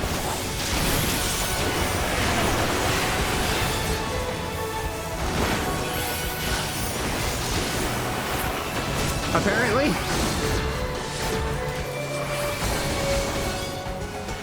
So that's not guaranteed, huh? What are the... Does anyone have a more specific number of the chance of Hildebrand being here?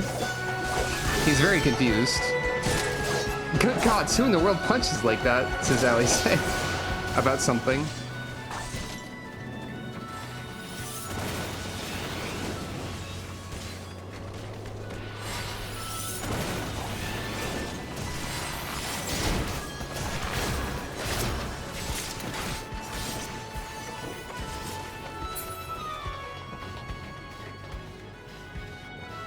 The Luminous Sanctuary. I have no idea who this could be.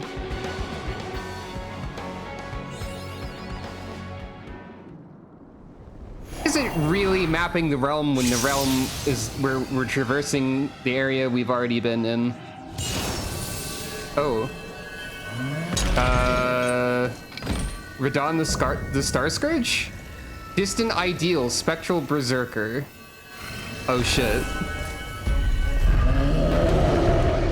Berserker risk is real! Huh, the bigger they are.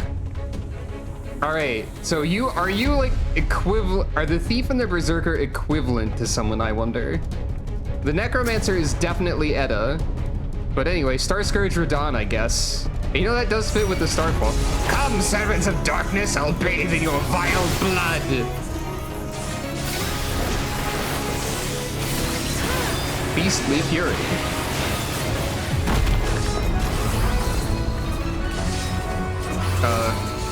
Cross?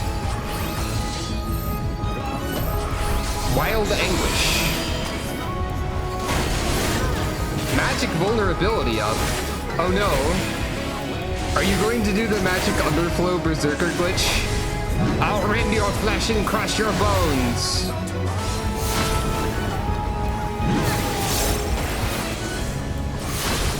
Okay, you're turning around a little bit.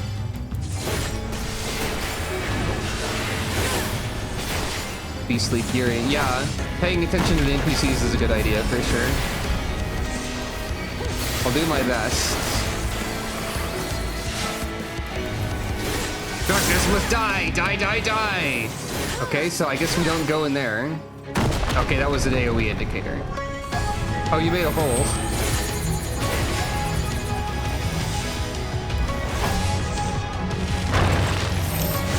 Oh. What the? Oh, I see.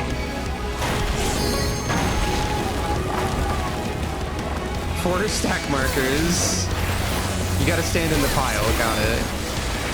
I don't think I was in the pile enough. Ah, my blood, it burns in my veins. Oh, now we go in the hole. A bit berserk. Sorry, what?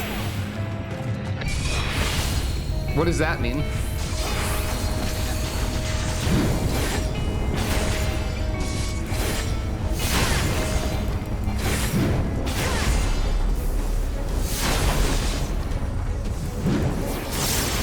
Incredible.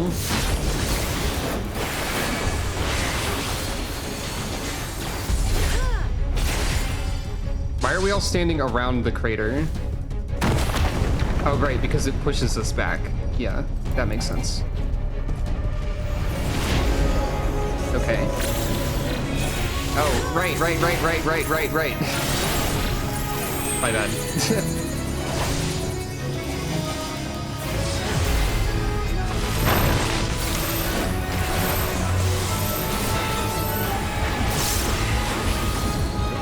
Great time for Paladin's magic phase.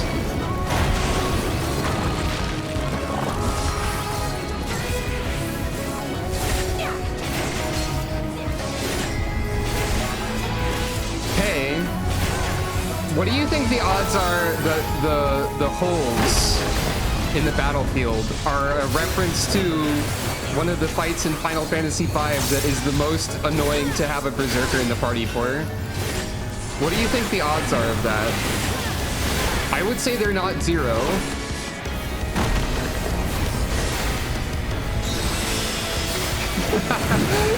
This is the best dungeon.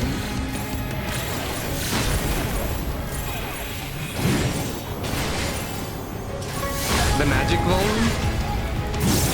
Like, the magic vuln made me think of how there's a magic underflow glitch.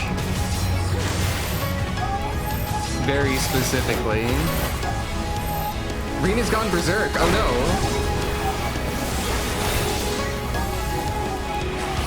I don't know what the magic vulnerability could be otherwise. I'm not remembering a fight with that thing. With that mechanic, I guess. But yeah, I'm thinking about the worm, the sandworm, for sure.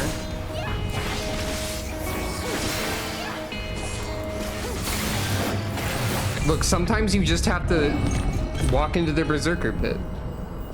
If they're deliberately referencing the magic overflow, that's very funny. And not something I would expect them to do at all.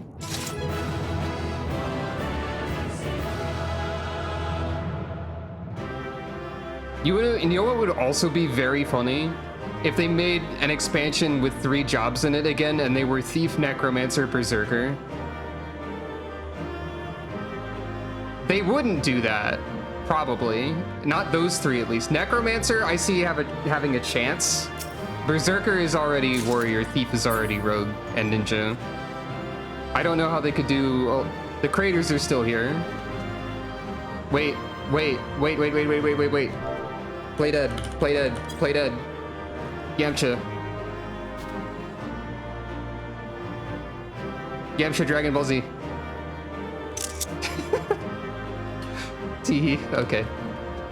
That's fine. I don't know anything about Dragon Ball Z except for that. Just a little further to go. Alphino? Yeah. Sucro's death pose is basically the Yamcha pose. Alphino, you got anything to say about Berserker risk? Alphino?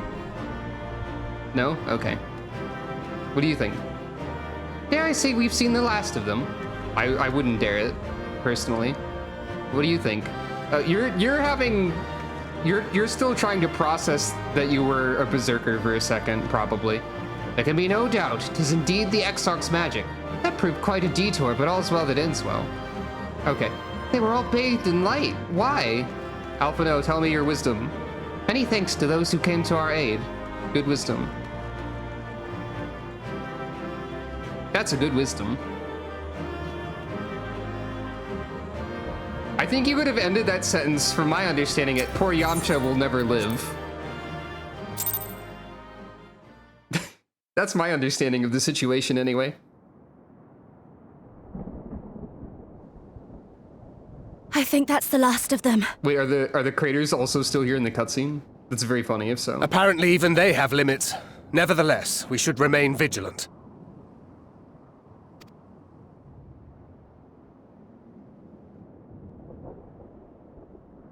Nod, by the way. Urianger, something occurred to me while we were fighting. These enemies. The Ink Mages were really cool! Urianger. Our heroes hailing from other shards, summoned hither to deliver this world from its doom. Scant moments after the star shower did they appear, as yet more souls were inspired to walk the hero's path, no doubt. I wonder if the star shower is happening on other shards then, right now. Thus did hopes for salvation of realms near and far resonate and converge, lending still greater strength unto our adversary. I want to go to the places where all of these people are from and learn about them. So that's Elidibus's game. But first things first. If the rings are the same as the Exarchs, then we need to ask him how that's possible.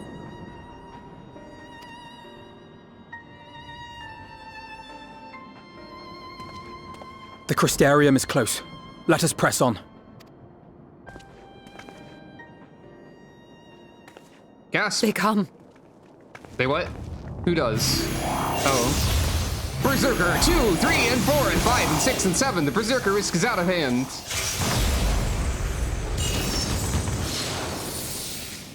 That's a lot. So near and yet so far. All right, it's time for everyone to slowly but gradually splinter off from the main group to hold off a group of enemies as Sucro continues ahead for the 3rd, 4th, or 5th time. Or maybe not. Well. In the chaos of conflict, one can always find an opening to exploit. Whoever taught you that is a wise man indeed, and good with a gunblade. But yes, please. I dare say we can create an opening wide enough for at least one of us to slip through. That being you, of course. though others are welcome to follow in your wake. Reen and I will keep our guests occupied. Sucro's face right now is, this is happening again, isn't it? Brave and selfless as ever. Yet the two of you may struggle to fool our foes, etherically sensitive as they are. Had you a comrade who could use destructive magics to wreak havoc upon the ambient ether, on the other hand? Hey, they're all doing fancy weapon draw animations. Yeah.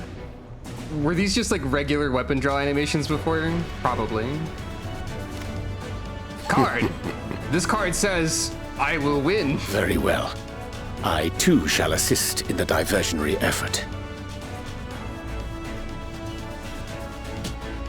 Oh, Sermon. not this old dance again. Yes, obviously, I'll stay and fight. I'm glad Alize is pointing out how Alphino, often this I'm keeps about to do a happening. great many stupid and reckless things. Watch my back, would you? Outstanding line of dialogue. Thank you, Alize. Thank you, Alize. Great line. Gold star. And there you have it. Take care of yourself, my friend. Okay, so AutoMod, I acknowledged AutoMod, just in case in the instance that it would like work out. It just tried to hold back the phrase, hold my bread, which is very funny. AutoMod is actually a comedian, it turns out. All right then. Make it a nice big opening, eh? You don't have enough lives for this, or use your magic sparingly, do you hear? You don't have enough lives for this? What is this, a platformer? An old video game? Take care of yourselves, jeez. I'm very concerned about all of you. I shall not overexert myself without good reason. As for the others... Well, Alize did say she would basically do that, so, you know, whatever. A great many stupid and reckless things, I hear. Finished? Then let's begin. Yeah, the draw animations do work really well for this scene. I'm going to use all of my magic at once, says Alize. Alize, please. A short while earlier, in the ocular. The smoke clears and Alize is lying dead on the pavement. To the stars. I've mastered numbers. In a mechanized body. Naught but broth of being. Oh shit, the broth of being. Destroy!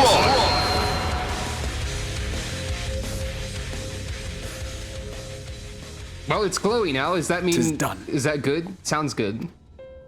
You're also glowy. Let me see, let me see! I made it glowier. Oh, yes! Your memories are preserved safely within! We've done it! We've done it at last! Yay, they did it. They did it at last. I have inspected the other vessels. They are all ready to receive of our friends' memories. Oh, excellent! Excellent! I shall have my familiars bear word to them at once!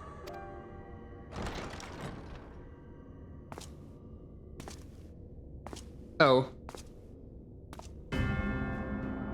Oh. Hey. Who let you in here? Elidibus.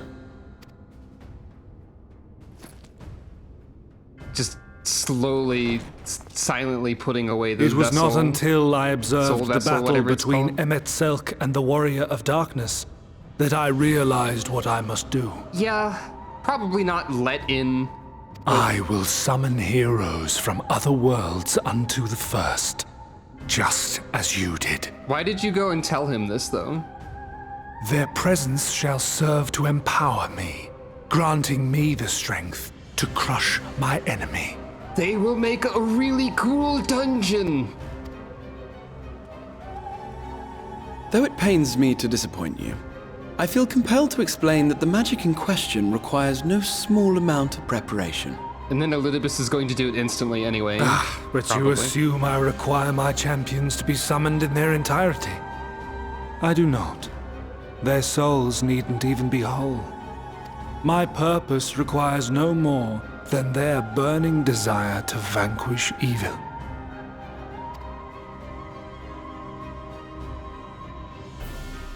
This I shall sear upon the ether, raising thereby an army of phantom heroes to whom I shall whisper, as I have to so many over the ages. The Vibomancer. No, that doesn't sound that great. Vibes Mage.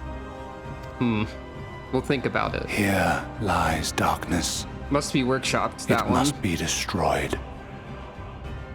Here lies vibes. They must be workshopped. Oh yeah, that's probably real bad for all sorts of places, isn't it? And you expect me to cooperate? I do not require your cooperation. Your death will suffice. The magic I shall have from your corpse. Oh, that's bad. Go, Lucas! What? Oh, hey, yeah. You can do that. Good distraction. Even the Exarch is getting help from dungeon bosses. No, Luigi! Whoop. No!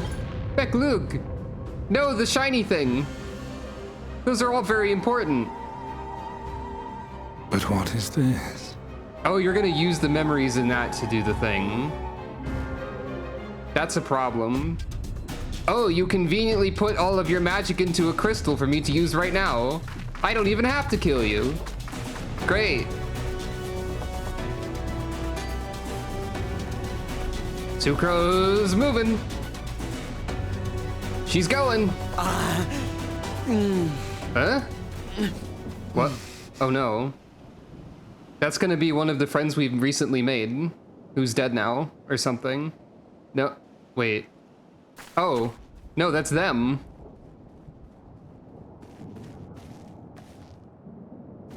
Oh, that's bad. No. That's not good. My friend, how did you... How did I what? How did you? No matter. Elidibus.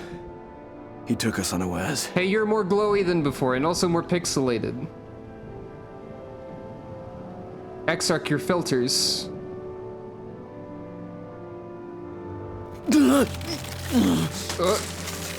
Oh, that's not good. That's real bad.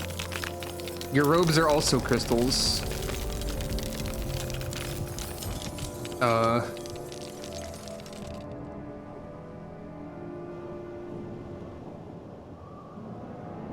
It was all we could do. To raise a ward to hinder his steps. And so we fled. But he took it. The vessel with the Exarch's memories. Well, time to kill him. Forgive me. You didn't do anything wrong. The vessel bears not only my memories, but my blood. The blood of Allegan royalty. Granting him the means to control the tower. I didn't even think of that part, With but it, I guess... he has performed I know not how many summonings, calling forth heroes from across the rift. Okay, I forgot you needed to control the tower for that, but yeah, that makes sense. Seems bad. As you can see, the burden upon the tower is beginning to tell. Oh. Leave him to me, or I'm just glad you're alive. Make sure you stay that way. Leave him to me! I'm going to kill. Sucro will destroy. No, I won't let you go alone. Not this time. You are in no condition to do anything other than sit there and try not to be dead. The people's nobility, twisted their purest intentions for terrible ends. That is true, though. And I cannot let it stand. As Exarch, it is my duty to protect them, to defend their hopes and dreams. So I am going to the Crystal Tower, with or without your blessing. Though, I would rather it were with. Well, when you put it that way...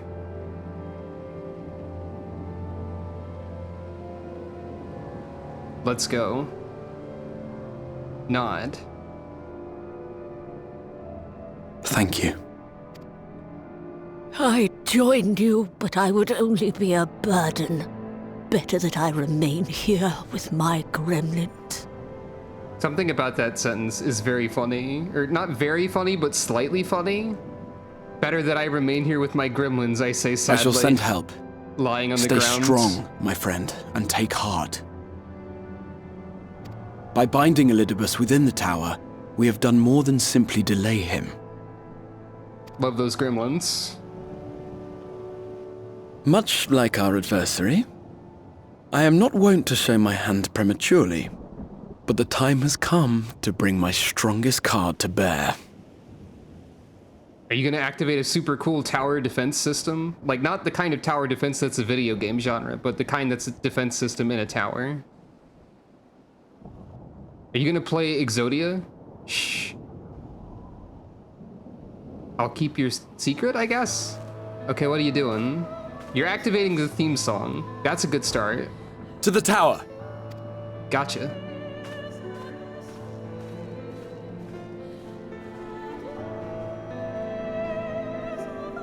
I think this is another new variant of the theme, too. Damn, that's a visual. Suko takes out a camera.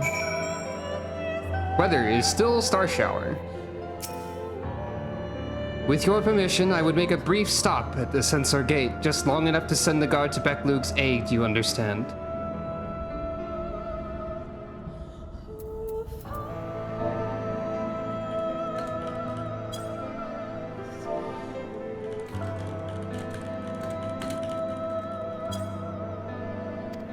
Were it not for them, we would never have escaped Elidibus, much less with the spirit vessels.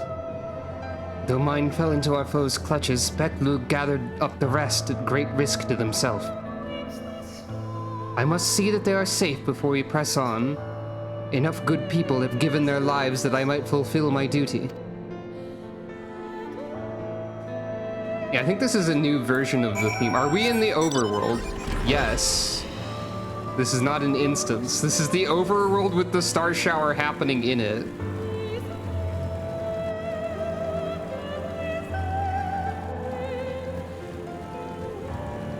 I wish I had the ability to talk to...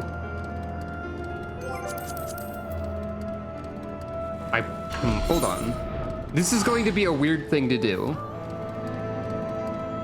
But permit me this. Okay, we've got Star Shower here. The music is also different here. Which makes sense, we're probably going to return here. Where's the weather person? Skywatcher.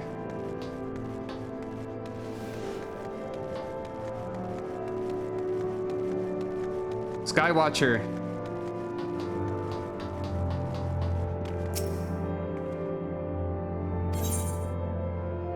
Okay, well, it's fine on the first. I mean, the source. No event! Star shower, star shower, star shower, star shower, everywhere. That's what I was expecting. I wanted to check, though. And I would have completely understood if it was only in, like, a couple places. Like, I would have completely understood if it was localized entirely within the Crystarium and Lakeland at this time of year, at this time of day, etc. But, okay, this also makes me want to go check the other areas, actually. Okay. If there's different music everywhere, or if it's like the theme everywhere. Nope. Well, we have the funny Lita Loran music. That's different. But what about, like, if I drive over here?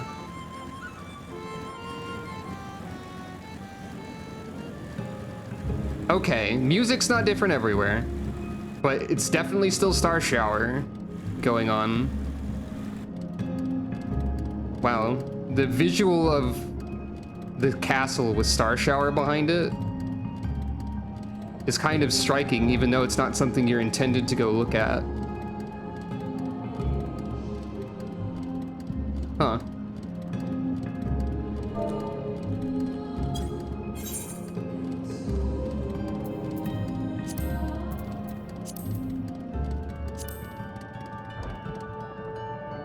There's even like thunder and lightning and stuff in the star shower. Absolutely an animated desktop background. All right. Very cool that they actually put the star shower weather everywhere in Norbrand.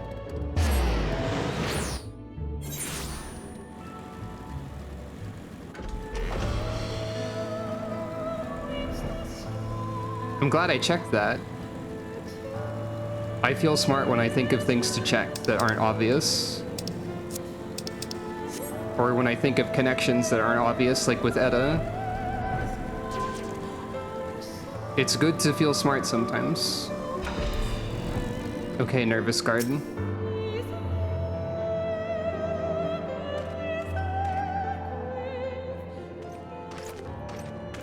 Gasp!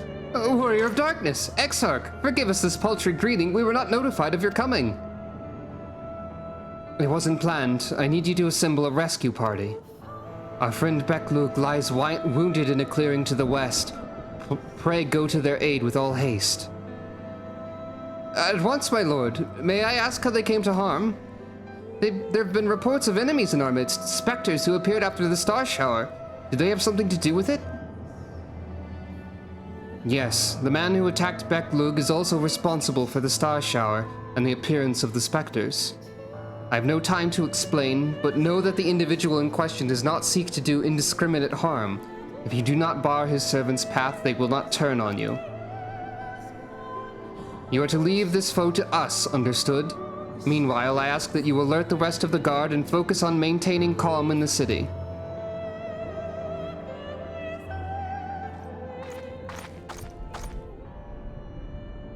Understood. Is this Lena? Yeah! Lena!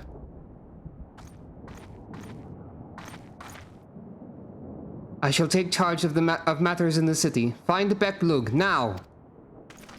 Crystarium salute.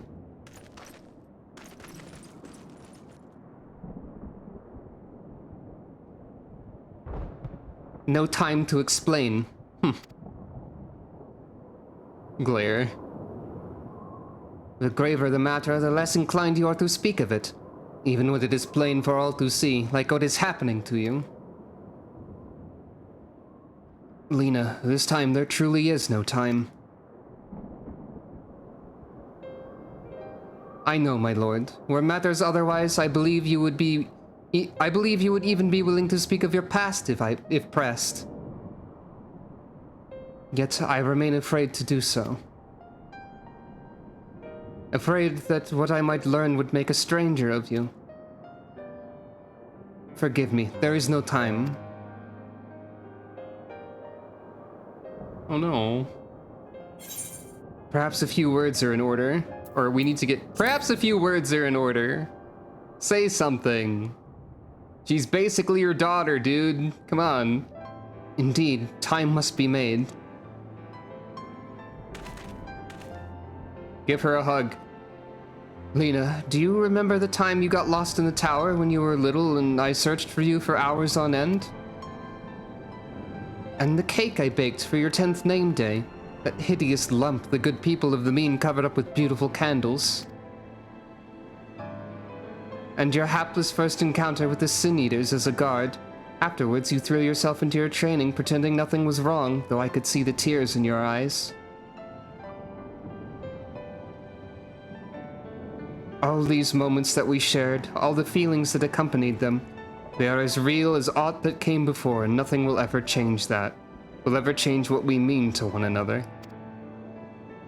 If I have made you worry, then I beg your forgiveness. Heavens know you deserve better.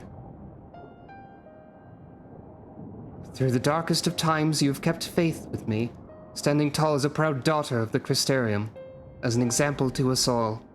I count myself blessed to have had you in my life, and I want you to know that.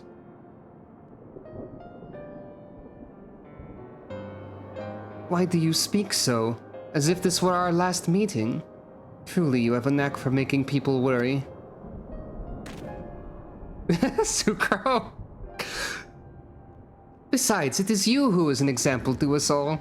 You have led us through countless trials, and you who will lead us through and you who will lead us, you who have led us through countless trials, and you who will lead us through countless trials to come. So go, my lord, do what you must, but take care. Salute. Nod. Alright, you.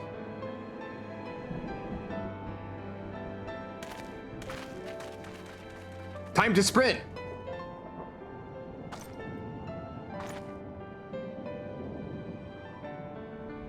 Lena's just sighing. But also crying. Definitely crying. Oh no, Lena. No. No.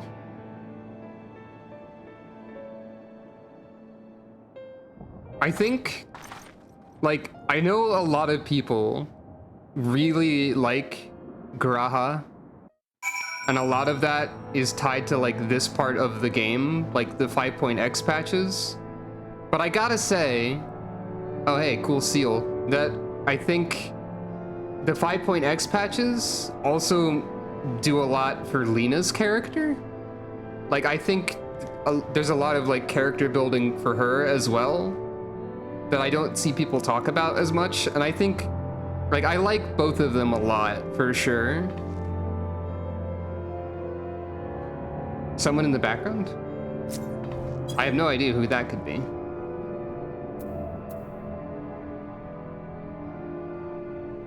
I can't click that far away. It's probably normal, though. The ward holds. Excellent. Elidibus will still be within the tower.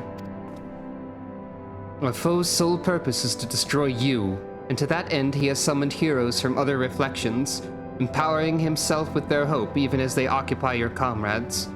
You will not best him as easily as you did in the depths. By any measure, the odds are now stacked firmly in his favor.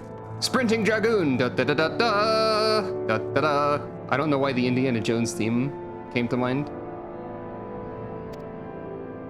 To which, spare no preparation, my friend. I shall lift the ward only when you are ready. Nod.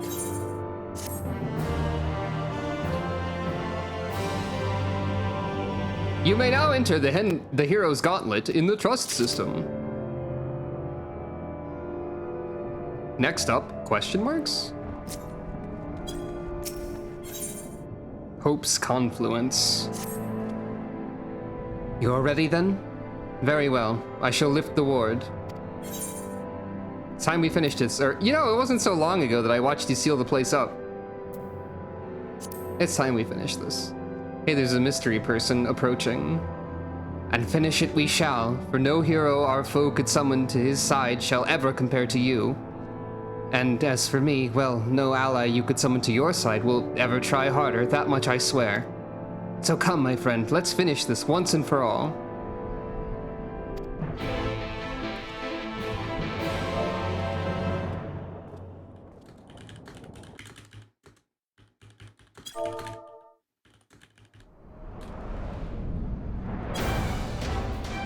Oh hey, Crystal Tower music, that's fun.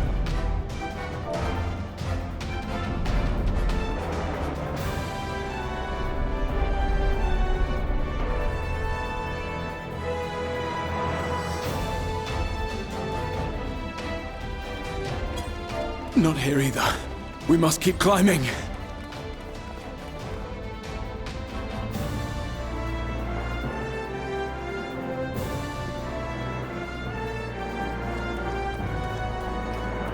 Yep, it is the Crystal Tower raid area. Cubes included. No!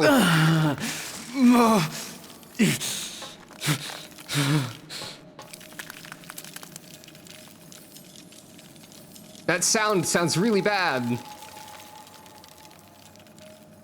Your foot has, like, major problems happening right now. Oh.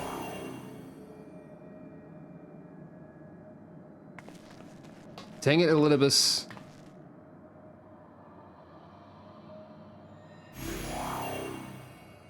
"'Twas but a matter of time. I suppose that's true. I cannot keep up with you. Nor will it avail us to make a stand here. You must go on without me. Find Elidibus and stop him. Okay, but you better spend this time making an audio log to explain everything to your adopted daughter.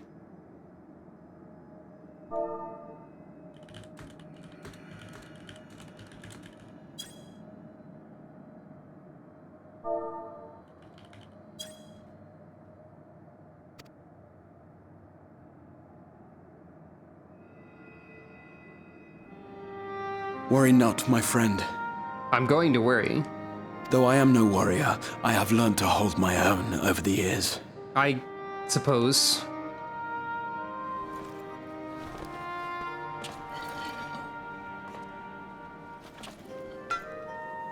When first we explored this tower, you and your fellow adventurers formed the van, while I was left to follow in your wake. Suffice it to say, I was not best pleased with the arrangement. How I wished that I could join you.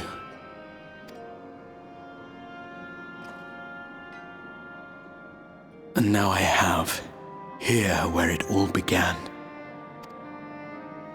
I was right to trust in you, and the power of your legacy, of your name, to let them guide my every deed.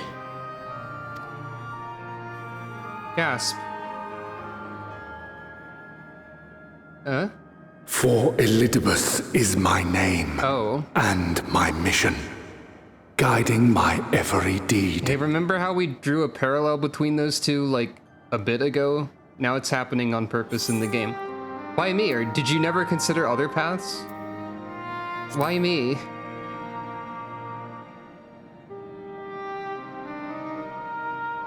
Why you? Why not you?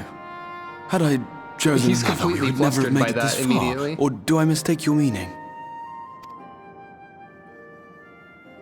I don't know exactly what I mean, but Sucro does, apparently.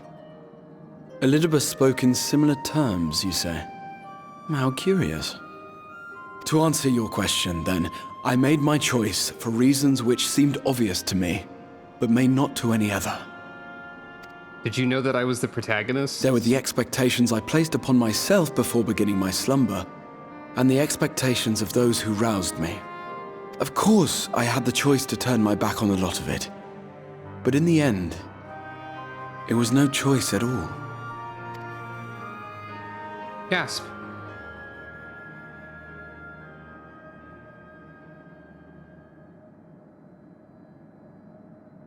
What's up? I cherish the time I spent with you and the others. What I wouldn't give to return to those halcyon days. Hey, you're acknowledging your past self. Chasing ancient secrets. Hey, it's overcoming Eternal Wind trial again. after trial with the aid of like-minded comrades. Hey, part of your crystal corruption is, like, separate from your model and floating slightly in front of And it. what remarkable comrades they were. It's fine, though. In such company, I felt as if I were a character in the epic tales that had stirred my heart as a boy. As if my dream had come true. Hey, that's funny, because that's similar to a backstory plot point I decided for Sucro at some point. Maybe. Where she really liked tales of, like, heroics and adventure and knights.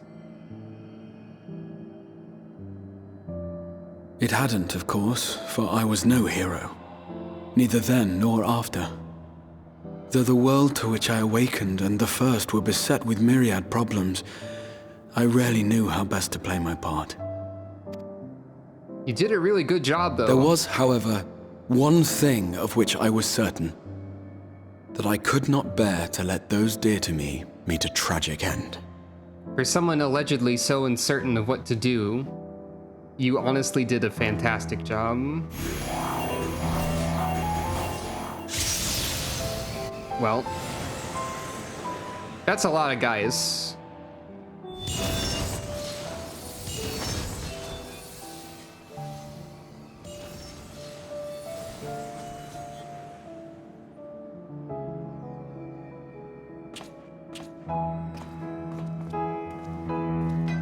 Yeah, I'm afraid our basically. time is up. Go!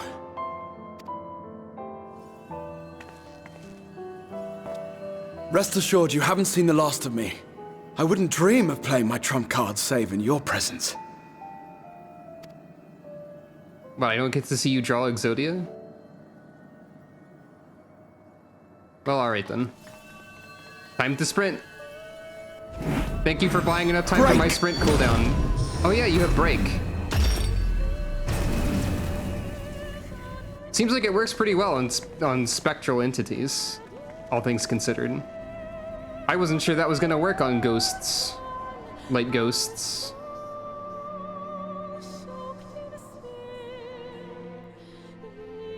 If it was from FF1, they would all instantly die, though. Hey, look, it's the place where you fight Zand.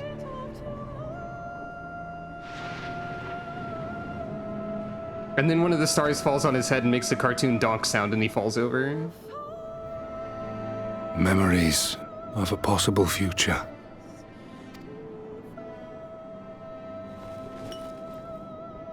Worthless. All. Worthless as memories of the only past. Fated to fray and fade into oblivion.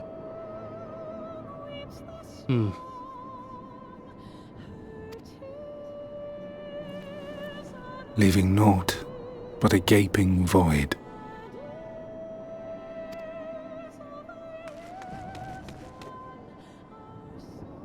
It's me. I'm here to make you stop. The waking sands. Yes, that It was all the place. returns to the waking The place I sands, first made myself Sucro. known to you and yours. Just like you did so many times. I wasn't expecting that. It's funny how the waking sands are just inherently hilarious. The seventh rejoining had left the realm listing dangerously towards darkness, and events were unfolding that threatened to push it over the brink.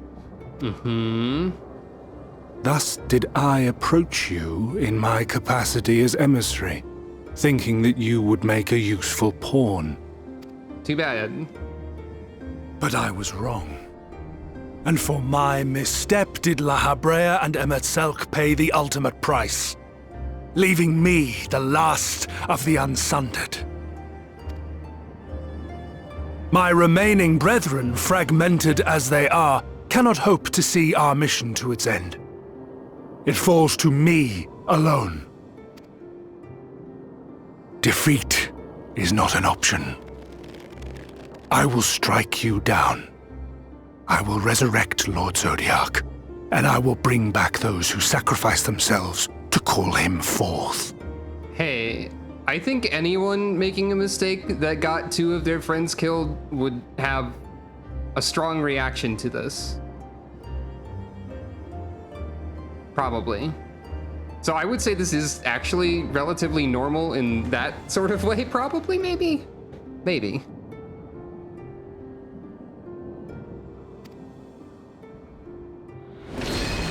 Though it take 1,000 years, upon my honor as Elidibus, emissary of the Convocation of 14, I will see this done. Ah, fair enough. Glare.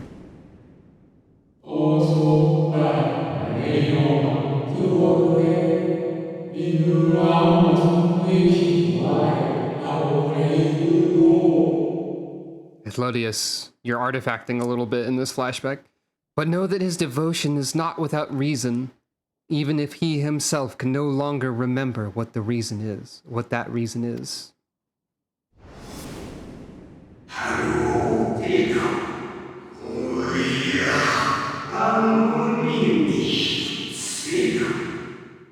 You worry too much, Elidibus. This dedication to your duty verges on obsession.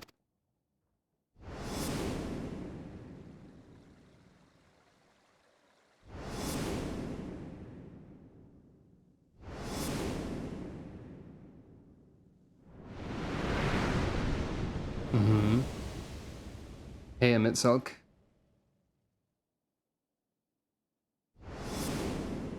I'm remembering them.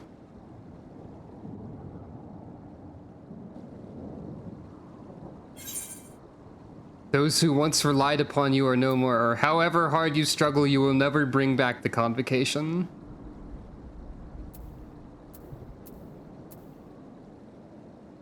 You will never bring them back. Also, cool cube in the background. What of it? I have my mission. Oh, you don't even really care. You're just following your mission. I am Elidibus, and it is my duty to steer mankind and the very star upon their true course. This I swore to someone. Okay, you are forgetting stuff. We spoke, and I swore. What? What did I...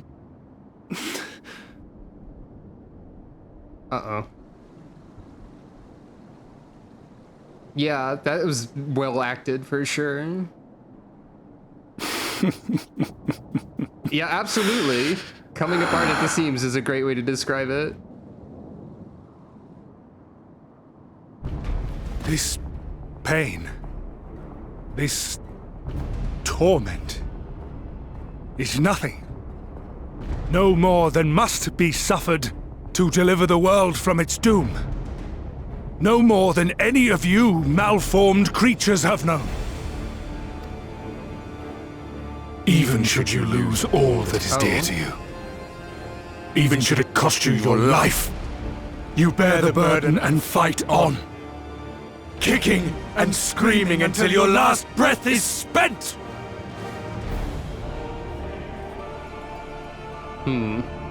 Aye, it's true. We've lost much and more. Known unimaginable suffering.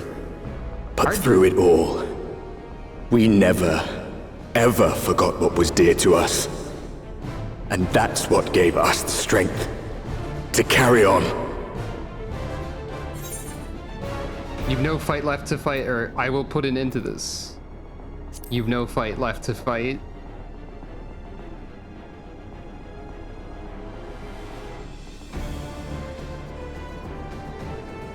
No. No! It will not end here!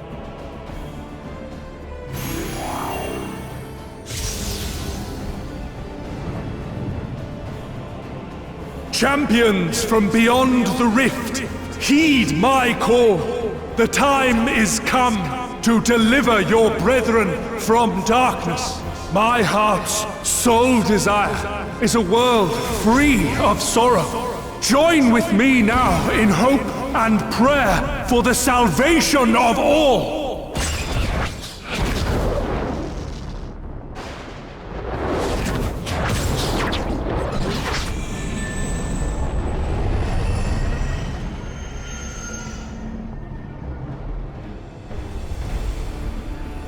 If you would usher in the end, then with my all shall I oppose you. As the avatar of those mortal heroes who fought unfalteringly in all their imperfection. As the warrior of light incarnate. So I knew about this. Come, warrior of darkness. Let us finish this. But it does rule.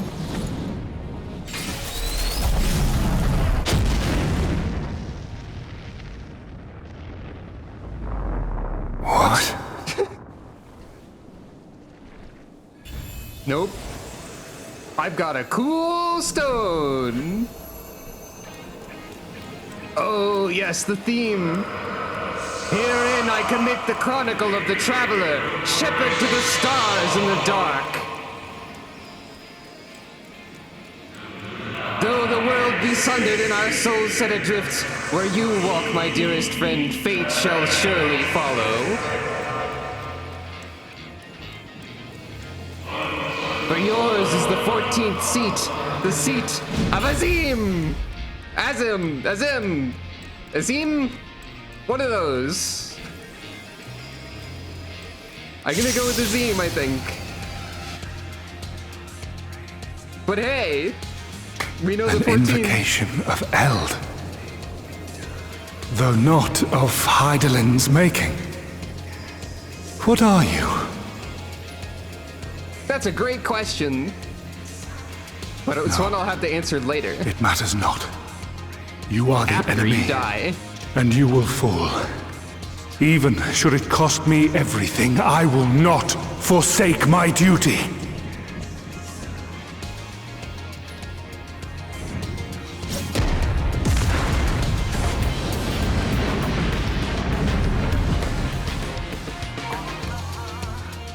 By the way, this song is the best one. Not the best one, maybe. It's one of the best ones. The Seed of Sacrifice is now accessible. This song is extremely good. To the Edge.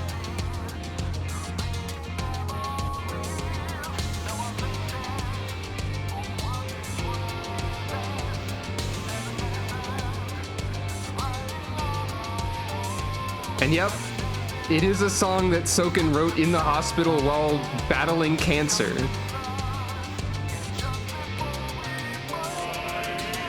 Which is wild.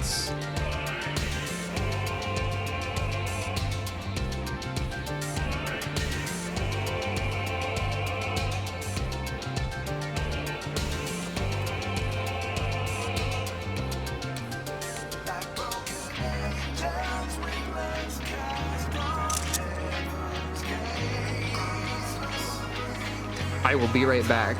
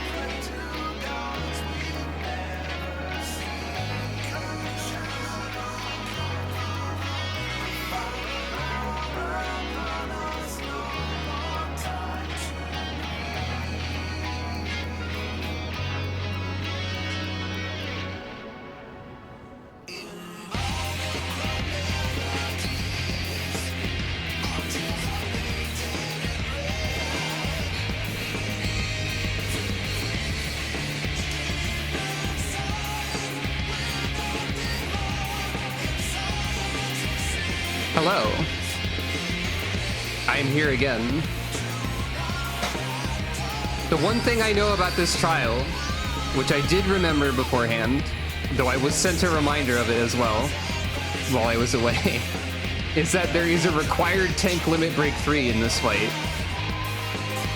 Allegedly, it should be obvious when this is necessary. Also, I would like to say that it is funny to me that in invoking the power of Azim, the 14th seat of the Convocation, to summon the stars to aid us, as Azim often did, summoning her comrades, we're calling on someone who's directly outside right now. You are absolutely welcome to queue alongside the battle. Go for it. If you would usher in the end, then with my all shall I oppose you. So spoke Elidibus as he took unto himself the power of champions from beyond the rift to arise as the self-proclaimed warrior of light incarnate.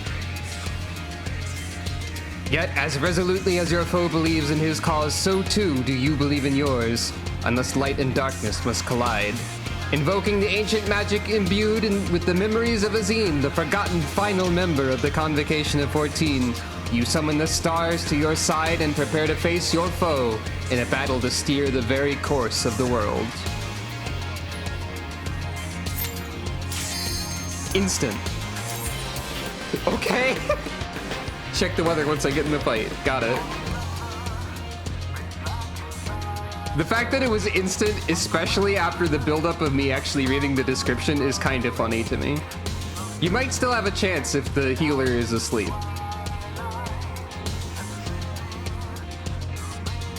Healer adjust.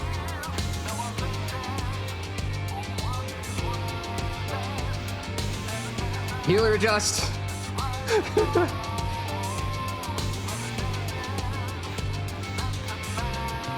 I knew about this song, I knew about the fight existing, I knew the name, the Seed of Sacrifice. Oh, healer didn't adjust. And I know that there's a limit break requirement. Okay, try again. Allegedly, it should be very obvious. I think Elidibus charges up limit break meters that are on the screen or something. Hopefully I can do it, and if I don't do it, we do have another tank. Warrior of Light, Elidibus. For my people, for our world, I will strike you down.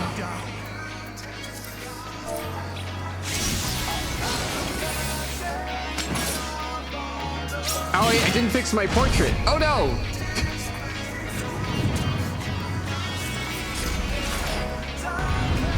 One or more people in here are like in their pajamas.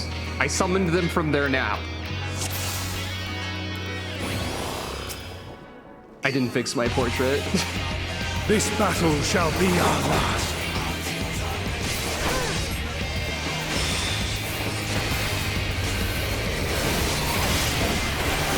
True Walking Dead? What does that mean?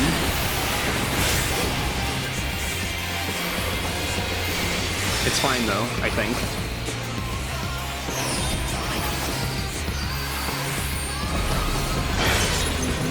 Hey, that's one of my abilities.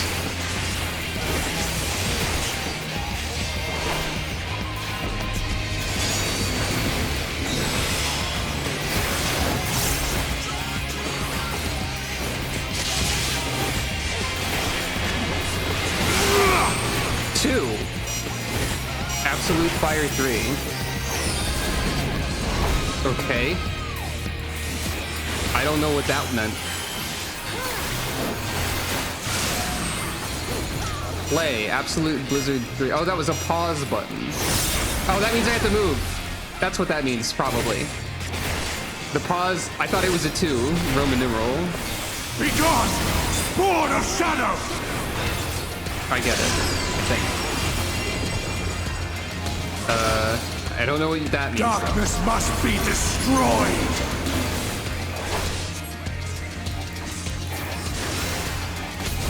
So is your imbue of fire means that that's going to have the fire effect. So when you imbue with ice, that means I need to be moving.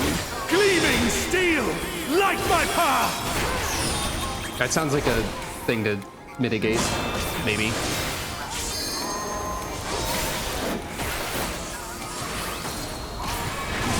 Maybe not. I'm going to make a triangle. What are you limit breaking? Oh, I don't want to be in the triangle. My bad. I used invincibility to atone for my mistakes.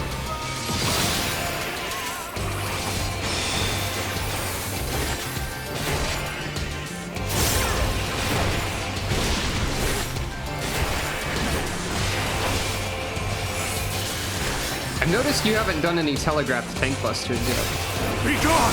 Spawn of shadow! Imbued Blizzard. Okay, now's the time when I do the thing that I said. And move while fighting. Darkness must be destroyed!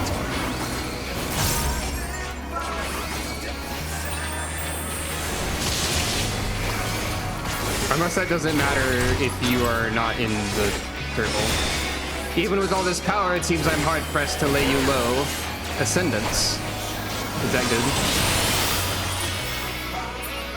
No matter, if you will not fall, then you will be banished instead! Oh no. Hey, that was the paladin casting animation. Rift swallow you. I'd rather it didn't. Teleport sound. Did you just use return? Oh. Here, where we Asians have been forced to retreat time and again, you will meet your demise. You did use return.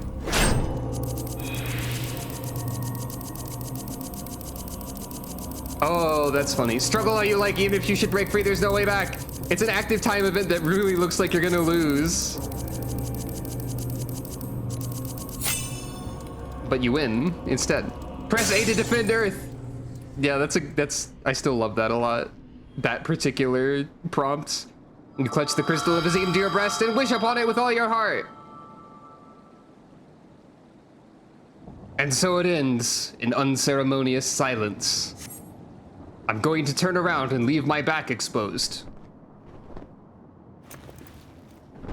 Wait, what?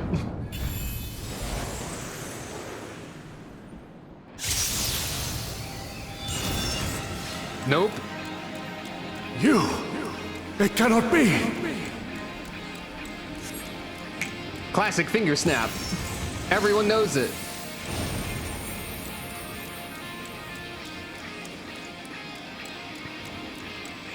And the wave, too. I knew this part. Hey, that mash actually made my hand hurt. Oh no. To me, warriors of light!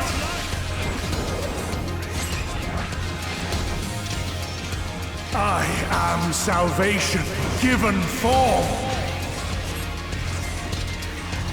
Mankind's first hero and his final hope. For victory, I render up my all. 4. Your demise will be our salvation. Oh, is this one? Transcend your limits and weather the gathering storm. It was obvious, actually.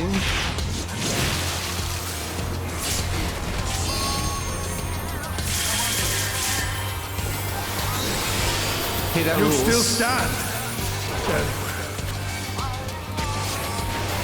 Okay, good. I'm glad it was actually obvious. Be gone, Spawn of Shadow! Okay, fire, stand still. Well, when he does the thing.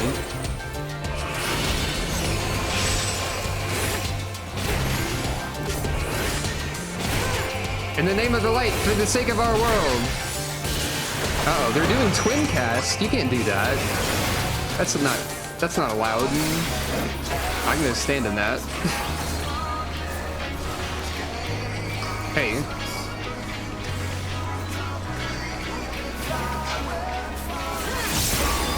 Is it like 2 people per circle because it's twin cast? Darkness must be destroyed. I got a bone stack or something.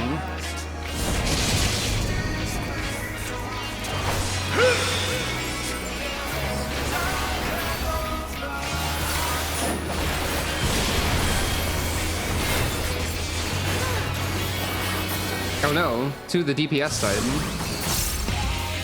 Summon Worm.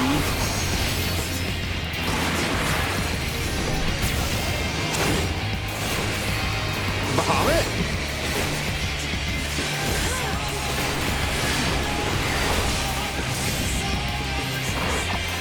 Oh.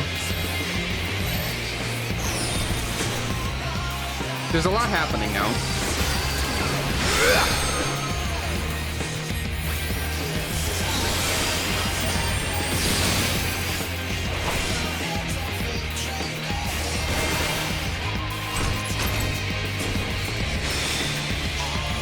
To the limit.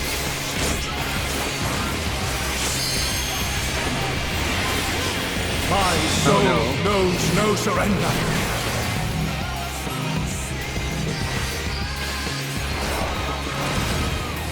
Hope, grant me strength.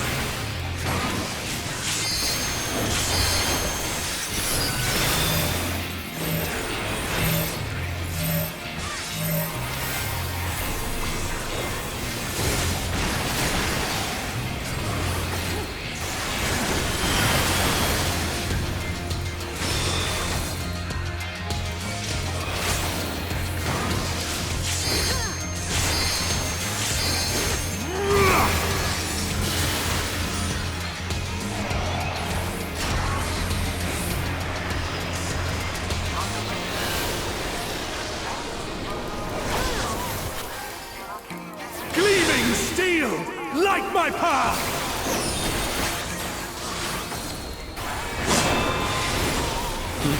Okay, square. Okay. I don't want to be in this time. I learned. Wait. Oh.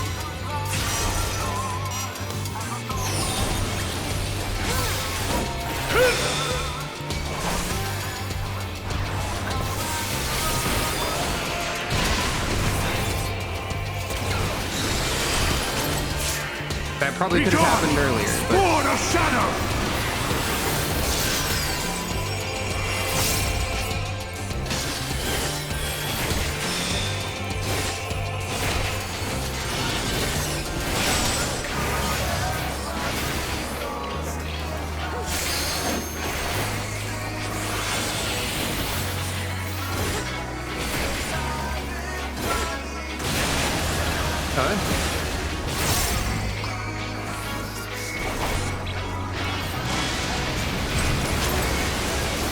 Darkness must be destroyed!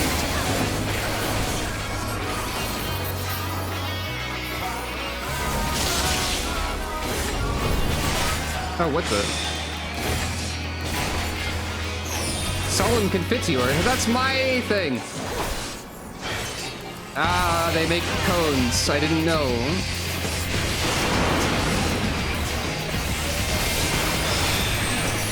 Oh, you actually do have a tank buster. The bitter end, that's part of the song, I think. Yeah. Everything happens so much, I'm going invincible.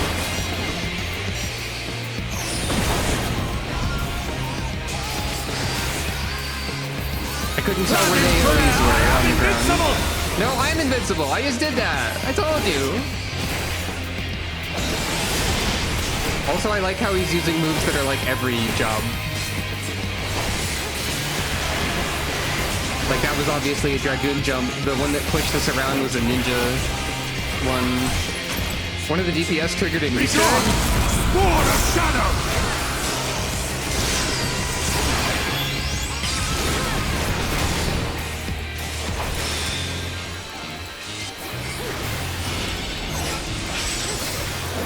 Oh.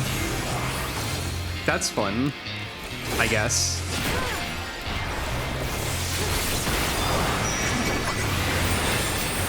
Fun parentheses concerning.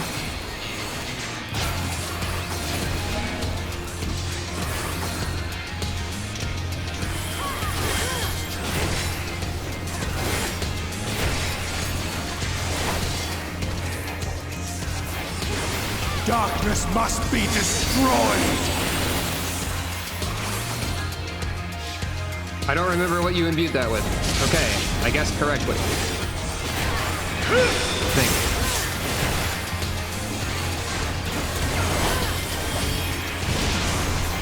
I'm remembering to use my group mitigation tools. Suddenly.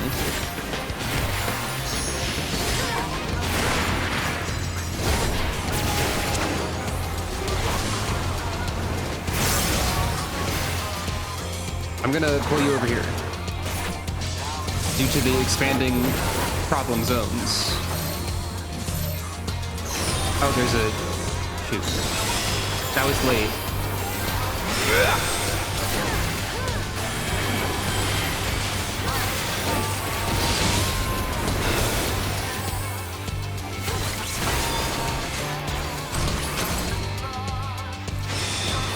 I shall transcend you.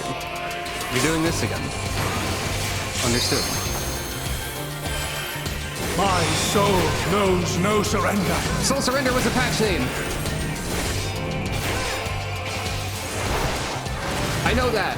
Pointing at the screen. Beauty. With my... No, not yet. No, I'm not pointing at the screen because I'm holding the controller. But you know what I mean.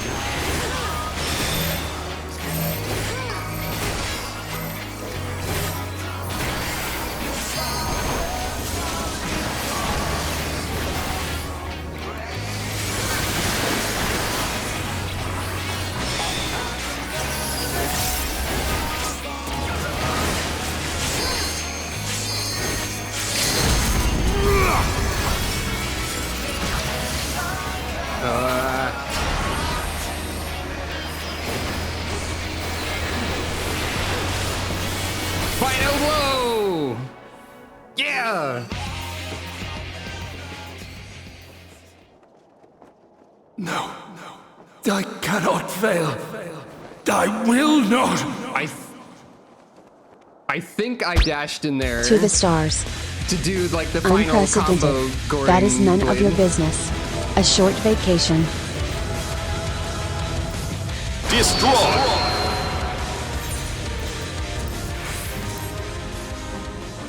I think I did the final hit there in a very cool cinematic sort of way.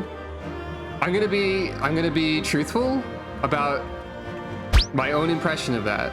Oh, well, sure. I'm gonna be truthful about my own impression of that, and that is that I think I did really well for not having seen that fight before. Truthfully.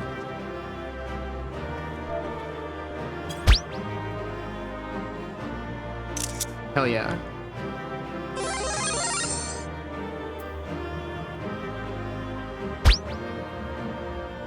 Oh yeah. So many effects are happening. This is what happens when you make everything cheaper. I'll do that one for free. And Calico gets a pat on the head. Oh yeah, the weather. Climactic, you don't say. I would say that is an accurate assessment of the weather and perhaps the moon as well.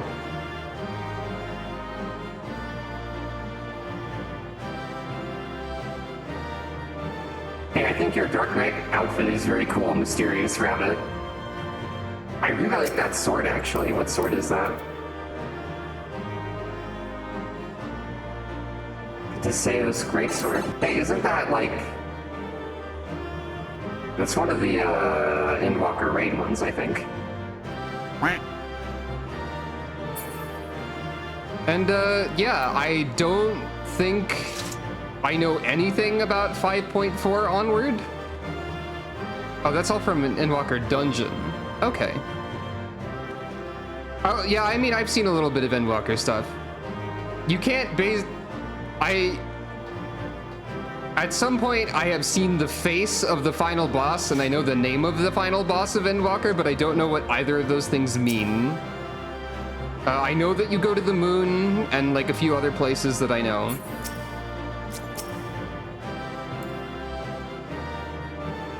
But yeah.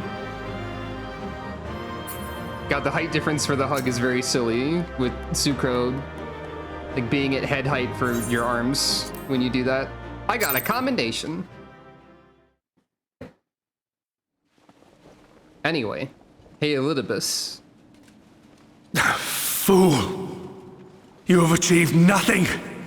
I am immortal, yet I will never surrender!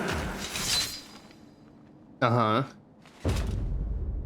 But have you considered that I won? Elidibus, so fixated were you on my memories of the future, you failed to heed the lessons of the past. Such as? Your obsession blinded you to the true nature of this tower. This beacon of hope for mankind. The final trump card is a big laser? To the stars. Shoot the medic first. Created to serve as a reservoir for the limitless energy of the heavens. To harness and bind the boundless. Not unlike white auracite. Your ill-begotten power. Obtained by exploiting that which is best in us. Process the lines that are I happening shall have it. Your soul and all!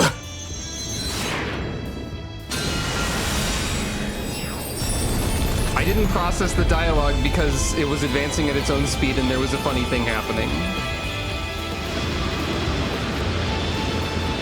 Wow. Not having a good day there. Okay. Hell yeah, this version of the song. Oh, it switched into the We Fall thing. There's so much new music in 5.3. Or like variants of it. You got this, X-Art! Yeah! I'm here to help. Yeah! Yeah! We are cats!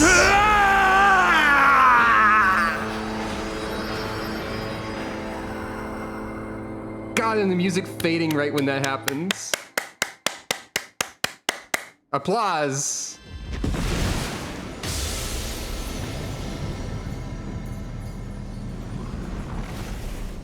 Yeah, we are cats with the same like intonation as yeah, I am ghosts, ha ha ha ha, etc. Hey Exarch, you look like you're not doing great at this point. You wanna sit on the cool chair? Oh.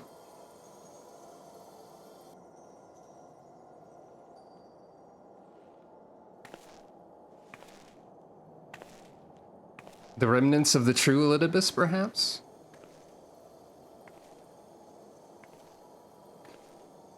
So yeah, I don't think I've seen anything after that boss fight at all. Like, for the most part.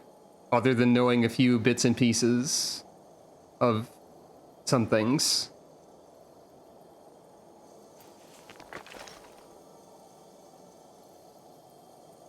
This? He's very small. Hey, look at all the cool rocks that I found! Yes. I would become him. I would save everyone. This, I believed. Yet still they cried out in rage and despair. Divided over the fate of the star. A rare occurrence, always fleeting. But not this time. Not this time. Reconciliation. Elidibus. I was needed. I withdrew myself from Zodiac. For them. My people. Is there a significance to the two that you're my holding? Brothers. My friends. Stay strong. Keep the faith. At duty's end, we will meet again. We will. We will.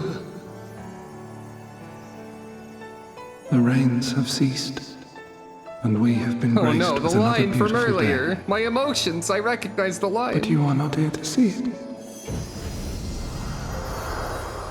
Oh, jeez.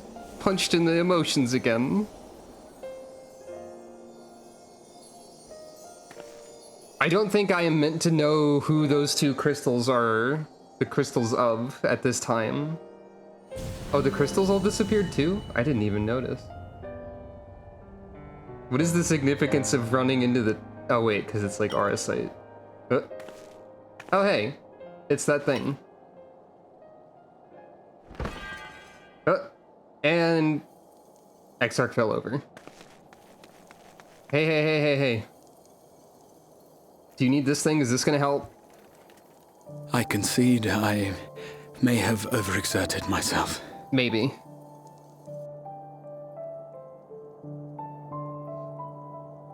But you did what you had to. Steady now and listen.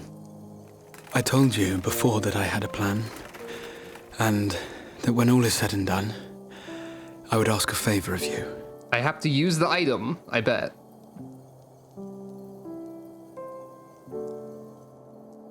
We have averted the 8th Umbral Calamity, found a way for everyone to return to the source, and, last but not least, we have secured the future of all the people of Norvrand.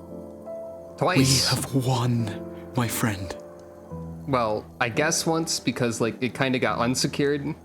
I don't know. So, we did a I good hope job. you'll forgive me this moment of selfishness, and while I wouldn't want you to feel obliged,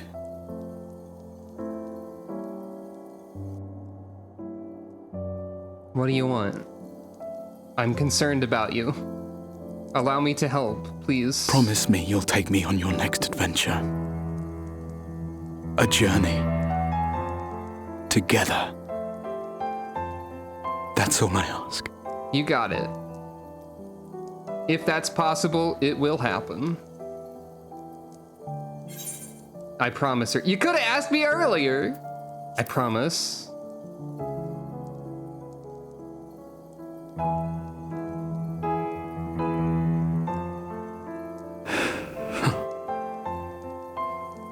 If I were to tell you that this isn't the end, that we will meet again, would you believe me? Yes, but because I know things that I shouldn't. Oh, Sucro. Nod very slowly but sadly. You want this? Is this helpful? Aw, jeez. Is this good? Is this helpful? Thank you.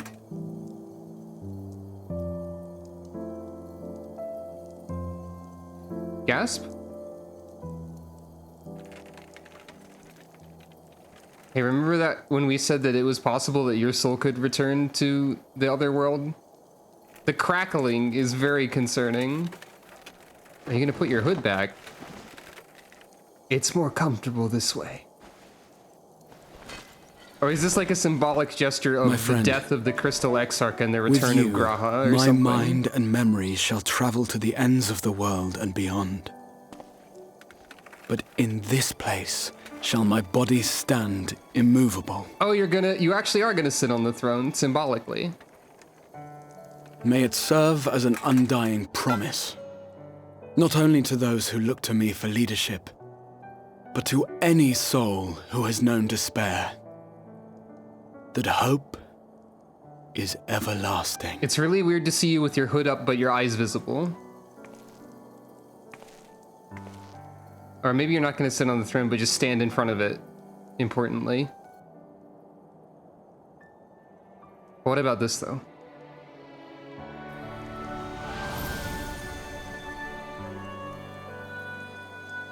This music sounds familiar, too. I don't think it is, but it's really similar to, like, some other music in 3. Kind of like the town theme, but not. Oh no.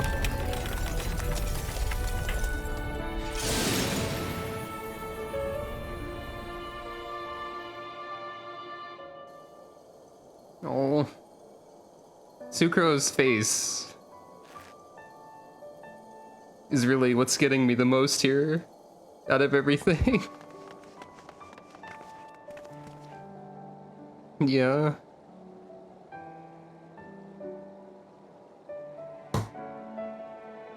but he did what he had to do.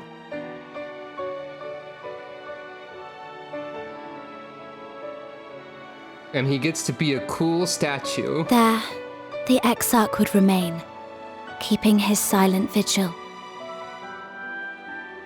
When the Scions were not released from his summoning spell, Y'shtola has pressed F we to pay proceeded respects. with the plan to return them to the source. The Warrior of Darkness, however, retained her ability to traverse the two worlds at will. I sure do have that power. And in time, the Crystal Tower became a symbol of her link to the First. That makes and sense. of hope. It's kind of like a doorway. Oh yeah, that's true. Wow, I didn't think of that. He did die and we're still here. Oh hey, convenient and mood appropriate rain. Thanks. This is the weather of tears.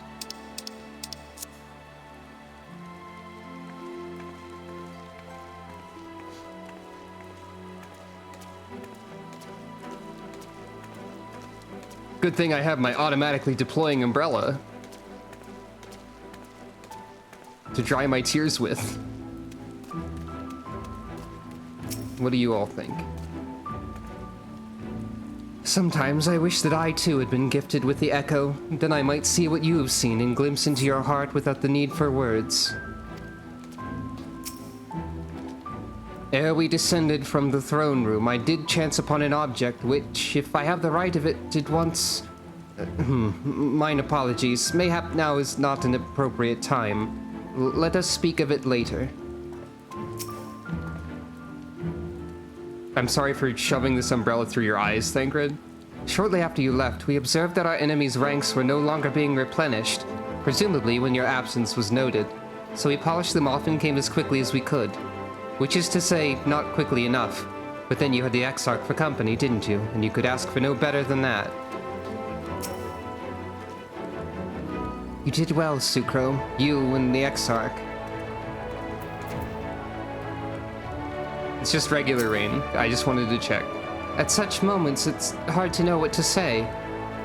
Are you all right, my friend? Am I all right? I should be the one asking you. But yes, I'm fine, thank you. We all are. The people are fine, the city's fine, and the star showers have stopped. It's almost as if we'd gone back to the peaceful days that followed the knight's return. Almost.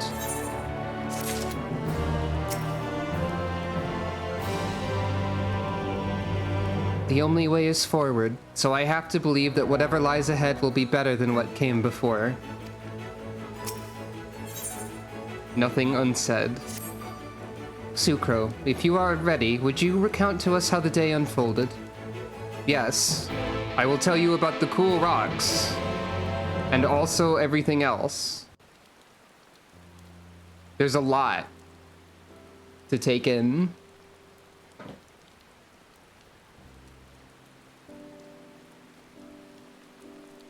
I feel like this rain is not, like, guaranteed to happen, but it does feel very correct. So you reached out to Elidibus at the last, and his heart was moved. I'm not sure I did the right thing, or and it changed nothing, or I only did as you asked. I'm not sure I did the right thing. I'm not really sure of much right now. Perhaps you did. Perhaps you did not. None can say. But the important thing is this. Though violence proved unavoidable, you did at least come to understand your foe. And in knowing his hopes and dreams do we best remember him and his legacy. So long as they remain unforgotten, the love he and his brethren bore for one another in the star may yet be rewarded. I guess so. But he did need to get killed. You said that an ancient came to your aid, but how is that possible? A gift from Emmett Selk. He knew of Elidibus's plight. Foreseeing his own death, he made provisions to bring Elidibus's suffering to an end, lest his friend be left to continue the struggle alone. Or so I wildly speculate. It's unlikely we'll ever know the truth.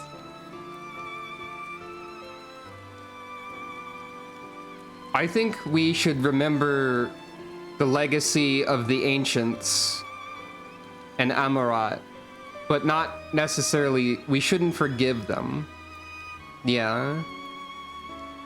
It's more of remembering them and their legacy as a whole, I think, is what we're meant to do. And also just like remember lessons that we've learned from them and stuff. Not repeat their mistakes and all that. The best we can do is to remember events as they happened, no more and no less. As the Ronkans so rightly put it, history is learned, not lived. Ah, there you all are. Yay, you're alive! And doing well. My friend, we were given to understand thou wert injured. Shouldst thou not be abed? Lie down at a time like this, don't be absurd. I would have come sooner had the guards not made such a fuss.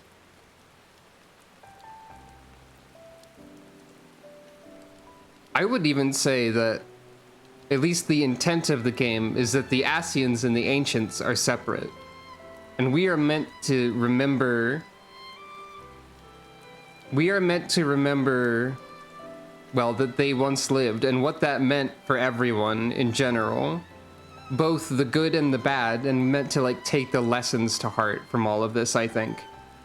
I don't think remember that we once lived, etc. is not, or I don't think it's the same as like, just like respect us, but just like remember what happened. Remember history.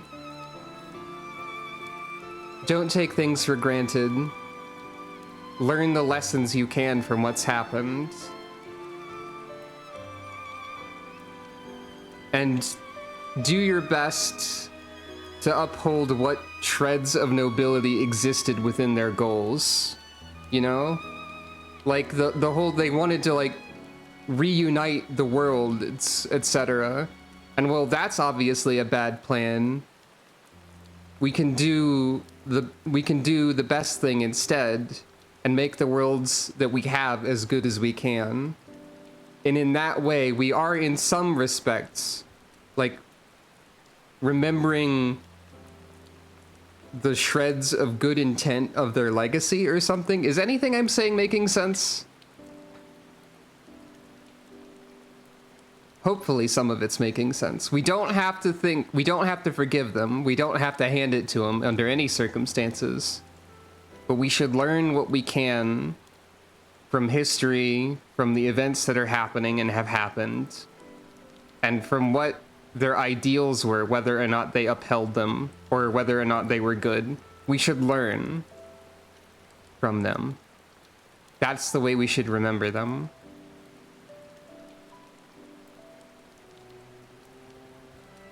And take these lessons to heart and apply them and do the best we can. That's what I think. I would say that the Ancients, like as a whole, mostly I have sort of a neutral opinion on them. It is unclear if the Ancients as a whole were like good or bad or whatever. But the Ascians are bad. We should remember the Ascians in the sense that they were bad, let's not do that. Yeah. And when I say, I do agree, we should remember their mistakes. That's like one of the main parts of the point that I am attempting toward. That's one of the main things we should remember, absolutely. That's what I mean by like the lessons that we should learn from them. That very much includes their mistakes, if I wasn't clear on that.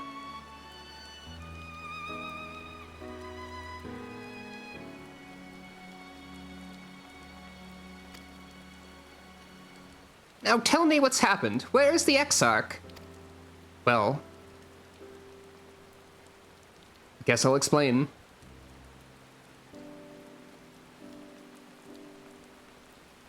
The rain really does feel intentional in this scene, the more it continues. I see. Sucro, will you show me his spirit vessel?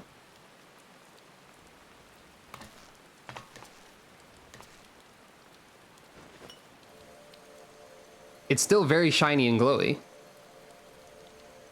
Yes, both his soul and his memories seem intact. Good.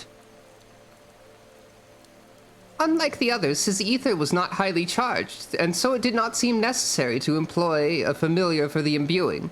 But I needed to be certain all the same. Oh, what a relief.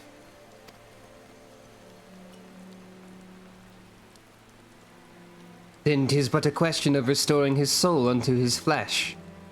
And as thou didst lately tell me, the success of this process resteth on no more than our friend's soul recognizing his flesh as his own.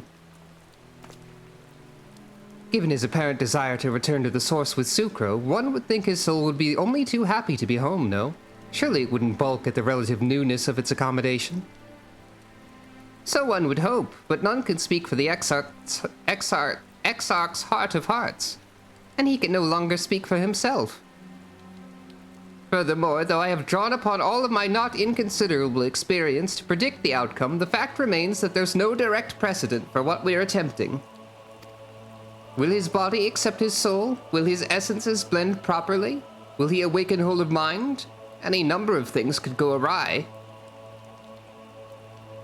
But we have to try. We have to go forward. Reen just said that. And that's true. While we do need to remember the past, we need to go forward into the future. Assuming I've succeeded in tempering your expectations, I should probably add that I did ask the Exarch if he still wished to return to the source in full knowledge of the risks. A simple enough question, one would think, warranting a single word reply. Yet the answer I received was rather longer than that, almost comically so, in fact. Regardless, out of respect for the man, I shall attempt to recite it with a certain amount of poetic license. Ahem. As I grew older, the burdens I carried became ever more numerous, burdens which weighed upon my hopes, burying them deep within my breast, so deep that I couldn't be certain they were still there. But when I look around me, I'm reminded that no matter how deeply buried they may be, our hopes never truly disappear. No, they are always with us, guiding us, driving us. I see it in Volthri, who sought to vindicate his existence by creating his paradise. I see it in Ranjit, who forsook his life's cause in order to protect that which he held most dear. I see it in the people who choose to struggle rather than surrender to despair. And though our struggles may differ greatly, since the very beginning of time, they have all shared that one common thread: hope. We struggle because we have hope, and when the time comes, I too will embrace mine. I will follow my heart regardless of the risks. And I will live with all my being as befits one who's been granted a second chance. There, I told you it was long, and unspeakably sentimental to boot. One would think that the outpourings of a dewy-eyed boy, not the outpourings of a dewy-eyed boy, not the old man the Exarch seems to believe he is. I mean, really, he's scarcely been alive as long as I've been in hiding. I dare say he's blushing in his vessel. Speaking of which, we should make ready for our journey. Time remains of the essence, after all. Needless to say, once we leave, there's no guarantee that we can return. If anyone has unfinished business, now is the time to see to it. I must pay a visit to Slitherbough. Let us reconvene here anon. But don't worry too much. If you have unfinished business after we all return to the source, the plot will work its way around it. Don't worry. There remains some few matters which require mine attention in Ilmeg. May I leave Thancred in thy care, child? Thancred. I've been meaning to get some flowers. For Minfilia. I thought you might help me choose them, and then we could go to Nabath the Rang together one last time. A fine suggestion. Lead on. Bow.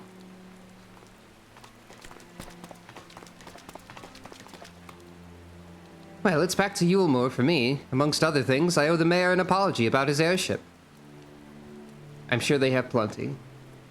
I assume you have places of your own to be, Alize. I shall see you later.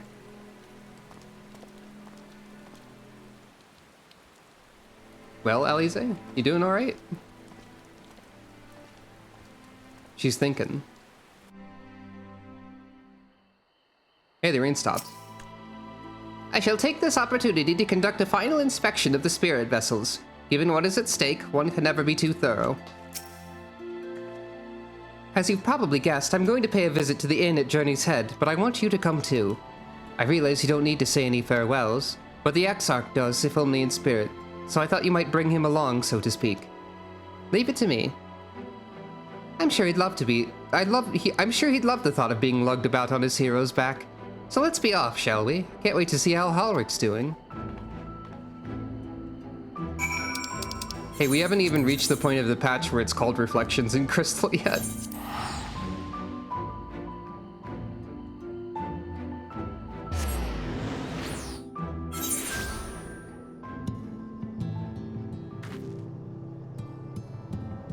Oh yeah, that is true. I do have a lot of hit points. And my food buff isn't currently on. What if it is, though? Now it's 108,726! Yay! Yay! Okay. I had to do the spin properly. Halric! Halric! Oh gods, don't tell me he's wandered off again! Quickly, Sucre, we have to find him! Oh, Alize, I didn't see you there. If you're looking for Halric, he's gone for a walk with one of the others. They were planning to visit the graveyard, if I'm not mistaken. Oh, well, that's a relief. Shall we adjourn to the graveyard, then? God. Yeah. I think it would be very funny if they eventually had to do a second stat squish. But I don't think that'll happen, because I think 100's the level cap, like forever, and then they said they were going to do something else afterwards. But, well, it remains to be seen what that actually means. Oh, greetings, Sucro. Looking for Halric by any chance? Oh, is this Teslene's grave? Probably. There he is. I was afraid he'd wandered off again. Oh, there's no need to worry. Halric's safe and well. He's been showing good progress and likes to go for walks of late. Though his steps usually bring him to this particular spot.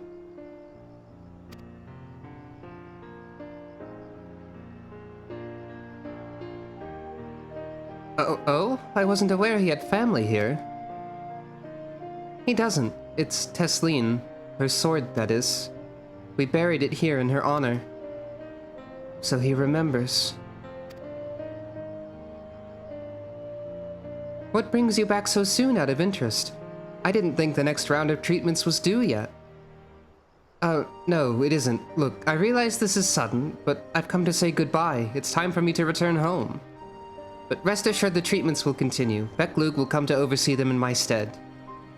I see. You did mention that you and your friends were searching for a way home. Needless to say, we'll be sorry to see you go, but I know everyone will be happy for you. Truly. Happy and grateful. You've done so much for us, achieved what none of us dared hope was possible. And we'll see to it that your good work continues, and that no more poor souls are buried here before their time. So rest easy and take care. We wish you every happiness. Thank you. I will miss you all.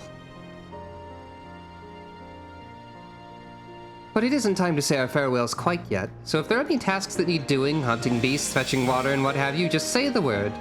I mean to make use of every last moment here, after all. The time left to you is precious. Oh no, my emotions again.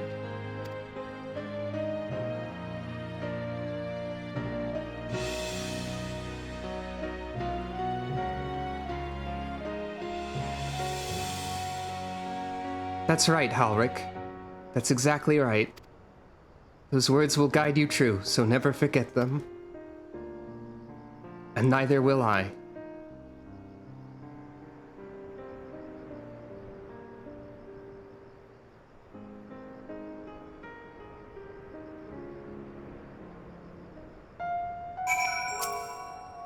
Take care.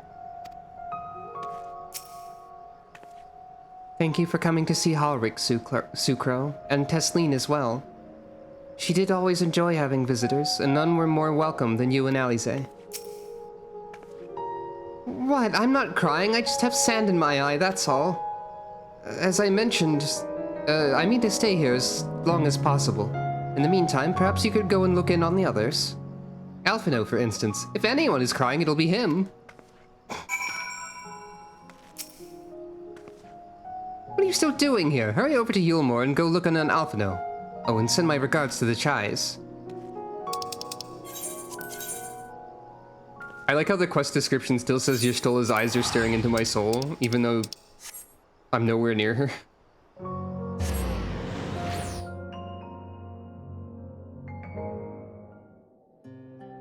Oh wow, immediately as soon as I teleported here, instead of like...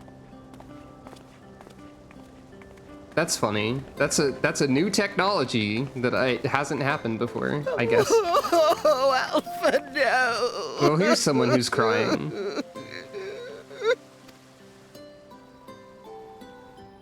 Aw. Please, Lady Chai, dry your eyes. The thought of never seeing you again is more than my poor heart can bear.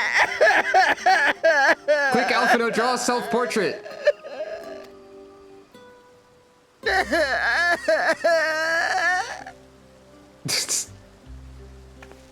I have a solution to this that falls within your skill set.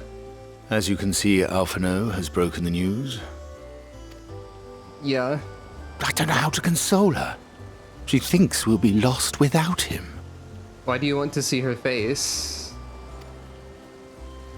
Oh. You're certainly well loved. Or make sure you leave nothing unsaid. Or a picture paints 1,000 words.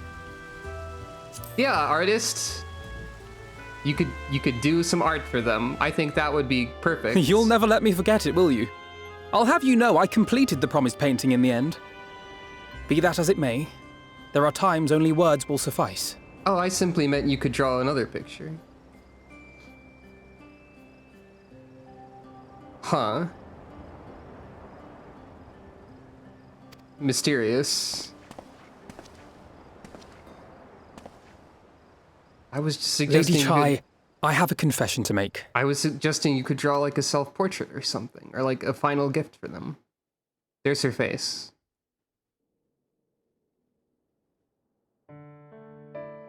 On the day we ousted Lord Vorthry, when I revealed the truth of his tyranny and your complicity in his crimes, I did so with great trepidation. Not out of fear that you wouldn't listen, but that you might never recover. There was a time when I too, in my hubris, believed myself worthy to lord it over others. And when the lie was laid bare, when I was forced to confront the cost, the lives lost, it all but destroyed me. I think this song is also new. To awaken from a naive dream to so harsh a reality, I would have understood had you all surrendered to despair.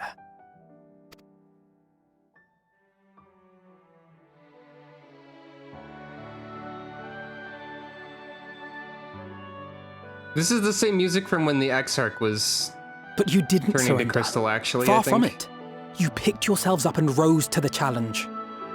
You found a path forward and the strength to walk it, and to keep walking it, day after day.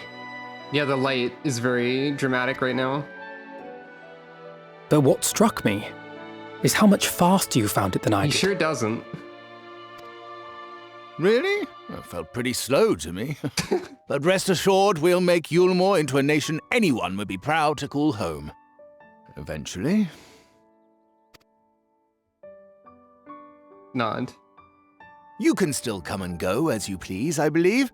When we have good tidings to report, I may trouble you to be their bearer. You got it. No problem. Leave it to me. There may also be less than good tidings, in which event I hope I can trouble you for your counsel. It'll be a little bit more difficult with me having to be the go-between or whatever, but we'll work it out. I should be honored to provide it, Master Chai. This music also reminds me of Final Fantasy IX a bit, honestly. Oh, Alphino. I know you aren't one to sit still, but do remember to take your ease from time to time. I bet the Warrior of Light absolutely does that. And no matter where you are, remember that there are people here who are praying for your health and happiness. Hell yeah.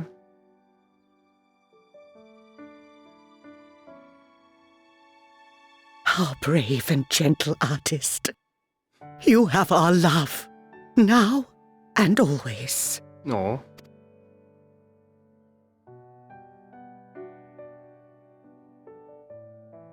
And you mine.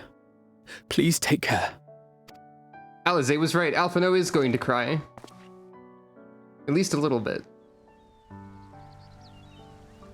I think it would be funny if everyone kept insisting that there was sand in their eyes, even as we got further and further away from the sand place. Because everyone starts crying. Okay, this music is a little bit not correct for the mood, but, you know, fair enough.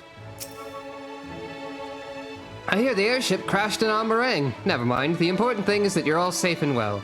That said, we should probably retrieve the wreck before the locals strip it for trolley parts. Perhaps we can make a trade of it. Oh, thank goodness you can still return. If I'd had to bid farewell to you both, my heart would burst here and now. Like Alphino, I know that yours is a life of constant employment, but do visit us from time to time. It would mean the world to us. I understand the Exarch will be leaving with you. Capable though its custodians are, the Crystarium will be poorer for his absence. It seems the coming years will be a period of transition for both of our cities. But through mutual cooperation, I am confident we will find a way forward. It's a strange feeling, Sucro, to stand in the company of our friends knowing that I will never see them again. I struggle to reconcile it in my mind. But this I know, I shall cherish my memories of Norvrent, of every soul I met here for the rest of my days. And I shall look forward to your tales of their endeavors.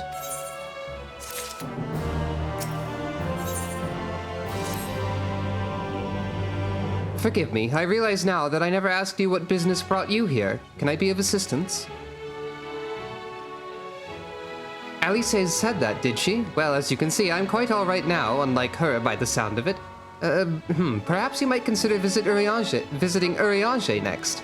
Given his conversance with the idiosyncrasies of the Fey folk, I doubt it will be an issue, but a small part of me worries that they might not relinquish him willingly. As such, I would feel better if you were to look in on our friend, assuming you have the time, of course.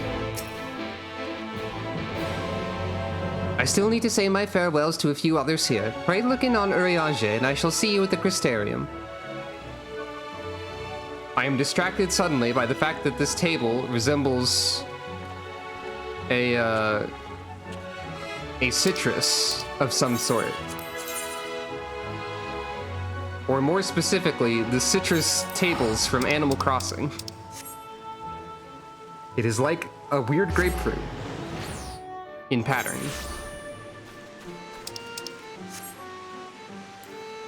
It is raining here. Thundering, in fact.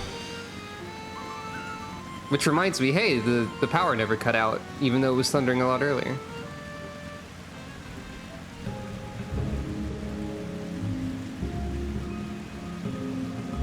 Is this the part where we find out that Feoul is really not happy about the fact that we're leaving? It's probably that part.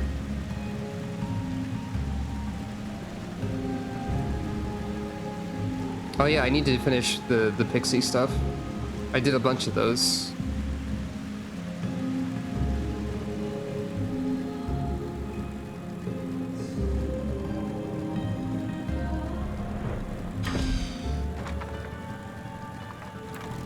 Hey, Urianger, excuse me for a second.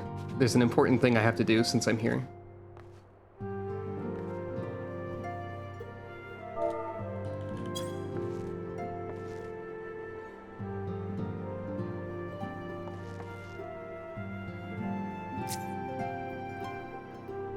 He's ignoring me. I got the feeling that someone would do that when I sat in the box. I am sitting here. Urianger is doing his best to ignore that I'm doing this again. If I fits, I sits. Correct. Why tidy up now when you can do it never? Good question, Pixie. Ha! That I should have the pleasure of welcoming a guest, even as mine own occupation draweth to a close. What bringeth thee hither, my friend? We're worried that the pixies won't let you leave, I guess. So thou wouldst grant the Exarch a final tour of the realm, which hath been his home these 100 years. A noble gesture. As for Master Alphino's concerns, thou mayst rest assured that all is well here. Far from detaining me, our fae friends have agreed to assist in the transportation of these tomes into the Cabinet of Curiosity. Not more remaineth to be done. Regardless, 'tis well that thou didst come, for I had been meaning to show something to thee. An object I chanced to find after thy victory over Elidibus. Is it the crystal? Did you get the Azim crystal? Though it hath lost its radiance, 'tis unmistakably a crystal of light. One that did, in all likelihood, once belong to Ardbert. Oh, it's a different crystal. Having been interred with his body, it would have remained upon his person after his possession by Elidibus. And when his mortal form was, forgive mine indelicacy, consumed by thy foe to fuel his transformation, I posit that the crystal did tumble free. Save that which doth abide in thee, it is all that remaineth of our friend, and if thou art willing, I would have thee deliver it unto Seto. I can think of no worthier recipient than he, and no more fitting a bearer than thee. As ever thou wilt find the Amaro in Wolleckdorf. My thanks, Sucro. Oh, so we didn't see Seto in that dungeon, but we sure as heck are going to see Seto now. The crystal shall grant Seto a measure of comfort, I believe, and to receive of it from thee shall only add to its meaning. Oh yeah, it is like that. It's colorless. The crystal of light believed to have belonged to Ardbert. Though it's lost its radiance, you would swear that a faint light still shines at its core, as if to remind you that hope never dies. Hell yeah, it doesn't.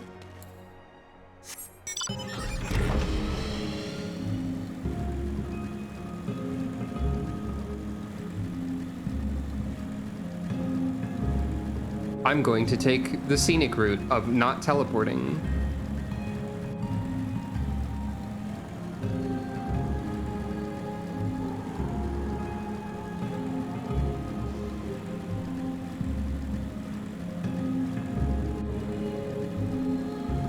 Also, I'm glad that everybody has been enjoying the pet Calico emote. I think she deserves it. She's been very helpful.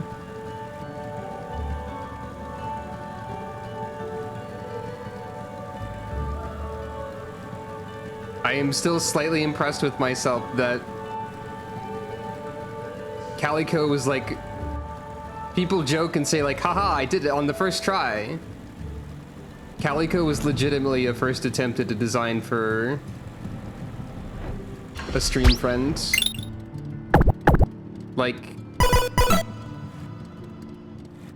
not even, there wasn't even like a rough draft, just like immediately home run. Perfect. I love Callie.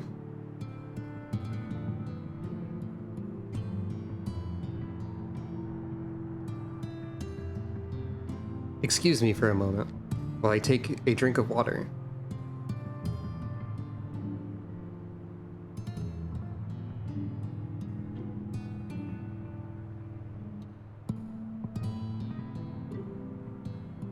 And apologies for patting myself on the back for doing a cool thing, I guess. I don't know.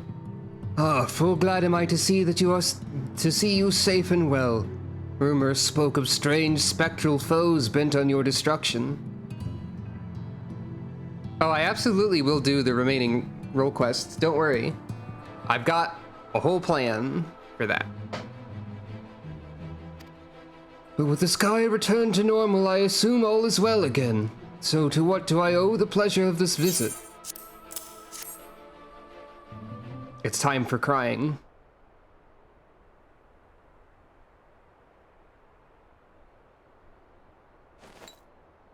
I have this.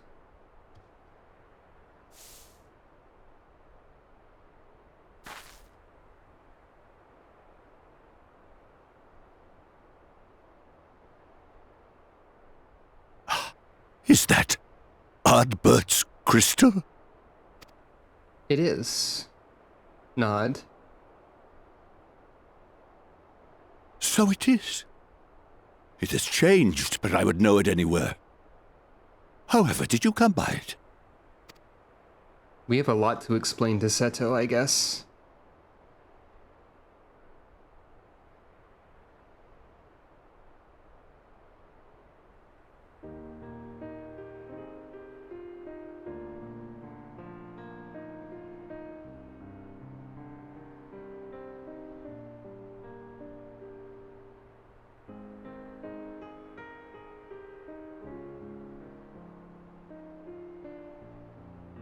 Then, even in death, his enemies found a way to profit from his sacrifice. Oh, it grieves me to think of his body being used for evil ends. But, thanks to you, his honor is restored, and he may finally find peace. No words can express my gratitude. I will keep this crystal safe to the end of my days. Rest easy, my friend. You have earned it. He sure has. Are you gonna comment on the... You said my soul was the same color as his... Oh, I was just thinking. Tell me, does anything strike you as different about my soul? Or close your eyes. I was just thinking this. Your soul? Seto's voice sounds sort of familiar to me.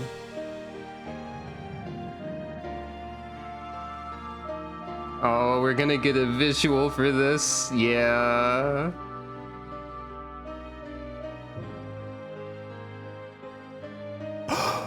Oh, how can this be? Yeah. Time for crying. I knew it. Seto, my old friend. Oh. You've grown. We get to sort of... Ardbert sort of gets to speak to Seto. Oh, Ardbert, how I've missed you. Oh. Oh.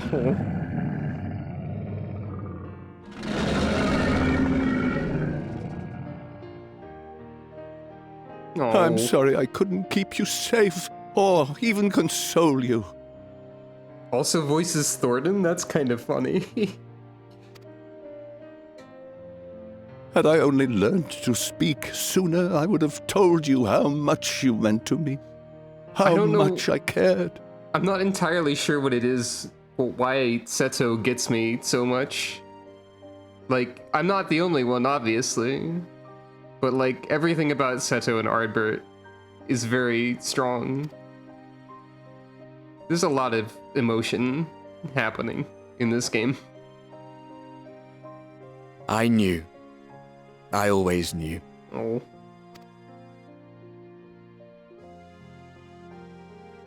But I'm happy to hear it nonetheless. Thank you, Seto. My partner in crime.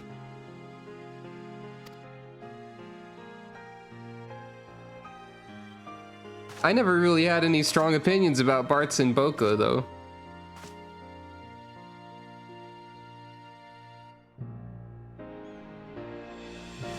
I see. His journey continues. His partner in crime. Hey. Then I will not yet bid him rest. With you, he may look forward to many more adventures. What if the player character's chocobo is a reflection of Seto? Just because, why not? That would be fun. That would be a fun thing, I think. Nod.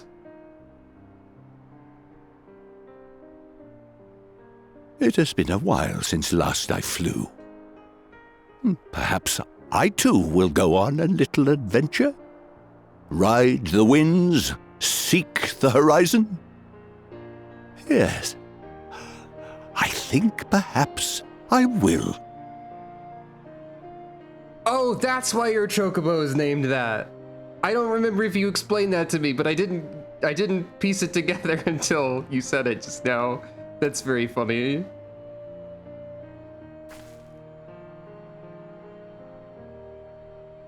That's very good.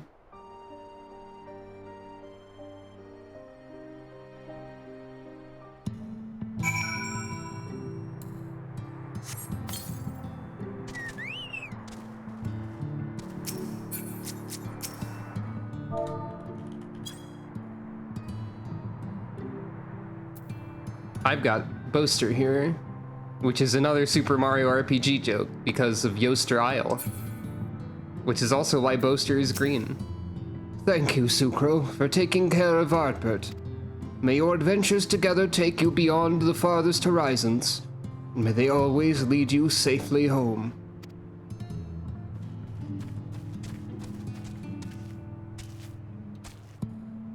You know what?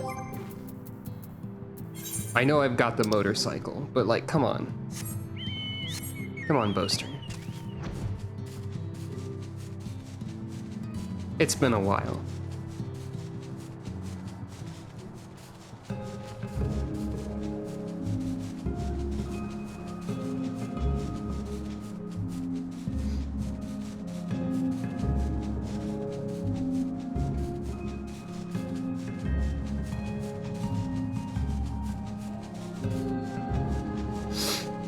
Sniffling.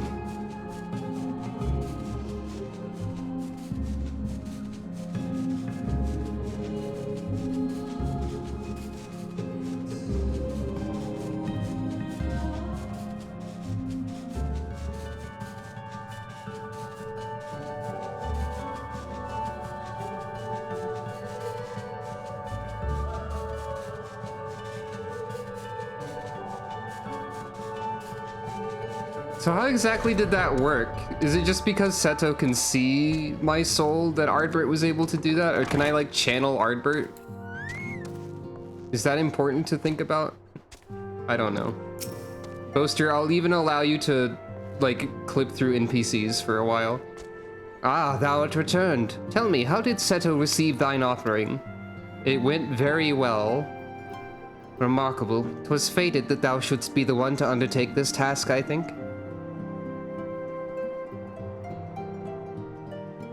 Oh, I have the mount music turned off. That is actually a thing. Mounts do have music, but I have it turned off because I want to hear the area themes. As Ardbert liveth on in thee, so too shall he and his comrades live on in the hearts of the people of Norvant. And their tale, now rightly told, shall inspire new warriors of light for generations to come. Would you like some waffles, Sucro? Or perhaps a farmer's breakfast? Farmer's breakfast? And it's a tank thing? Truly, Sucro is destined to be a tank main. I'll take it.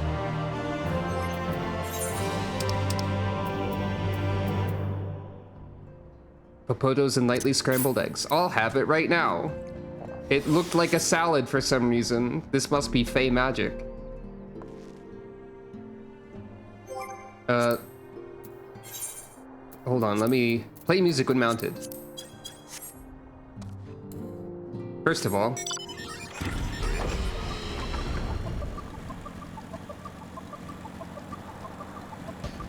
you can see that the motorcycle plays the bike chase music from 7. Imagine if this was happening every time I mounted a motorcycle, ruining the mood instantly. It's very funny.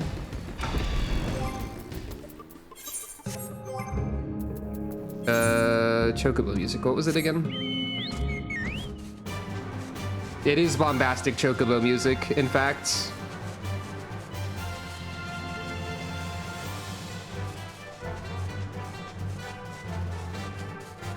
I'd forgotten it, truthfully. Any other weird songs that I've got around here? These probably play like... Yeah, I thought so.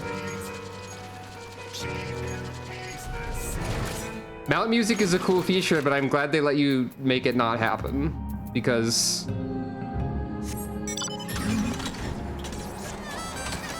it would be a lot for music like this to be unavoidable. Imagine this happening after every emotional moment in the story.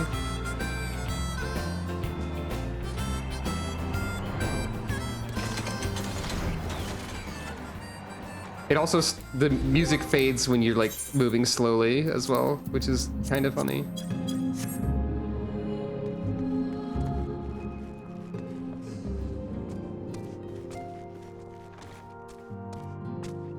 Oh, is that the FF15 experience? Yeah, that makes sense. Unto the morrow. A mystery. Now, assuming thou intendest to continue thy tour, might I suggest Slitherbow as thy next destination? Nod. The task of tidying up one's abode is seldom light work, yet I suspect your Stolas is heavier than most. Suffice it to say, a pair of helping hands might not go amiss. She has all the Knights Blessed to help. Given its specificity to the source, yon elemental chart is perhaps best removed. Yet I cannot help but imagine what might unfold were a native of the first chance upon it, what questions it would conjure in the mind of its discoverer, and whether their curiosity might lead them. It would make for the beginnings of a grand adventure, would it not? What if I left misinformation as a prank, Sucro? Oh, that's the music for the car because the car is from Final Fantasy 15 and the music is all, I think, the car music. Probably. What if I violated the Prime Directive, Sucro?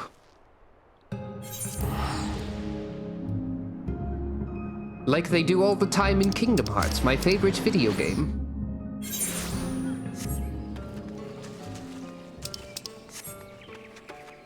Urianger would have said those words with a lot more extra words in between them.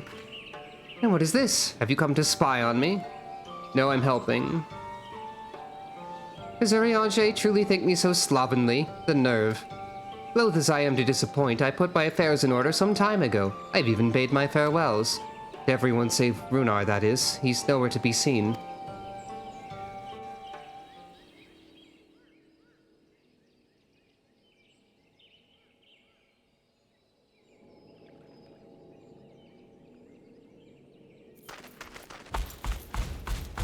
There he is. I think we found him. Master Matoya.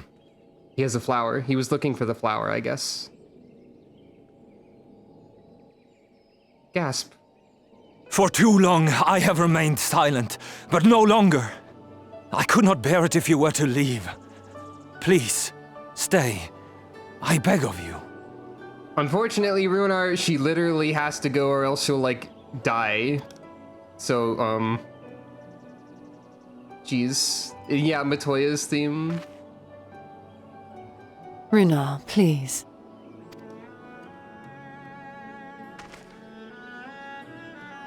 No. I jest. At least in part. What I came to say is this. Thank you. Without your wisdom, your strength, and your kindness to guide us, our people would still be lost. We will never forget you, Master Matoya. Wherever your journeys may take you, you will always be in our hearts. And you in mine. Remember that your people's journey, that our people's journey is yet ongoing. Your lives will change, and so too will your dreams. Yet come what may, you need not forsake your time-honored traditions, nor less your beliefs. But neither should you be beholden to them. For it was with curiosity and courage that the Knights Blessed first triumphed over adversity. New knowledge and new wisdom are ever worthy of pursuit. Yeah, learning. Indeed they are. And so, until we return to the Sunless Sea, We shall endeavor to live our lives to the fullest. That is well. But however great your strides, there may yet come a day when the challenges you face cannot be surmounted alone. On such a day... On such a day? On such a day?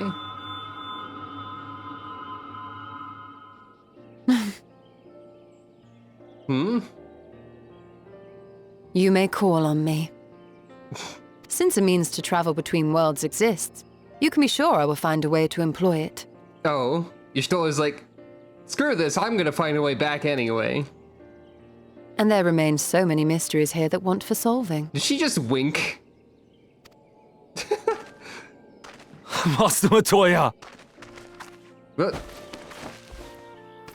Command grabs. Runar, really? These goofballs. Smile.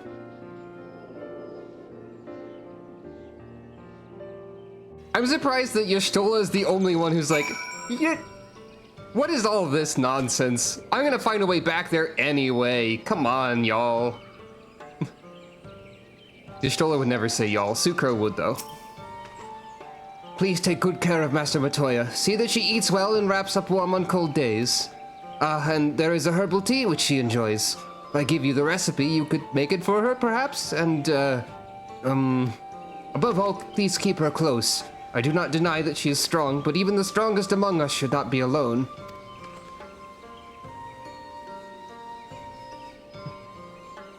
Yeah. It's surprising to me that only Y'shtola has had this thought. Or, well, openly. By the way, thank you for repairing my gear. Honestly, he's a boy in the body of a man. Anyway, it's time we headed back to the Crystarium, shall we? No. Apparently. You still have to take the Exarch to Nabatha Rang. I see. Very well, you can look in on Thancred while you're about it.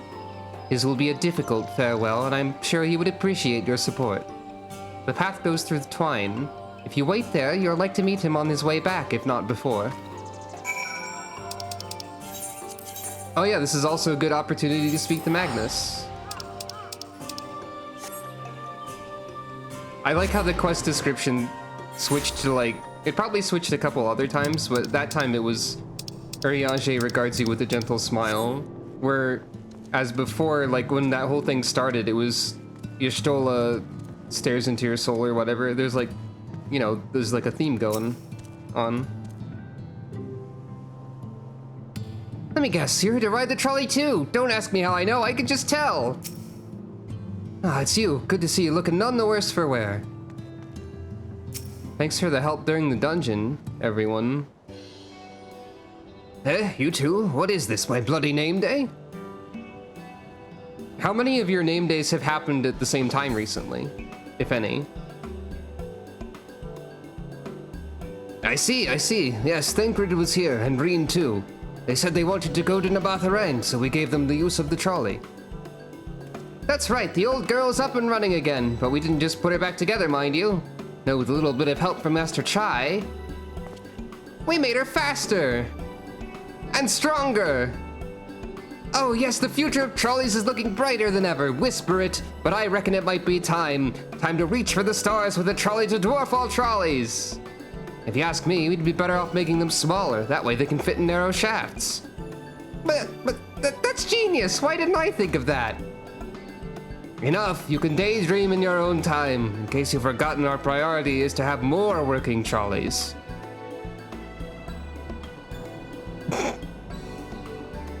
That would be very funny. Or Ardbert could have been born on one of the other like release dates for Super Mario RPG in a different territory, because I think Sucro's birthday is the original like Japanese release date. So it'd be very funny if Ardbert's birthday was like the North American release date or something. But if they were the same day, then they could have 2 name days at once for the rest of their life. That's true. For the rest of her life.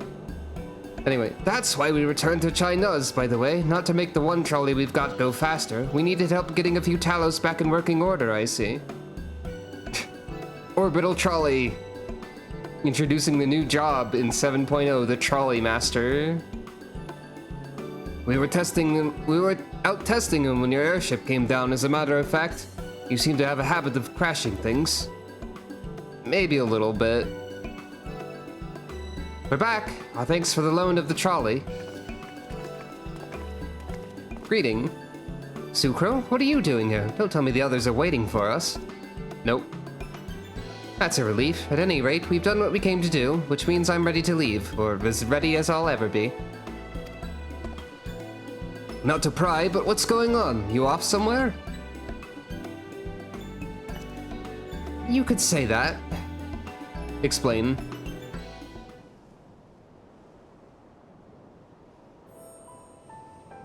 So you're heading home. I'm just a simple miner and I don't know much about this world traversing business. But the young lady here, she'll be looked after, will she? I'll be fine, thank you. I have a place to stay at the Crystarium and don't want for anything. Beside which, I've recently made a new friend. Her name is Gaia and she'll always be there if I need her, just like you lot. Aw, yay! I assume if I hadn't done Eden, this line would be different. Or done part of Eden. We have to do the rest of it. But I'm glad that it's mentioned here. That's cute. That's good. So please don't worry. I'll be fine, really. If you say so. It being a matter of life and death, I suppose you have to leave. But I, for one, will still be torn. If the choice were mine, I'm not sure I could bear to be parted from my family. No, but it's for the best. Reen has chosen to walk her own path, and she doesn't need me under her feet. Besides, I have my own responsibilities, and I wouldn't be setting a very good example if I neglected them. Perhaps not. Either way, I envy you your dilemma. Well then, young lady, if there's anything you need, anything at all, you're to call on us. It may surprise you, but we can do more than simply offer you trolley rides. Thank you, Magnus. Everyone. Reen is the exact sort of person that, like, literally everyone is going to adopt and, like, care about a lot. Which is good because she deserves a lot of friends and care. Shall we then? Nod. If you've nowhere left to visit, we can go back to the Crystarium together. Nod.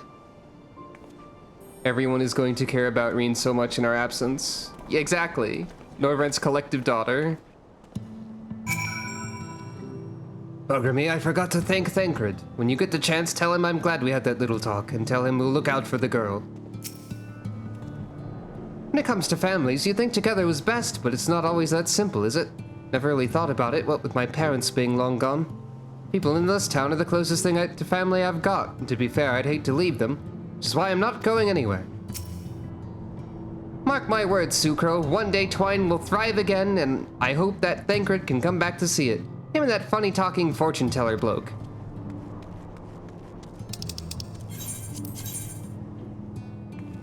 Don't worry, Y'shtola, if anyone can find a way to, like, be like, screw this, I'm going back to the first anyway, it's gonna be Y'shtola. And she wants to. And I think she would be willing to help everyone else visit as well. So, you know. Hold on, Reen, I gotta talk to everybody else first. They're all standing here in this circle of conversation. It's important. I thought that it would have been easier after saying farewell, but each step I took out of Yulmore felt heavier than the last. I did everything I could in the time I had. No regrets. I took the liberty of informing the Crystarium's leaders of our imminent departure. It seemed only right. This is it, then. Not quite, Thancred. We still have to do Third Ring of Eden, but, you know, still. I trust the Exarch had a pleasant tour of the realm. I don't know. I can't really talk to him to ask. We'll have to wait until his soul hopefully doesn't curdle or whatever. Oh, it's you. You're probably wondering why I'm not with the others. It's just... I always knew that everyone would leave one day, and I always hoped and prayed that we would find a way to send them home, but now that the time has come, I just feel lost. Lost and lonely. I don't want our last moments together to be sad. I want to hold myself together just long enough to say the things I need to say. But I'm not sure I can even do that. You can do it, Reen. Comfort emote. Right. Thank you, Sucro. I feel braver already. Go on ahead and join the others. I'll be along after I've taken a few deep breaths.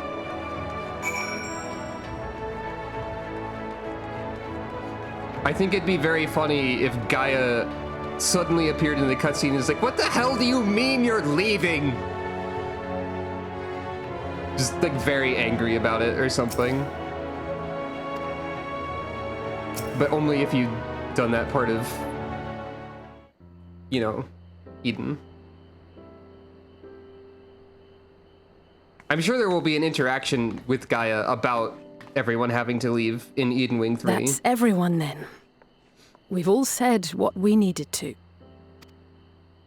Except Even for as Reen. we speak, Becklug undertaketh their final inspection of our spirit vessels. Becklug. I kept saying Lug. Oh well. When thine own preparations for the journey are complete, thou art to present thyself in the ocular. Nod. It's inconsistent. Yeah, I thought I remember someone saying Lug elsewhere. Deep breaths, Reen. Everyone?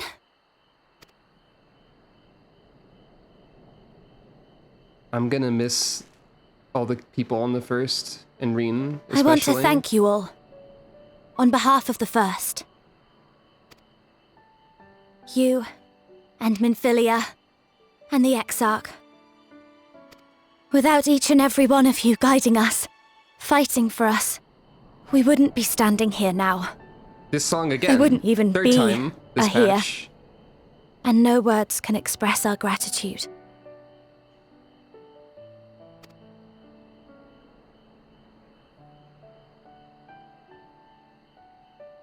We still have a lot to do.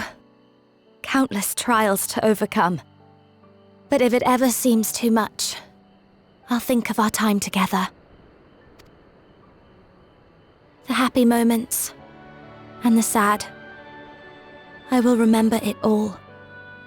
And it will give me the strength to carry on without you. Oh. Because you made me who I am. Minfilia. Reen. Oh.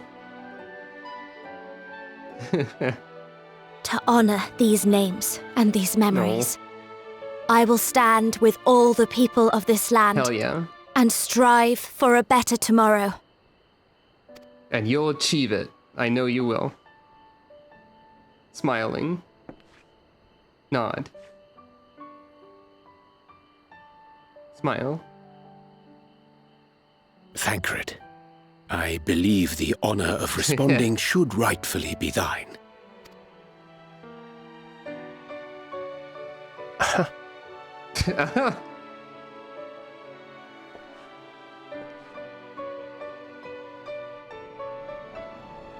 Deep breaths, Thancred.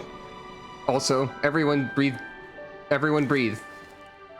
I know better than most how much you've grown, and I have every confidence you'll make your people proud. Heck yeah.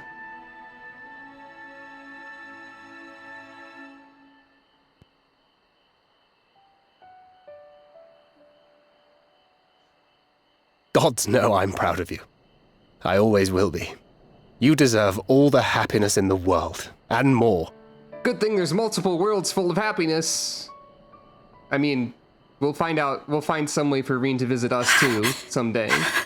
Oh. Give Thancred a hug. Give Thancred a hug. Thancred, give Reen a hug. Somebody hug. Might we also say a few words? Oh, Lena. And everybody else, also. Like, literally everybody. Oh no, we're surrounded. Thancred, hug your Why, daughter this is challenge. just about all of you. To see you off seemed the least we could do.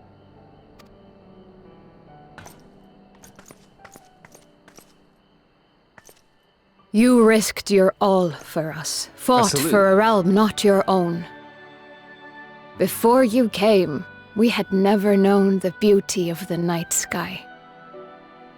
The thing about that, Lena, is that this realm is ours, too, now. Like, it's the second home to all of us, especially the people who've lived here for years, and not Sucra, who has been here for an unknown amount of time that could be very small. But, like, still. Or the joy of your company. Aw. The random guy giving a thumbs up over there. Though it saddens us deeply to bid you farewell, it has ever been our way to send off friends with a smile. This crowd scene would be an excellent time for the shoe bill to be standing on somebody's head in the crowd. Wherever your road should lead, we shall pray for your safety. And following your brave example, we shall continue to fight for the Crystarium.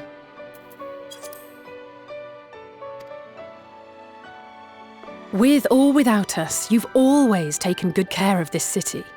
I don't doubt for a moment you'll continue to do so. Aye, a more resilient people we have never known.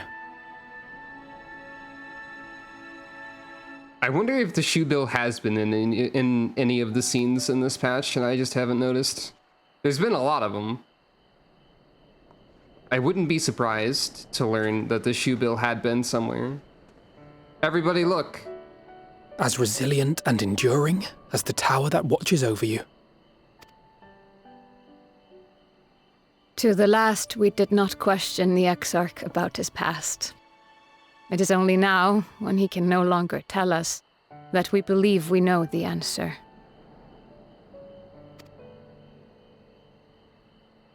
We have heard what became of him, and what is about to be attempted.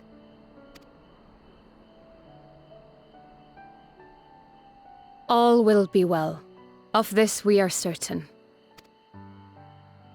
How could it be otherwise, when every soul in the Crystarium is praying for it with all their heart? Wait, be careful, you'll make a primal Exarch. There's a giant crystal right here, be careful! And no! so, when our Lord awakens, I bid you give him a message.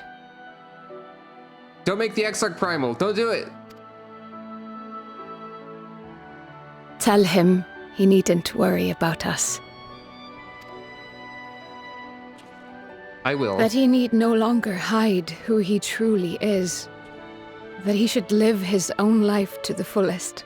I like all the different people in the crowd reacting to this whole thing, like, differently, in individual ways. That's a nice touch. And that if he should ever find himself reminiscing on the past with a smile, we shall be smiling with him. Oh. Will you tell him this? I will. Don't worry.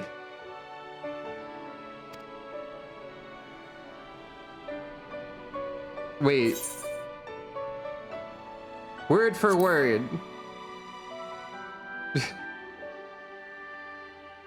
He was told when he first arrived, hey, do you want to be our king? Just immediately vanished. Thank you. That's funny. Please look after him for us. You got it. I dare say we have all the good wishes we can carry. Let us be on our way.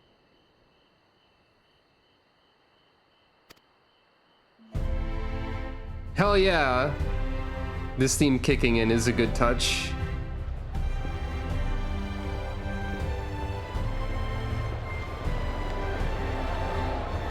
Salute! Crowd cheering. Yeah.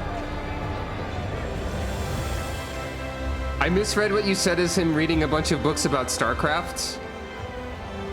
And now I can only think about Gamer Graha, pro StarCraft player.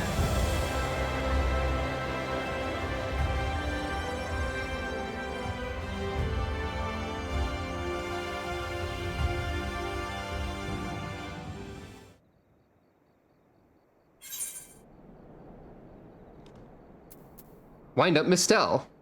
Model upon no one in particular. Oh, really?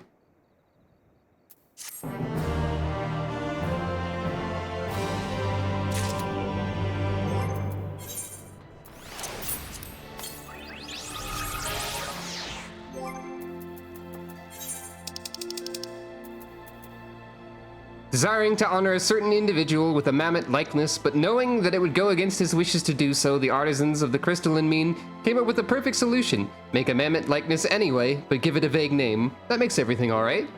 Right? By any other name, I would still be a rose, says Masked Rose. That's funny, because Masked Rose is definitely not, like, someone else. Definitely.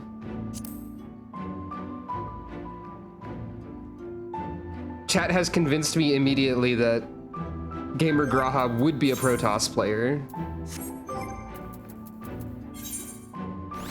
Although him saying anything about a Zerg Rush would also be very funny. Who could this be?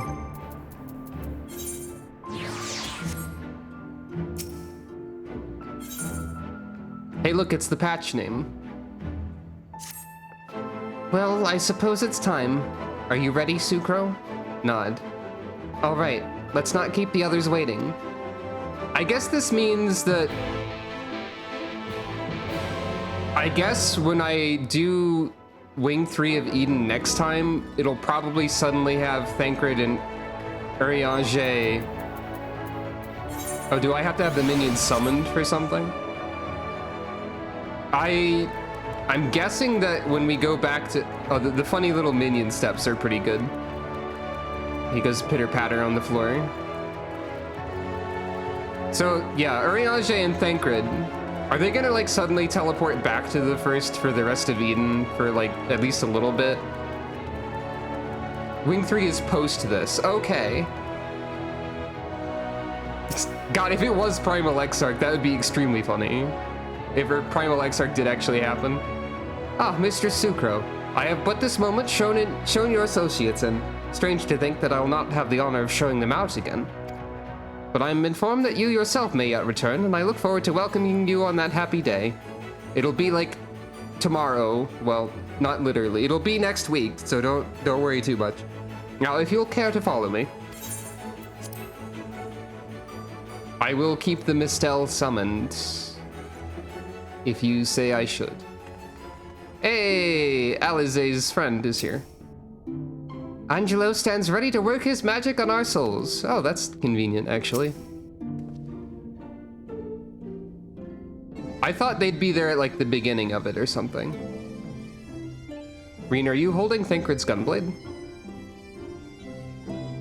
I did not expect such a rousing farewell from the people. It was the very thing my spirits needed. Now all that remains is to return to the source. The 12 know that we've made Kryl and Tataru worry long enough.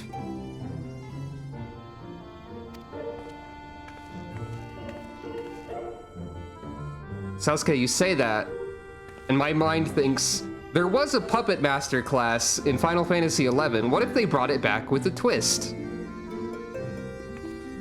The Sock Puppet Master. Perfect, incredible. Thank you, Thancred. I'll treasure it. Thank you for this gun. That's also a sword. Since we cannot take our worldly goods with us, I want you to have my gunblade. Use it or sell it, it's all the same to me. So long as it serves you in some way, I will be satisfied. I'm having a very funny thought at the moment. So, I've seen the trailer for Endwalker. And I'm pretty sure that in the trailer for Endwalker, Y'shtola here, and I think also Urianger and maybe Thancred? I think they all have the same outfit design. Like, these two might change. Alphino and Alize. I think Alphino has a different outfit at the very least. Does this mean... I know. But like, Tataru said she made everyone outfits, so it sounds like... Did Tataru make everyone exactly the same outfits as they have right now, like by pure coincidence? Because that would be very funny.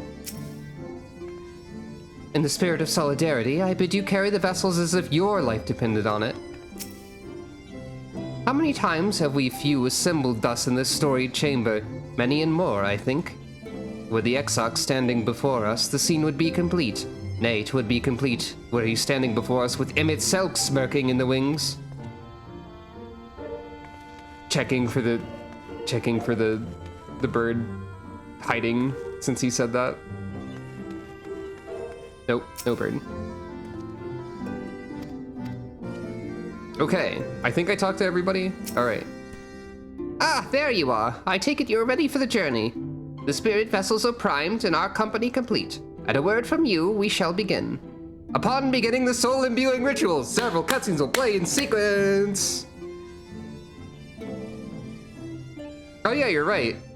That has made Reen complete the Thancred's job arc since she started with daggers. It's recommended that you set aside sufficient time to view these scenes in their entirety. Well, begin the soul imbuing ritual and return to the source with your comrades? I feel like I should BRB. I feel like it has to be a traditional gesture of acknowledgement that we need to take a small break before any time several cutscenes, right? I'll be right back. Several cutscenes is a valid Hellsguard name? Perfect. I'll be right back though.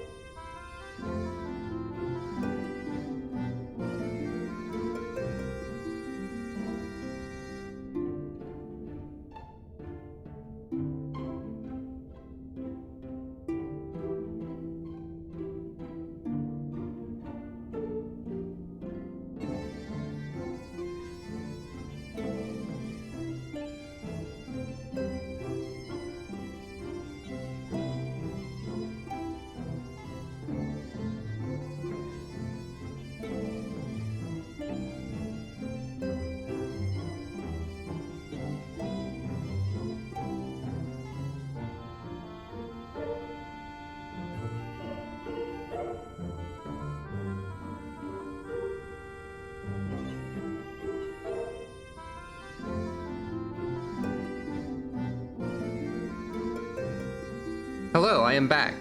The fact that everyone keeps petting Calico is making me very happy.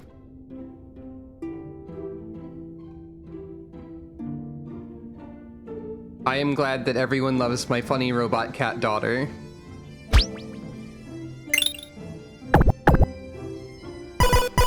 Thank you. She basically is my daughter, right? Since I have created this funny robot. I guess I should give her a gunblade. That'd be cool. Anyway, who's ready to begin the soul imbuing ritual and return to the source with Sucro's comrades? Thank you. Very good. I shall distribute the vessels at once. Are you ready for several cutscenes? Hey, this is an instance of several cutscenes playing in sequence that's going to be like mostly positive. Please, Robin, give me a gunblade. I want to preform hypervelocity, the most powerful cat technique. I will give you a gunblade, Callie, don't worry. All right, then. I'll Pray think about proceed it. as instructed, beginning with your memories. A lot of the time, several cutscenes in sequence means something terrible is going to happen, but this time it's good, but still sad.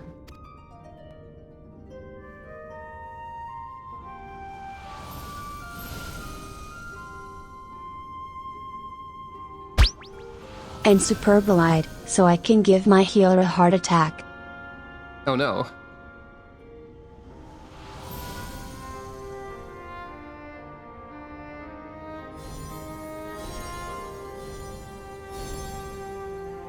I guess that would mean Callie and I have to fight over who's main tank. Superbolite is a brand of toothpaste? Yeah, maybe. The first step is complete, and all appeareth to be in order. You know, these look a little bit like tubes of toothpaste. A little. Like a tiny bit. Like you could imagine a tube of toothpaste resembling this item. I shall brush my teeth with superbolite and the plaque will be no more. Well, that just leaves our souls then. Oh, that's all? That's easy. That's fine.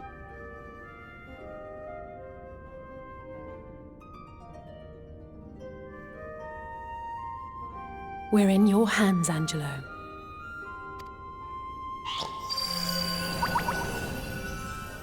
Shoutouts to Angelo.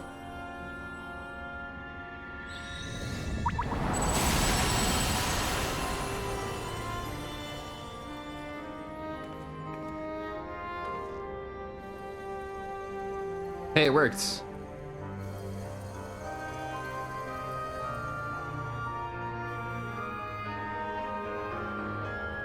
It is done! The vessels have received of both their memories and their souls! Now, make sure that we match the correct vessel to the correct person, so we don't have any wacky, weird, bad comedy movie situations. Or whatever.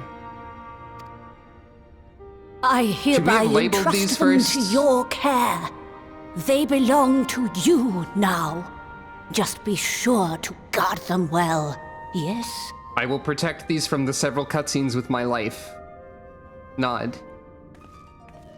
Yeah, we probably should have put labels on them. This will work, won't it? God. Well, our theories have held thus far. I don't particularly like the idea of the whole body swapping thing, even though I brought it up. But it was the first thing that came to mind since we didn't label these things. I just hope that nothing like that But happens. I make no promises about what is to come. Even the greatest mages in history knew better than to transport a soul across the rift. We, my dear, are in unknown territory. It'll have Prepare to work. They're as all we marketable. might, we cannot account for all possibilities. And it is in such circumstances that accidents are wont to occur. Yeah, Yet that's miracles true. do happen. So let us pray and will our friends home. That is true. Like, we can probably tell the souls apart through I won't stop praying until I know ether. they're safe.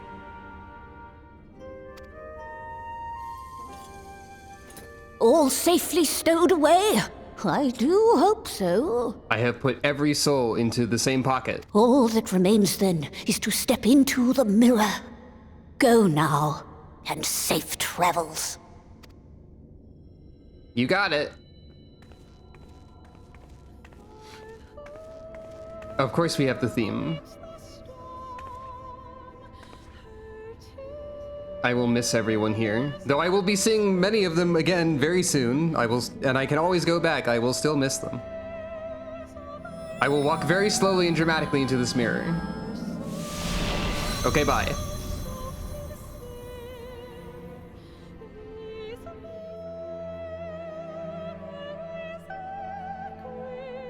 Shoutouts to Coltene over there. And I forget the name of you. Sorry. I think Alian was the lady with the blue. I know these two. That's Kryl and Tataru. Justinian's best friends. Howdy. It's me. Want to see me juggle all these weird soul crystals? And drop all of them? And then they all shatter? No, they wouldn't do that. It's fine. Alright. Into the sad room, where the room will become less sad very shortly.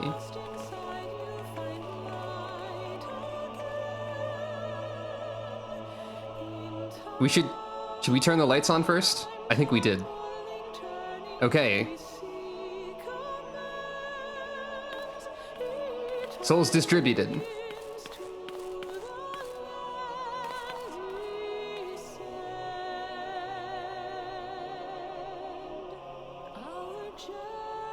I think they're probably still gonna want to rest for a bit after this part. Cause like, well, I mean, have we been doing physical therapy to like make sure that they can still like do stuff? Hopefully.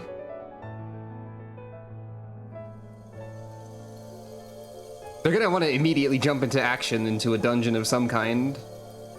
Or something, probably. I think they did mention that. Okay.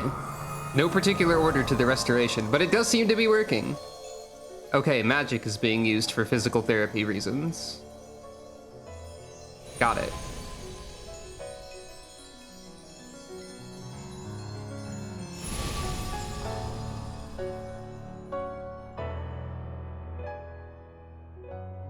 Yay! Did it?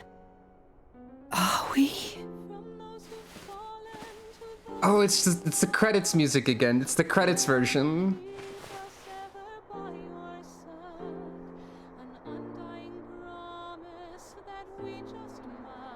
We're home. Yay! We did it! Well, 2 of them are awake. Everyone else also needs to wake up. You're back!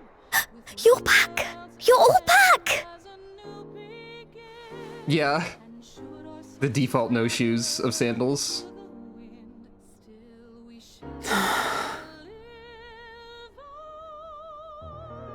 Thank you. My body feels like a sack of potatoes, but otherwise, I have never felt better. Okay, everyone is awake now. That said, I doubt any of us will be fit to travel for some while. May we leave the rest to you? Yeah, absolutely. Like, take a rest, everybody. Come on. The vessel beareth our comrade's blood. With it in thy possession, the way will surely open before thee. Yeah. Nice neti pot over there. Sponsored by Neti Pot, I guess. I hate those things. Opposite of shoutouts to medical item Neti Pot. What? But you've only just got here. I'll be back, hold on. If anyone knows of the Neti Pot, know that I loathe it. Tataru, might I trouble you to brew us all a pot of your special tea? Curtsy. Ah, and we may require an extra cup. questioning head tilt? We might. It'll be awkward if we don't. We're just gonna, like, pour it on the soul crystal, I guess. Kryl is also confused by this. Oops, I forgot the 4 elemental fangs and was immediately Yours is a long obliterated. road, my friend, and it stretches onto places beyond imagining. Hope my last save wasn't too long ago. But with your every step, these grand adventures shall Hey. grow more distant and faint. I think that was the Azim crystal. It was. And there may come a day when you forget the faces and voices of those you have met along the way. Pick it up. Sucro.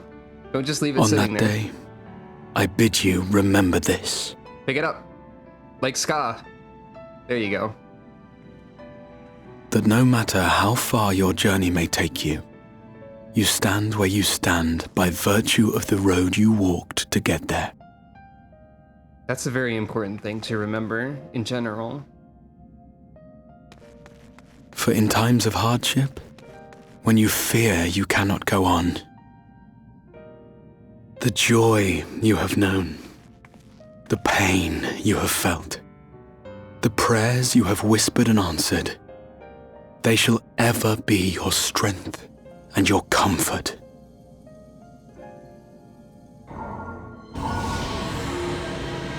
Graha is very important.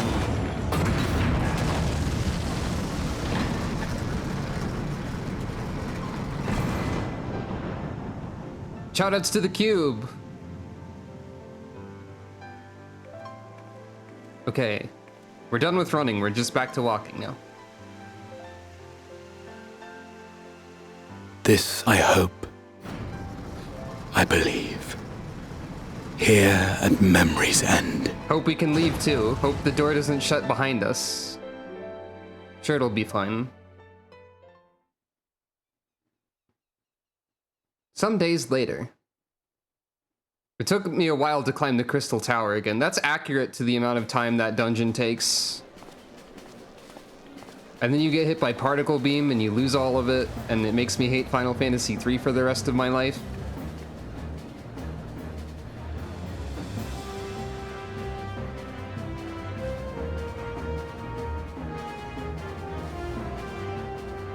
Hey! Outfits.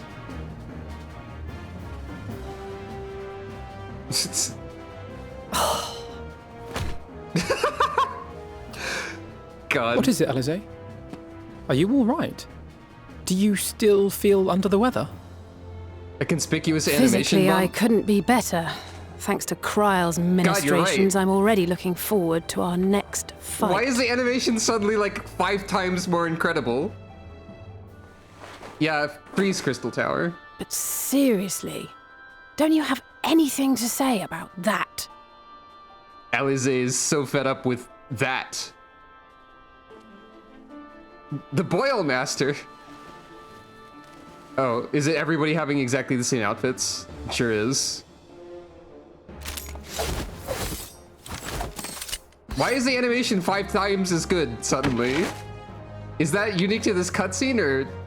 Thancred, stop being a. I mean, Urianger, stop being a JoJo. You're doing it again. No less impressive than our garments. You've outdone yourself, Tataru. To give credit where it's due, Oh. I had help from a That makes certain sense. fiery pixie who visited me in my dreams. They gave me all the information I needed to get the details just right. You know, I didn't think about that. I didn't For think your about weapons, though, that I at all. needed a lot more help. Thankfully, our favourite heads of state were happy to place their finest craftsmen at my exclusive disposal. Oh, and speaking of the Alliance leaders, they all expressed their unreserved elation at your safe return and promised to come and see you in person as soon as they can. Thancred was not being a JoJo, They but really he will needn't never have gone stop, to such whatever trouble. he's doing. But we'll be keeping these gifts all the same. Do pass on our gratitude.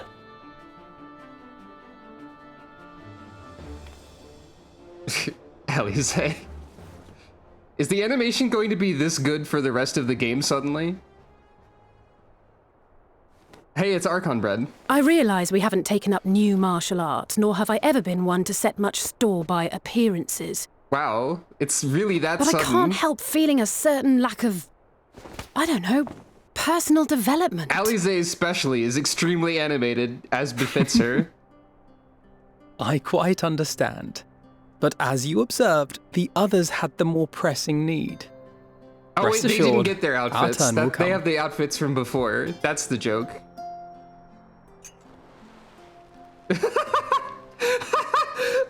God, Alize's like power as a character is skyrocketing due to the animation If I improvement. expend any more ether, I swear I will blink out of existence. I need a bite to eat. I didn't process that their outfits. I thought like, oh, they got their new outfits now. But no, that's the old outfits, like from before these. Hey, everyone's favorite Archon Bread. Wow, she even took a bite out of it successfully using animation budget. Yes, I love it. Tataru, a cup of tea, if you would be so kind. And something sweet. Just dump sugar on the Archon Bread, it'll be great. It'll be terrible, which is great, is my understanding about By Charlie Mistress cuisine. Kryle's exhausted state, may I assume that the ward hath been restored? You could Indeed. assume that. Oh. We succeeded in weaving it anew, albeit at a slightly diminished Swooshy tail potency than when I detected. had Beck Lug's assistance. We're back to Lug again. It is no cause for concern, though. The tower L. is not easily reached, never mind breached. And even should some few succeed, their presence Staff. won't escape my notice. New outfit. You get a new outfit. Excellent. Said duty thus discharged, thou art free to go wheresoever thy fancy taketh thee. The lad has appeared. Upon which note, hast thou perchance come Partially. to a decision? The offer remaineth open. He's not fully visible yet. Well. Oh, the If tail. you're The certain tail that's what animation budget is like. I mean, if you think The tail is good. Grah, really? Come on, man. Fold arms. The ears, that's where that's from. I've seen the gif of the ears specifically. God. Strong introduction. I accept. Henceforth, I shall count myself a scion of the seventh dawn. If the graphical update gives Grahatia, Sucro's ears and tail this at your much service. power, then she will be even When more I was a unstoppable. boy, many long years ago, I yearned Thumbs to up. stand tall as the heroes of Eld. And now you are a hero. Please give Sucro this much But power of ear like and a tail fool, movement. seeking to pluck the stars from the heavens, my every Please. attempt to reprise their deeds fell short. Hey, it's the same flower that Runar tried to. Or it's a similar flower at least. Somebody help! Oh, already? What? Take your staff. What? He took it. Oh yeah, Estinian's not here. Estinian's not officially a Hippogriffs on the scion, I don't rampage! think. A giant flock of them! Please, we need help! Oh, that's easy stuff. I could do with a little rampage myself. These are like level 50. They'll die in a hit. What? Now wait, just a... Oh, new music again. Why did she do like a magical girl flying through the air shot? Here we go again. Okay, this game's quality is just like escalated to immensely in terms of like animations and cutscene direction. Ah, you've charged the cartridges for him. Whoop. The animation bump is really incredible for me. I to will me. join the fray when I finished my tea. That's very Y'shtola of you. Thus did the avatar of destruction descend, and in her wake leave naught but tears and ash. I love all of these people.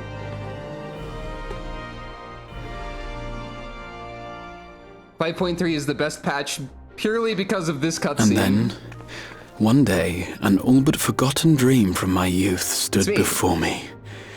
In the flesh, Please increase the animation for Sucro as well. I hope they do. I want to see Sucro animate well, like more well.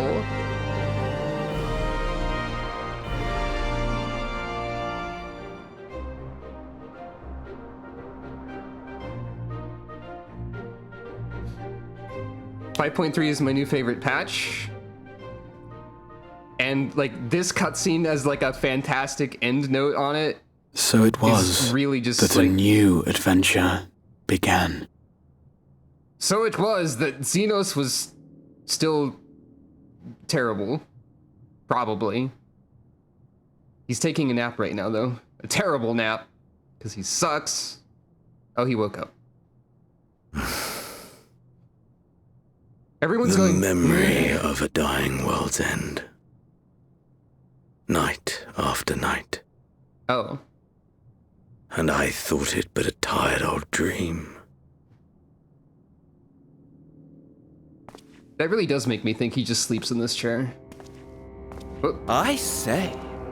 I knew that securing the palace would Oh, provide you get your the animation radiance too, with huh? You get to be a depressingly sassy little guy. sport, but that you should fall asleep out Incredible. of boredom. Hello. Splendid. Not Asahi. Truly splendid. And my own preparations, you will be pleased to hear, proceed apace. I thought everyone hates this character, the boy negative. Okay, they do. Good, gotcha.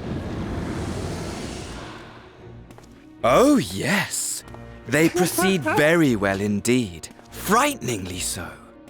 And we owe it not least of all to this singularly You love to hate him, useful that kind of body I thing. chanced to find. God, the animation is so good now. With the Populares now all but destroyed, it will be the simplest of tasks to discredit their groundless assertions that I met with a grisly end. God. This is the best. And as the very much alive Lord of House Brutus, I have a vast fortune at my disposal. You can't have that emote. Stop money, money, money, the great motivator. There is simply no better way to move men and expedite plans than with its alluring glint. Would you not agree? If the rest of the game's animation is like this is the best game ever, even more now. Oh, nice aim. Good one. But wait, were we not acquainted, you and I? In an amusingly ironic way, perhaps. Yes, I know who you are already, come on. Or, well, I know what body you're using. I do know who you are as well. Should our familiarity cause you distress, I beg your forgiveness. Yes, Asahi, but not. I know your name too. It'll... Xenos. What did you say your name was? Yeah, tell me the name so I can stop just not referring to you with your name. Oh, a dagger through my heart, that my deepest desire should forever remain unfulfilled, to live unrecognized, to die forgotten. Oh. This is the most theatrical guy we have seen in this So it entire goes. video game. And it's Whatever amazing. this flesh may have been before, it serves only as a vessel now. I'm going to be continuously blown away by the extreme jump in animation faithful quality. Van Daniel, There it labor is. only to advance my lord's ambitions. Van Daniel! Another Asian! Probably a lower ranking one, I guess. Probably like slightly Speaking of sundered. which, with the palace There's the in our name. hands, we may now proceed with the Van next Dan the phase Bit. of the plan. But how very odd. Despite all our havoc wreaking, old Elidibus did not deign to appear. Dare I hope Elidibus is dead. that the last of the unsundered is gone? I like Xena. God!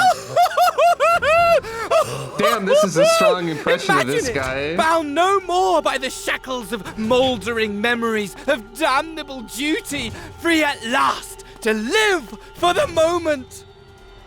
I think this animation bump and the way that this guy's quote-unquote actual introduction scene is going is making me like Your Xenos, radiance. and I'll try But to explain give the more when they word, stop and I hamming shall it go up. forth and prepare little for bit. you your hunting ground. It's making me like Xenos a little bit more because of the contrast of Xenos' like demeanor. That to which this guy awaited was a foul beast. is like way sharper now that all of this Ferocious. direction has changed. Ravenous. Remorseless. That's a good way of putting it too. Do as you will. Xenos is like the least animated guy now, and it makes him way funnier, I guess.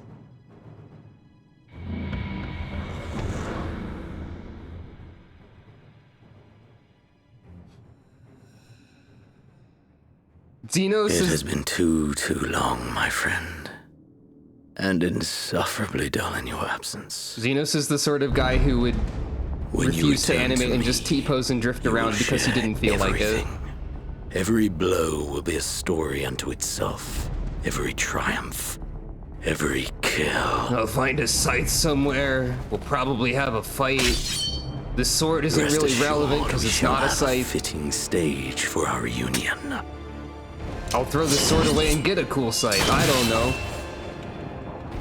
Oh yes.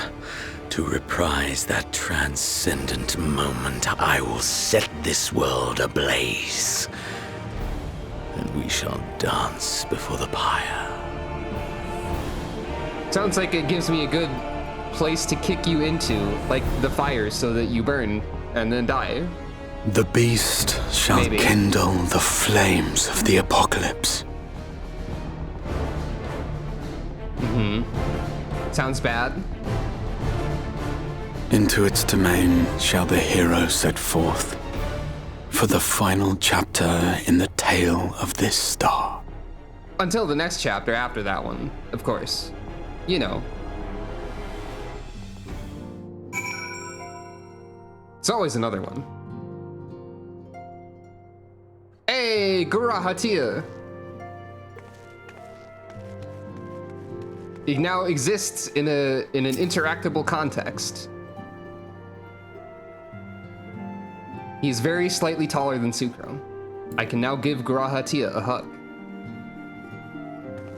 So, to be absolutely clear, that animation bump is present for the rest of the game now? At least in, like, elaborate fancy cutscenes? That wasn't just, like, a sudden thing that's gonna be gone now? Because that has honestly, more or less, yeah, that has honestly increased my excitement, like, 10 or 100-fold. That was honestly, like, that entire sequence of scenes was incredible. Ever quite that intense again? Well, that's fair. But it did succeed in making me very excited. The highs are definitely higher, wow. And I thought Shadowbringers was good. Oh, I can go in here. Anyone taking a nap in here? You all need to be taking more naps. Anyone? Oh, hey, they are actually. Cool. Like most of them. Not napping, but hanging out. By thine account, the 14th seat of the convocation was known as Azim. At the title's distinctly familiar ring, mine imagination could not fail but run wild. From Azema the Warden in Eorzea to Azim the Dawnfather in the Far East, in nigh every corner of Heidelin do those deities revered as personifications of the sun share like names. Could they all perhaps trace their origin to the 14th seat, I did muse? Though it may ne'er be proven or otherwise, such a theory I do believe lieth firmly within the realm of possibility. Does make sense. For a lot of reasons. Though only a short time has passed in the source, for me it has been several long years. It is passing strange to see how little has changed here in the Rising Stones. Sometimes I can't help but feel as if I'm dreaming.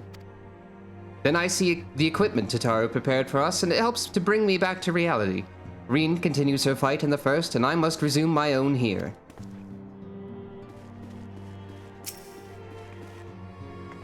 As you know, in Seeker of the Sun culture, the title Tia indicates a male who does not preside over territory.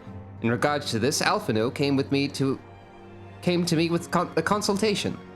Is this as you know line slightly different if you are not a Seeker of the Sun? Because I am one. And I wonder if the as you know is cut if you're not expected to know that. That would be a very interesting tiny detail. The Crystarium may not be a territory in the traditional sense, he said, but our friend governed it with great leadership nonetheless. As such, would it not be inappropriate to call him Tia? As it is by no means disrespectful to omit a title, I told Alphino that he is free to do so if he wishes, but I for one intend to call him by his full name, at least until he's decided what he wants to do for himself in his new life. That seems valid. I feel like, well, Graha's name is up to Graha, more than anyone. Whether or not that means he wishes to ditch that particular part of Seeker of the Sun culture, or it means that he wants to go for the other name that is within that culture. Also, he's no longer the boss, that's true.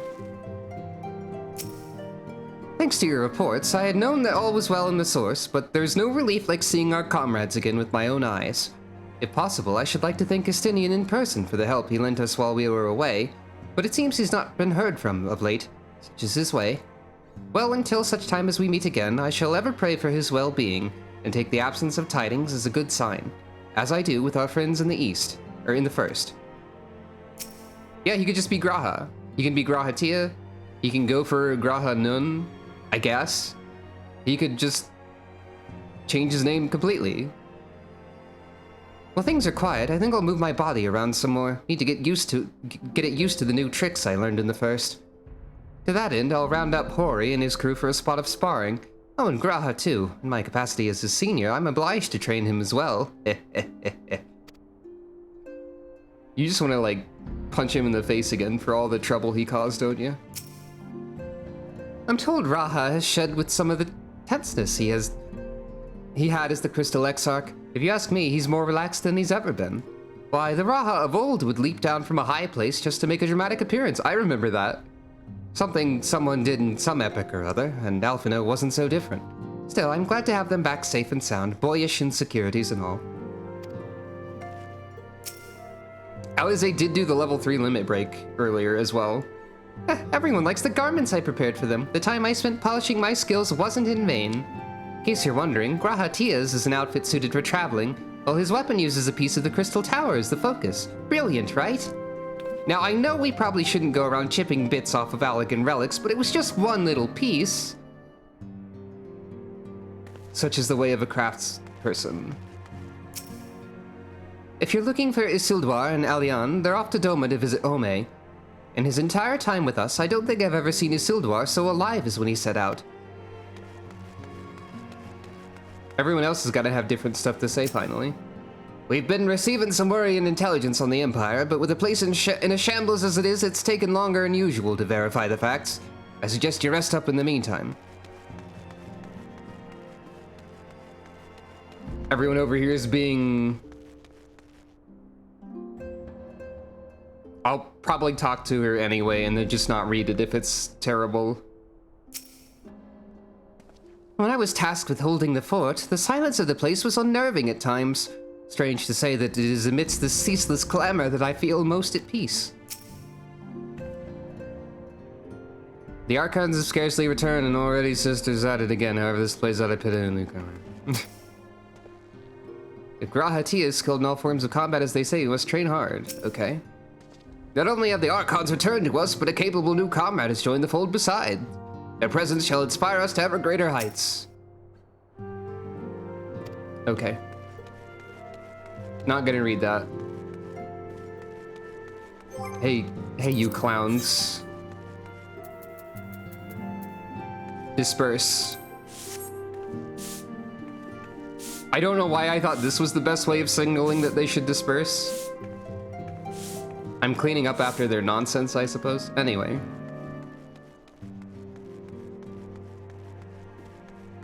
Hey, Graha Tia. Hey, what's up? Shooing them out. That is true. Ah, you're back. Janitors passive-aggressively. Tell me, Sucro, do you think I was excessively familiar earlier in my tone and mannerism. That's not the Graha voice. In my tone and mannerism. I thought it better to be familiar than formal if we are to be comrades, but now I worry that it may have detracted from the gratitude and respect I harbor for everyone. Perhaps we might consider it a nod to my regrettably less than humble beginnings? Yes, that will do. Being free to live as one pleases is not without its challenges. In a way, it was easier when I had a mission that consumed my every waking moment, provided me with a focus, a constant push in a singular direction. By the way, was casting spells always so draining? I'd quite forgotten what it was like to do it without the tower. I've rarely felt so exhausted, or hungry. Yet if all I did was bend the bow, I would be of limited use to you on your adventures, so I shall persevere.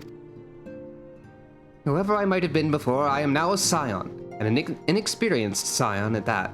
A green initiate eager to learn how best to contribute to the cause, that he might follow in the footsteps of his inspiration. Talk to him again? Got it. Grahatia is now available as a trust companion. Hope's Legacy.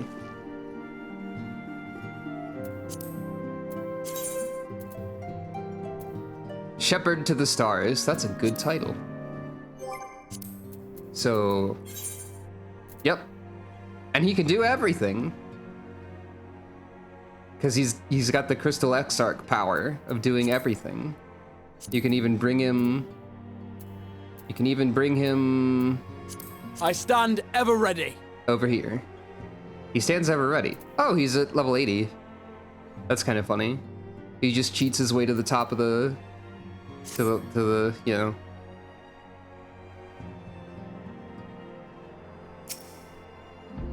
I suppose we ought to take stock of the situation. By forestalling the 8th Umbral Calamity, we have unwritten history. The future now lies beyond my ken. None can say what awaits, but so long as we stand together, I doubt not but that we can overcome all trials. We've always done so, have we not? Ask how he fares of late. Do you mean since I reawakened in this body? The hunger being par for the course, I have no complaints. All appears to be well. Though my memories straddle the lives I've lived, there are no contradicting fragments which cause me confusion. Yet, by the same token, 'tis a strange feeling to be possessed of my young body again. Even accounting for the crystallization, I do not recall ever being so light and spry.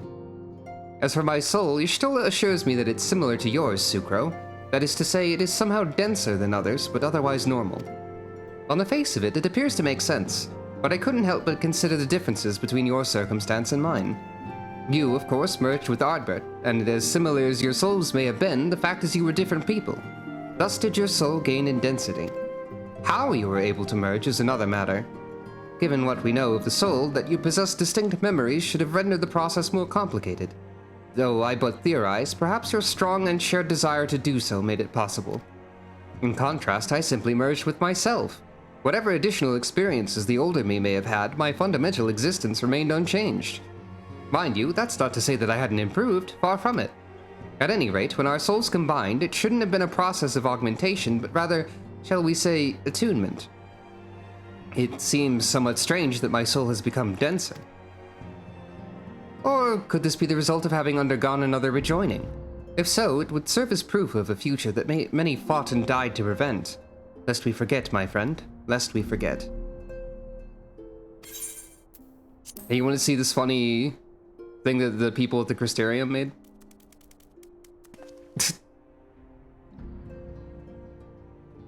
I have two separate wind-up versions of you now.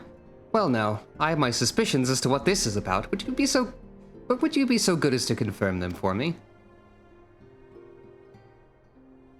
Aye, just as I thought. They went ahead with it after all. The artisans of the Mean had come to me with a proposal, you see. In celebration of the knight's return, they asked how I wished to be commemorated, on a coin or as an automaton. Neither, I replied, for all the good it did. They knew I would be embarrassed. It makes no difference what name they give it. Yet, still they did it. A right stubborn lot they are, as befits the people of the Crystarium. They shall be just fine without me, and Lena may rest assured I do not worry for them. I just noticed, like, the hairpins that Graha has. I didn't notice those before. Neat. Nevertheless, I shall never cease to pray for their happiness. I like how Graha and the Wind-Up Mistel both turned to face me at the same time. No longer am I a leader of a nation. Whatever power and influence I may have wielded, I left behind as surely as I left my body. But everything I've ever felt and experienced, all of these things and more I've brought with me, you have brought for me. And I shall carry them close to my heart always, until the end of my days. Aw. It's actually a very nice scene. I guess I didn't need to have that still summoned, because I literally can't have that summoned indoors. So this...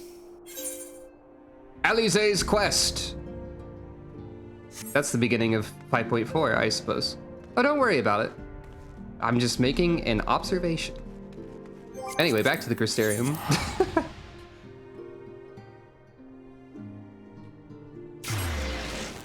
I want to see if other people are loitering around to be spoken to. It's 3:35 a.m., but that doesn't matter. Wait, it's 3:35 a.m.? Hey, this patch is long. I just want to see if I can find, like, anyone. Hey, this patch is like the best one, so of course I've been streaming for 8 hours. I also have a vitally important question to ask everybody who's still here. Once I check around, nobody in here, got it. Does anyone happen to know if Lena or Reen or Beklug or any other characters I might want to talk to are standing around somewhere? Reen is probably wherever you have to go to continue Eden, I guess. Maybe. Though no, you don't talk to her for that. Beck is in the library.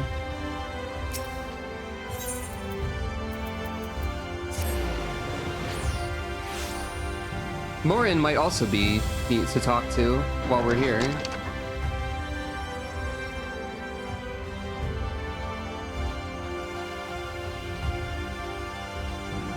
I just want to look around the Crystarium a lot. She vanishes? Man, that's a bit sad.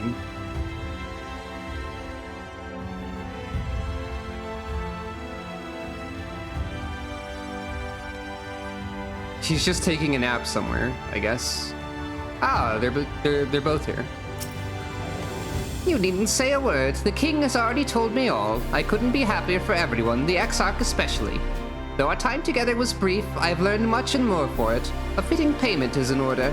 So I shall remain at the Crystarium for a time and lend my knowledge towards the world's recovery. I must confess, it can be pleasant to have real company during mealtimes.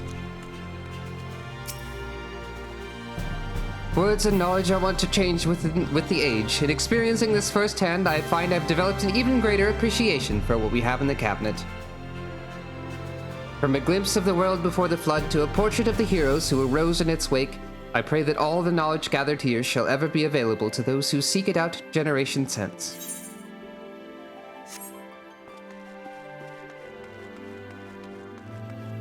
Probably having cookies with Gaia in a secret cookie location where you cannot locate her. Where else do I want to look around?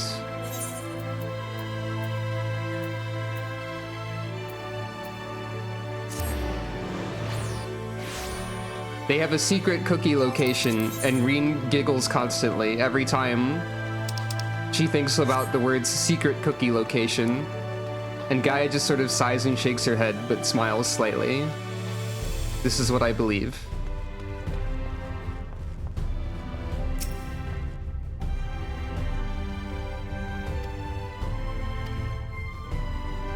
No, you're talking about Riki. Nice. Yeah, exactly. I was wondering if I would see, like, if there'd be might be at one of the guard posts outside the Crystarium in Lakeland. Worth checking. I wanted to check and see if, like, Riki was hanging out.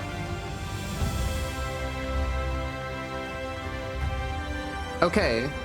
This might be a good point to bring up the important thing I need to ask everybody about. We reached an important point of the story. And I have multiple ideas for what Endwalker Sucro's outfits will look like. As you can see, there are 2 outfits here and 2 hairstyles. This is important. Both of these outfits exist in my glamour plates. And the hairstyles, one of them is just added in this patch, and in fact.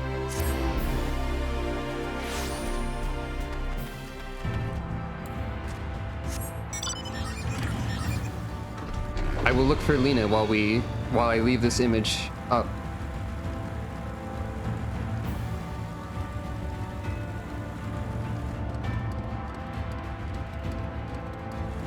There are many different opinions. Oh, hey, Lena is right here. I also did like a little poll on Twitter. I don't know who voted, but it was like 5 people. And outfit D was the winner in that poll. And I'm personally kind of leaning toward the bottom hairstyle. Like the lower half hairstyle, C and D. And I guess the right side outfit, but it seems like everyone has varied opinions. Though I think the lower hairstyle clips a tiny bit with the collar on the outfit. I'm not entirely certain, but thank you for your opinions. The Exarch, he is safely home then. Oh, words cannot well express my relief. Doubtless the future holds much promise for our Lord, and we are truly excited for him. But please remind him not to overexert herself. Or himself. I said herself for some reason. And remind him not to worry about the Crystarium. If we have anything to say about it, the city he spent decades building will stand for centuries to come, and far beyond. There's a very specific reason you like that option for the hair. Interesting.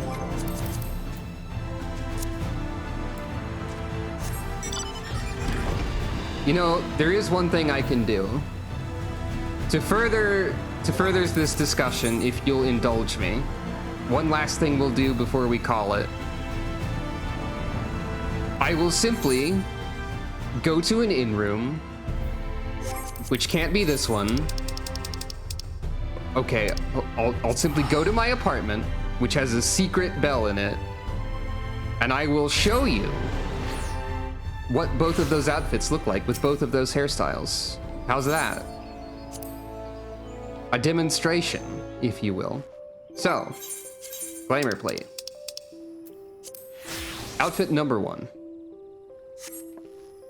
Also with this hairstyle. The left side outfit.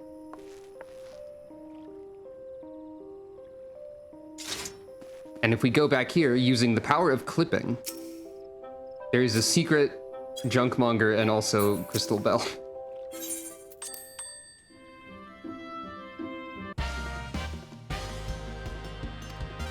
It's even sillier because Jean Delaine just sort of has to phase into existence. Sucro, put your clothes on. So, this outfit. We've also got this hairstyle, I guess. I feel like this hairstyle works really well with this outfit, but not for Sucro. Just gonna throw this one. It's very interesting. I like how the black bow works with like the pants as an accent thing. Anyway, so modern aesthetics, controlled chaos.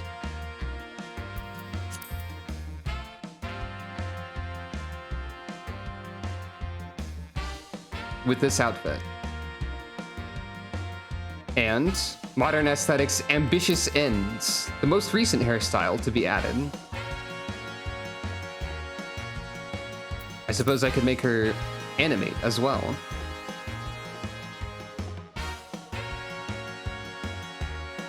Leave it to me.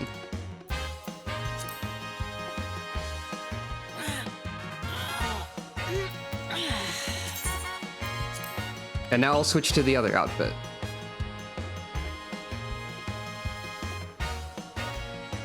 I like the Jean Delaine dialogue with the framing of, there's just the bookcase there. The other outfit. Also, whether or not I keep the shields in either of these outfits is optional. But this is the shield that matches the sword. So. First hairstyle seems like it carries much of Shadowbringers. By the first hairstyle, do you mean the, well, hold on. Sucro, put your clothes on. When you say first hairstyle, do you mean ambitious ends? Because this one feels more like it's similar to the Shadowbringers one to me, because it's like more... See, there's a tiny bit of clipping here with this outfit, I guess. The over the eye one. Interesting. That felt a little more different to me. There's a tiny bit of clipping here, I guess, but I don't think it's super bad. But yeah, it's not super bad. And the shield, honestly, if I kept the shield, that blocks it too. So here's this with ambitious ends. And now here's this with controlled chaos. Funny pose.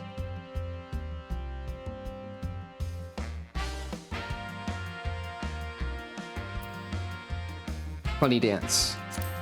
So I think personally I like this outfit better, but I'm not sure about the hair yet. Because I think both hairstyles are good. They both have merit.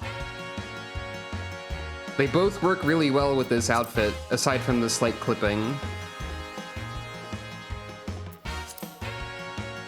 Twitter seemed to like this outfit plus ambitious ends with the 5 votes that I got.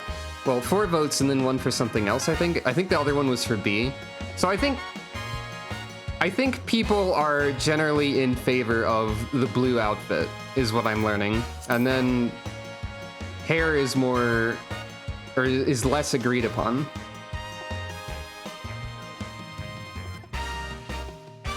The other outfit is fine, but I like the jacket a lot. This one is probably best, actually, with this hair. I feel like the jacket and the hair work really well. But, you know, this is also still good.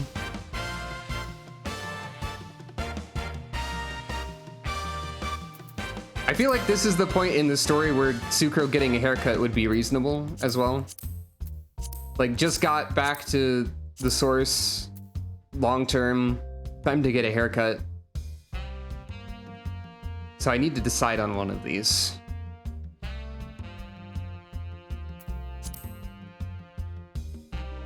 Not necessarily right this second, but I have to decide on one of them.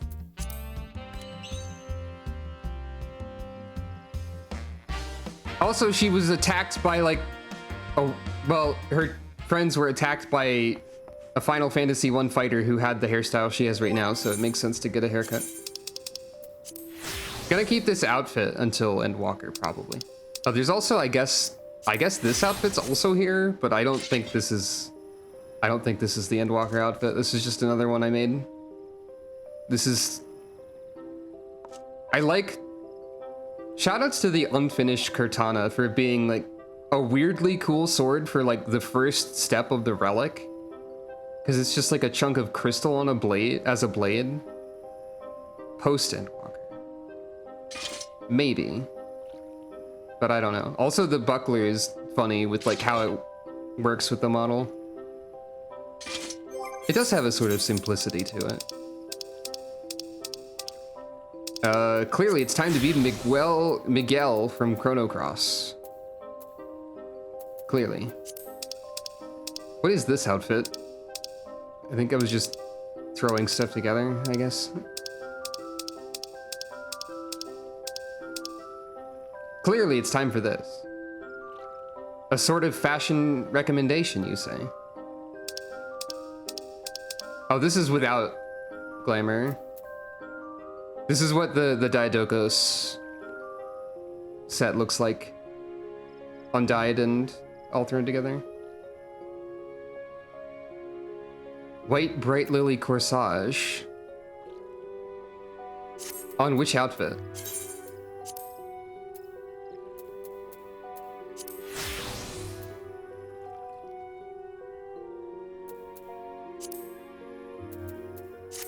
Let's take a look, why not? Is that a headgear? I think it's a headgear. I've tried putting flowers in Zuko's hair before. Great Lily.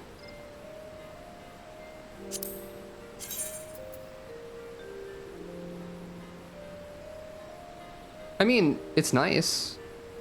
I don't know if flowers in her hair is a Zuko action. But it's pretty nice.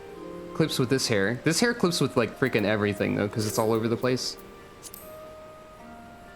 That is definitely an argument in favor of controlled chaos as far as hairstyles go, because it clips with way less things.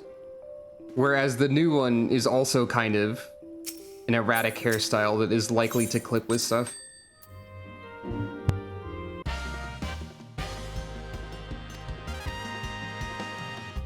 Heck with it, let's get a haircut right now, Zuko, please.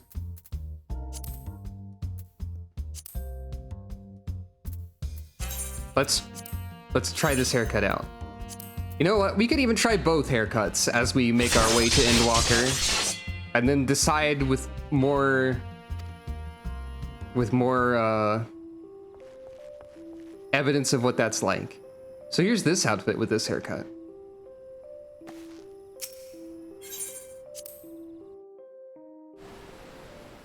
There are certain angles where like something about the way this hair frames the face, like from this angle, just like the structure of her cheekbones and stuff, stands out a lot. I don't know if that means anything. Like from certain angles, this hair makes her look really young or something, I guess would be an impression that I get. So it's a strange impression, but it's an impression that I've had at least once. I mean, but I don't always get that impression. I don't know what I'm talking about. I like both haircuts. See, this does work. This does make more sense with this hair. Like, it doesn't clip as much. Or at all.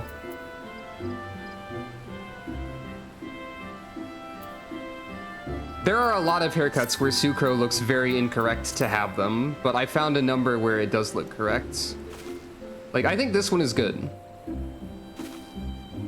In fact, I don't really know what I was talking about just now. It seems fine from every angle. That was just an impression I had at some point. Is this... No, this is not the hair that... what's her name?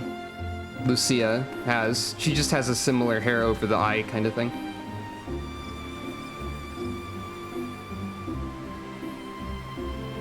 Hey, remember how the neighbor's lawn furniture suddenly disappeared? That one time? The entire house is gone! An empty lot stands here. I didn't notice this. Hello?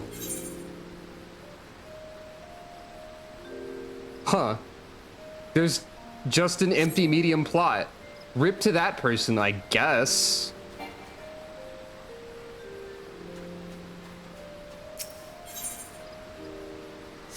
Huh. Well, if I had 18 million gil, I could buy a house directly next to my apartment. If I wanted to. But I don't even have 1 million. You think it was the extremely stark lighting? You're probably right. So, how about this? We can try controlled chaos for a bit, and then we can also, if we feel like it, or if I feel like it, we can try whatever the other one was called that I already forgot.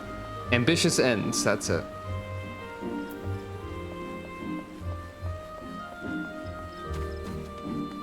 And then we can try and decide which one is more Sucro. Given the fact that this one wouldn't clip with anything, I guess I would lean more towards that. Anyway.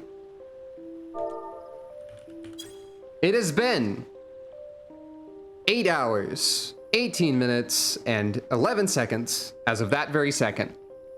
Not anymore, because more seconds pass every second. Well, one, never mind. So, this has been 5.3, Reflections in Crystal. Probably my new favorite segment of the main story quest. At least one of them. in large part due to the abrupt animation bump, making everything like suddenly just like way more expressive. Thank you for petting Calico. But yeah, that was incredible. I do not regret streaming for over 8 hours. And yeah. I guess I'm able to stream again. Given that I was, thank you for petting Calico. Given that I was able to stream for over 8 hours, I guess thank you for petting Calico. Everyone loves my robot cat daughter so much. I'm so proud of her. 5.3, thank you for watching. If you are interested in social media and donation links, they are available at borealrobin.cardwith2rs.co as usual. Thank you for petting Calico. Everyone loves Calico and I am so happy about it. Thank you. All of those links, like donating, following, subscribing, all of that would be really helpful and cool, but it's not necessary. And if you want updates but you don't want to look at Twitter, or you can't, I am now also posting like stream updates and stuff that I make and do on co-host. So that's just an important thing to make sure people are aware of if they are interested. So yeah. Probably more streams next week. Not sure what I'll be doing Monday. There's a number of things going on in the video games realm. I'm not super interested in completing Street Fighter 6 on stream anymore, honestly. I might just do that on my own time. Don't know about Elder Scrolls Online yet. Might try that some more.